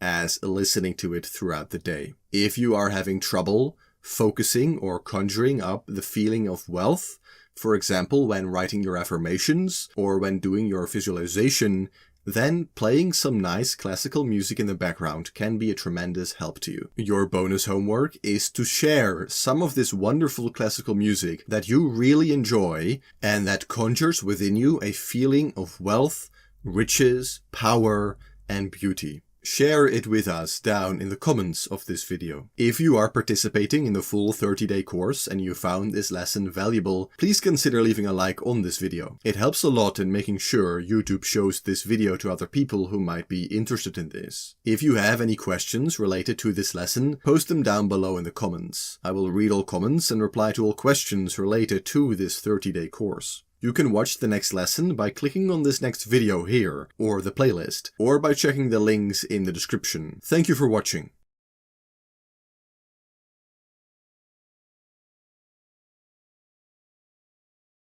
Today, we have one of the most important lessons. And while it might not sound terribly exciting, applying this key, or failing to apply it, will determine your destiny. Hello and welcome to day number 29 of the 30 Keys of Wealth. The 30 Keys of Wealth is a free course here on YouTube that will teach you how to use ancient hermetic principles and techniques to manifest money and riches into your life over the course of 30 days. If you have stumbled upon this lesson without having watched any of the previous lessons, please make sure to go and do that first. There is a link in the description of this video that will take you to a complete playlist containing all the 30 lessons in the correct order. The majority of people place blame on things outside of them. And it also just happens that the majority of people are not wealthy or rich. For most people, it is an incredibly difficult thing to take responsibility, as it is a huge hit to the ego. It can actually cause them physical pain to do so. But having a victim mindset and blaming others is absolutely destructive to success and wealth. A very important key here is to take full responsibility for yourself and your actions and treating everything else as an excuse. Because using these 30 keys, especially using the self-hypnosis and creative visualization, you now hold in your hands a tool that you can use to reshape your entire life. Don't be like most people who prefer to spend their entire life living a life of poverty and lack as long as they have the ability to blame someone. You would be surprised how many people would choose the ability to blame someone else than to actually take responsibility and live a much better life. Blaming others is what keeps you from riches. If you never take full responsibility for your actions, your outcomes, and especially your own failures, how do you think you're going to learn? All the rich people that I know personally have failed many more times than the average person has even tried. Making mistakes is 100% natural and part of the journey to any type of success. And this is again where the law of polarity comes into play. When faced with a problem or a challenge, the poor will be defeated and blame others for their misfortune. They will look at it as failure, whereas the rich look at it as an opportunity to learn and to improve. The rich will look for a solution. And the rich don't just solve their own problems, but they also solve the problems of others. That is how they get rich in the first place. If you are able to solve a problem, even if it is a small one, for 1 billion people on the planet, you will be a guaranteed billionaire. Always remember that your life and the reality you experience is your responsibility. And, as the saying goes, with great power comes great responsibility. But you see, it also goes the other way around. With great responsibility comes great power. When you give away responsibility by blaming others, you are giving away your power. If you take responsibility for things, you are taking power. And it just so happens that the richest and most powerful people in our societies are those with the most responsibility. If you work a regular job at McDonald's and you don't show up for a week, McDonald's isn't really going to notice. They'll go on just fine. But if the CEO or key members of the board of directors don't show up for a week, things won't go as well. The whole company might collapse. And that is because the people at the top, the people who make the most money, do so because they have the most responsibility. And again, that is really what being rich is. If you are rich, it means that you have access to a lot of energy, a lot of money, which means, of course, that you are also responsible for what happens to that money. So if you are currently poor or not rich, but that is where you want to be, the best thing you can begin to do is to take as much responsibility for everything you can in your life, and preferably even begin to take responsibility of others, because that is what rich people do. They are responsible for hundreds, sometimes thousands, tens of thousands of employees that work for them. And again, here is where you see that most people would rather give away responsibility in order to gain the safety and security of a job. Now, of course, if you have not taken a lot of responsibility for your own life, then start slowly. Always start with yourself first. And once you have taken full responsibility for your own life, then begin to look at the world around you and the people around you. Then perhaps you will be stable enough and strong enough to take responsibility for other people as well. But always focus on yourself first. You will not be able to take responsibility for others if you can't even be responsible about your own life. Now, of course, we have talked about taking responsibility, but are you, in a sense, already responsible for everything that has happened in your life? Well, yes and no. You certainly might have been responsible for giving away responsibility. That might have been a choice of yours, and your choice is your responsibility. Does that mean that if something very bad has happened in your life, it is because you wanted that to happen? Well, this is where things get a little bit murky. Even though you might be responsible, you are not to blame. And that is a very key point to remember. The assignment of you having done wrong or you being to blame only serves to attract more things that you might blame yourself for or blame others for. If you keep blaming yourself or others, you will get more of that eventually. Remember, the universe gives you more of what you believe. If you believe you are wrong or to blame, then you will be to blame. So don't think in the terms of being wrong or blaming yourself or others. Simply take responsibility. And to end this lesson, I also want to comment briefly on the fact that some people say that the universe cares about you, or the universe will bless you, or will give you what you want. And I'm here to tell you that it won't. The universe does not care if you are rich or poor, if you do good or evil. If you expect the universe to hand you things, it's not going to happen. You are going to have to put in effort and work. Again, take responsibility. If you take responsibility, the universe will work for you. If you blame others, the universe will work also for you to give you more things to blame others for. Remember, the universe is not going to give you what you want. It's going to give you what you tell it to give you. And you do that by where your attention and focus lies. And the attention of the rich and successful is on taking responsibility, taking control over their own lives, whereas the poor give away responsibility and blame others for their misery. It is up to you to decide which of these two camps you would like to be a part of. Your homework for today is to write down a list of all the things you are blaming others for. For example, if your landlord recently raised your rent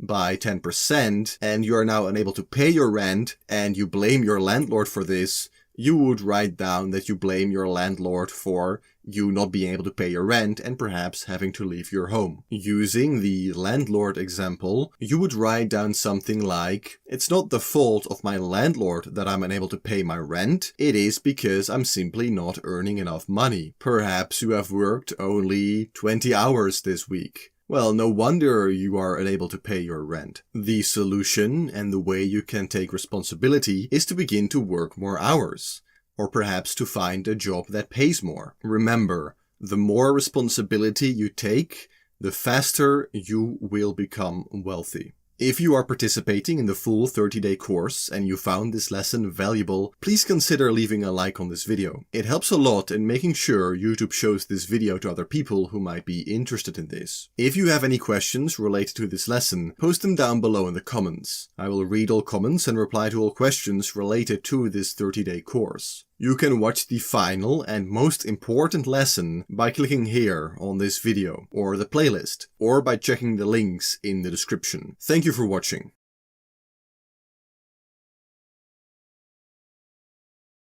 So we have saved the best for last. This is the single most important lesson of the 30 Keys of Wealth. You can implement all other lessons, but if you don't implement this one, it will be impossible for you to achieve your desires and acquire any wealth. This also happens to be probably one of the simplest lessons to understand, but perhaps the most difficult one to actually implement for most people. Hello and welcome to day number 30 of the 30 Keys of Wealth, the final lesson of the course. If you are new to the course and stumbled upon this video, you can check the description for a link that will take you to a complete playlist with all the lessons in the correct order. The first of the 7 Hermetic principles goes as follows. The all is mind. The universe is mental. Everything begins in the mind. It begins in the mind of God, in the mind of the divine, in the mind of the universe. And you are in a sense a mirror of God. You were made in God's image. You were made in the image of the universe, in the image of the divine. The same laws that apply to God, the divine, apply to you. Everything that you will create, everything you will achieve, begins in your mind as well. Everything you will ever do originates in thought, in your thoughts that you have in your mind. Being rich, being wealthy, having money, being powerful, these are all ways of thinking. These are all states of mind. These are all dependent on the mindset of the person. The vast majority of people believe that you must become rich before you can have the mindset that the rich have. But it is completely the other way around. You can only become rich, you can only become wealthy if you acquire the correct mindset first. Of course, we are not talking about surface thoughts here. We are talking about deep thoughts. The thoughts that have settled in your subconscious mind, in your deep mind. That is where mindsets are formed. That is where the pillars are formed that you believe yourself to be. The pillars that hold up everything that you believe you are. Now, in the previous 29 Keys of Wealth, you have learned various techniques that you can use to begin to change these thoughts, to begin to change your mindset. However, in order to do that, something must happen first. You see, even the alterations of thoughts of your mindset begins in the mind. And this is done through choice, through using your will, your free will that you have. Becoming rich, acquiring wealth, becoming a person of power in your life, taking charge of your life is a choice that anyone can make. You now have the tools. You have everything you need to virtually acquire anything you might ever want. But you are not going to be able to do so if you don't make the choice to do so. Now, when you make this choice, and this is really something you must honestly do with a lot of attention. Anybody says, I want to be rich, but they don't make the choice to become rich. There's a very big difference. When you make this choice to become rich, to become a person of wealth, that does not mean you instantly become rich. You will have to perform various actions, and then those actions will eventually make you rich. But none of that will ever happen if you don't choose to do so first. The deciding here, the making the choice, is the hardest part. The true decision to do something is very difficult for people, because again, it means taking responsibility, something we talked about in the previous lesson. Free will is a scary thing because it means that you can decide your fate. And in all honesty, most people in their current state are not ready to do so. let's return to the principle of mind. Mind and thoughts in Hermeticism are often associated with the element of air. When I talk about the element of air, I don't mean the air you breathe. I don't mean oxygen. I mean the principle of air. The spiritual quality of air, not a quantity of air. Thoughts always precede actions, and for those of you who practice Hermetic magic, that is why in certain rituals you always begin using air first, and then fire, and then the other elements. Because everything originates in the mind. Everything originates in thought. Thoughts precede actions. The element of air precedes the element of fire. People who switch these elements and begin with fire have not understood the importance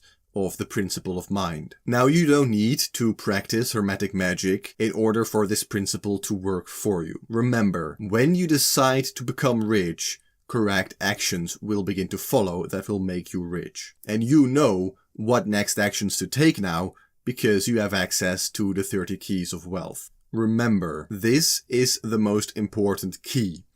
Decide you want something and then go get it.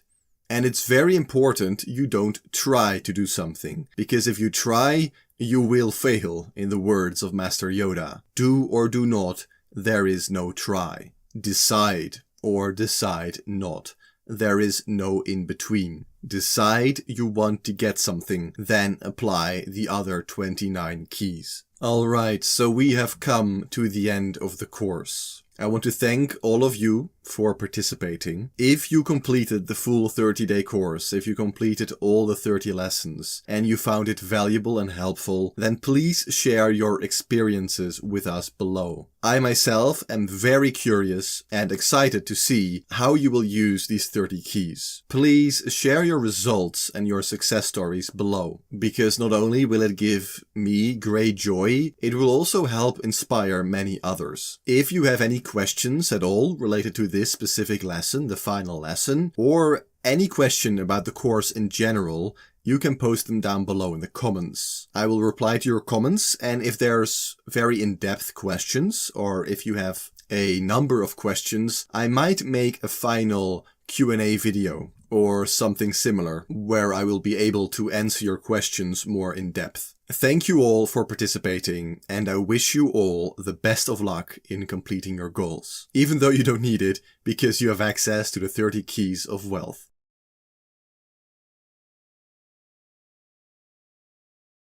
Alright, and we're back for the epilogue video of the 30 keys of wealth. All the 30 lessons have been uploaded, and a decent amount of you have already began to see pretty amazing results. Now, I will leave sharing those results for perhaps future videos, so when you yourself receive a pretty big, amazing result, if you see a manifestation come to fruition, then please share it with us here below this video or the introduction of the 30 keys of wealth, and I might make a video about it. Because seeing other people accomplish wonderful goals will send a message to your subconscious mind that you will be able to do the same. However, this video is not so much about results, it will be about wrapping up the series, looking at some next steps you could take, and going over a number of your questions. So the first thing I wanted to talk about really is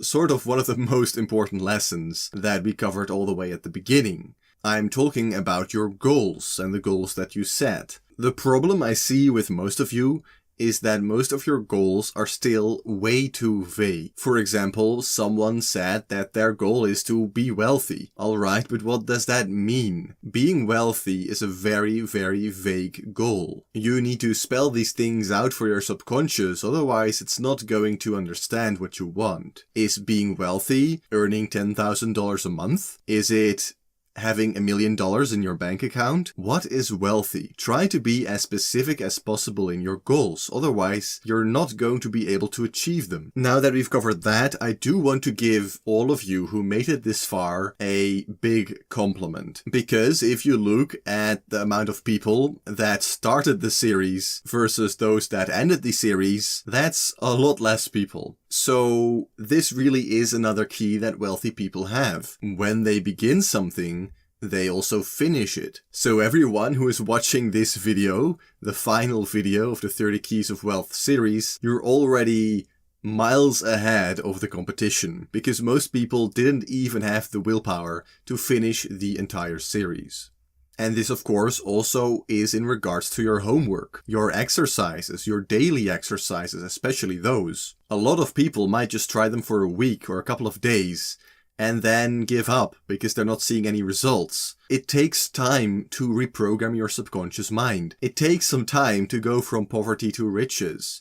And using these 30 keys, you can do it relatively quickly compared to other people, but it still takes some time and effort. The people that expect instant riches will never be rich. But those people who have done their creative visualization for about 30 days now, those that have done the mental alchemy every day, those that have began to forgive people, those that stick to their nightly affirmations day in and day out, those are the people who are going to succeed. Every day you will get a bit better and better at what you're doing. But those people who quit after lesson 8, they are not going to see results. The 30 Keys of Wealth is a complete package. All of the lessons are important and all of the lessons matter. And that is also what I want you to keep in mind. All these lessons, all these exercises work as a snowball effect. It will never be as hard as it is right now. Your first couple meditations will be the hardest ones. Your mind will be all over the place, it might be difficult to focus, you might be distracted, but every day you will get a bit better and better. The same with your nightly affirmations, the same with your forgiveness exercise. In the beginning it might be very difficult to forgive people, but this also will become easier. You are building new habits and new ways of thinking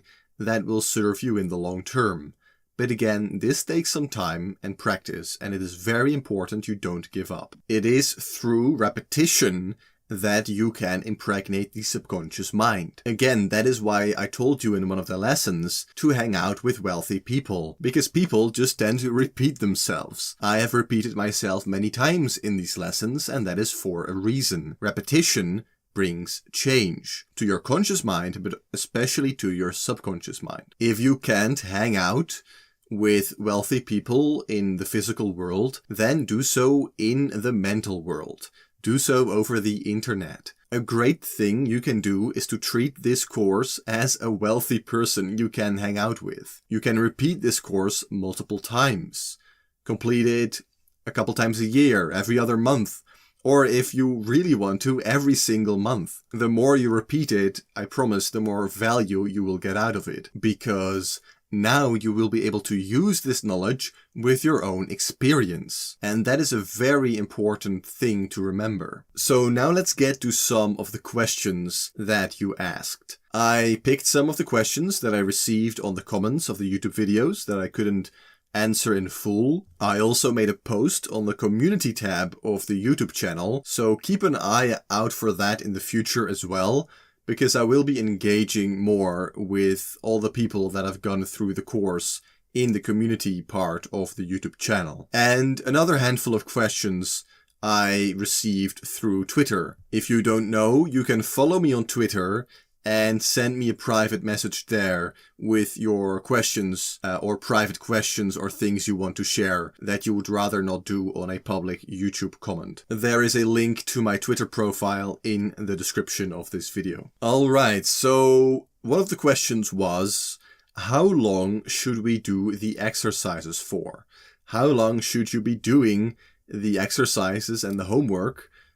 Probably the daily homework that we are talking about here in the 30 Keys of Wealth.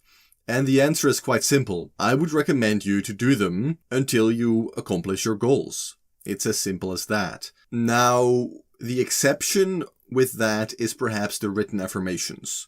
You don't have to do the written affirmations for that long. I would say around 3, 4, perhaps longer. You can extend it to 7, 8 months. But that's about the maximum amount of time. That will be enough time for you to get your conscious mind in a much more positive state of thinking, a much more constructive way of thinking. And because of all these subconscious methods you're using, those will all beginning to work in the background of your mind, in the background of your consciousness. So you won't have to focus that hard anymore on creating that positive state of mind using the affirmations. Of course, if you want, you can keep doing it, right? It definitely can't hurt. But if you want, you can change the affirmations to something else. That's perfectly fine. Exercises like the nightly method are a different story because, repeating those 3 power words every time you're falling asleep every night is really something you should be doing for the rest of your life because it is so easy. It doesn't require any extra time because you're already falling asleep and you're using, those 7-8 hours that you're sleeping constructively. So of course, over time, you can begin to change those words. And I would recommend you to stick with the same set of words, again, for around 3 months. Whenever you're in doubt, do something for 3 months. The number 3 is a very important number. We'll get to that in the future. It has to do with correspondences and lunar cycles. But for now, just stick to 3 months. That's a great minimum requirement. So the second question is in regards to the giving exercise, the sharing of your wealth. The question is, what do we do if we don't have any money to give, right? And that's a great question. If you don't have any money, right, the last thing you should be doing is like borrowing money to give away or something like that, right? If you can't pay your bills, then, don't give your money away. Focus on paying your bills first. But here's something you can already begin to do even if you don't have any money right now. And that is to give attention. Remember, energy goes where attention flows, and energy is money. Money is energy. So if you're just focusing on something, you are essentially giving energy. You are sharing money with that person. So what you can do, really, if you want, is do the creative visualization or self-hypnosis technique, but for someone else, right? See them receiving money. See them living a wonderful, healthy life. Or if you want, instead, you can simply say, I bless that person. I bless him or her with wealth, with fortune, with health. That's a very simple thing to do, and you don't need to overcomplicate it. Just a couple times throughout the day, say, I bless this person, and I wish on them much wealth and much happiness. And that's already a great way to begin to share a little bit of energy. And, what you share eventually, it will sort of return to you because everything must return to source. So whether that is money or energy, it doesn't matter. The next question that we got was the following. When you're starting out, what would be the minimum amount to visualize money-wise? For example, would it be a good idea to generate the feeling of being able to go to a restaurant without caring about paying the bill, for instance? And this is a good question. Yes, that would be a good example. When you are starting out, I would recommend you, if you have had real trouble with money, if you really come from a real place of poverty, then yes, do that. If you, however, already have a stable, well-paying middle-class job, you probably are not that worried about going to a restaurant a couple times a month. So in that case, you want to go a little bit bigger. But if you come from a real place of poverty, then yes, that is a great way to start. However, do you want to be going to a restaurant? If you can't afford right now to go and eat out, that probably shouldn't be a goal of yours. Instead, I would focus on, being able to pay the bills every month, paying the rent every month. Is that something you're able to do? If that's something that is already happening, that's, taken care of, then sure, you can add that restaurant example in there. But there is no real minimum amount of money to visualize. Just visualize something that barely goes over your comfort zone. Right? If you feel it is a lot of money to pay $50 to go and eat out, then yes, you can work on that. But the minimum amount to visualize will differ for every person, because every person has different limiting beliefs when it comes to money. That is why it is so important to learn what exactly your limiting beliefs are. The next question is in regards to the momentum of the 30-day course. What do you recommend to maintain the momentum of the 30 Keys of Wealth? And it's very simple. Keep doing the lessons, right? The best way to keep momentum is to keep doing it. And if you want, you can just repeat the course again. It's free. It will always be free. It will always be on a YouTube channel.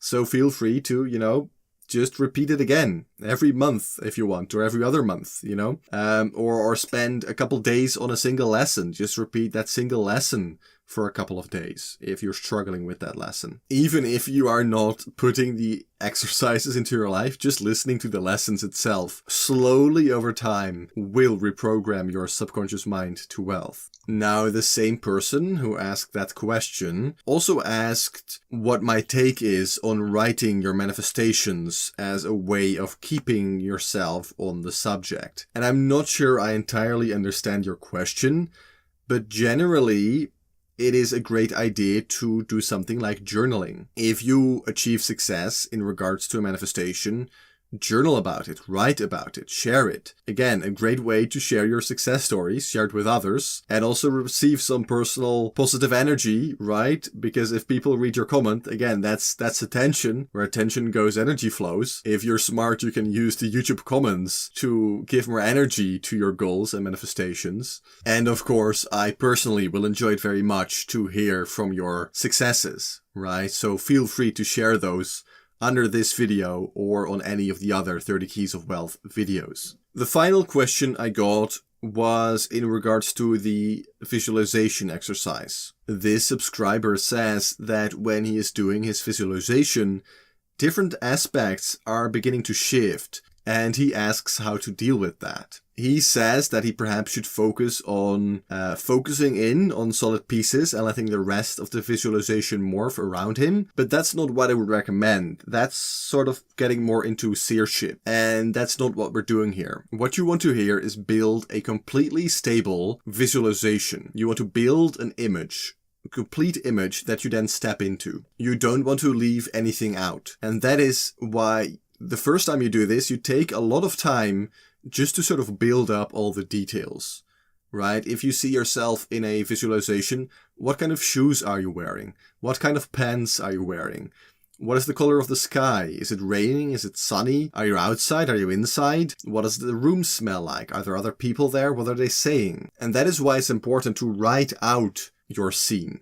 Because when you do that, you can return to it every single day. You can return to it, read out the complete scene, and then you know what to visualize again. And over time, this will, you won't have to read it out anymore. But for the first couple sessions, the first week or two, it's very useful to do that. Now again, you want to do this step by step. If the first day, all you're able to focus on is sort of the person you're talking to in your scene, then that's great. Then the next day, focus on, okay, what am I wearing? Are there any other people in the room? Let's see what they are wearing. How are they reacting? Are they saying anything? What does the room around us look like? And so on and so on. Slowly over time, begin to add as much detail as possible. Alright, so that's it for the questions. If you have any further questions, post them down below. I will respond to any and all questions that I receive. And I also want to ask you to hit the bell button, because a lot of you were not receiving the 30 Keys of Wealth lessons as they went out, and there is plenty more very useful content coming soon, especially in regards to the Hermetic principles. I'm currently working on a new course on a number of videos that will deal entirely with the Hermetic principles, and those will all be uploaded here on my YouTube channel. So make sure you hit the bell button to get notified, because if you don't, you might miss some of the videos. If you want to ask me private questions or, stay up to date of everything that's going on, you can follow me on Twitter or other social media platforms. All those links are in the description of this video, including some playlists you might like. Thank you all so much for participating in the 30 Keys of Wealth. I'm looking very much forward to reading all your wonderful success stories, because I know there are going to be a lot. I have seen these lessons work time and time again over the years for my private students, and I'm now very much looking forward to seeing them all work for you as well.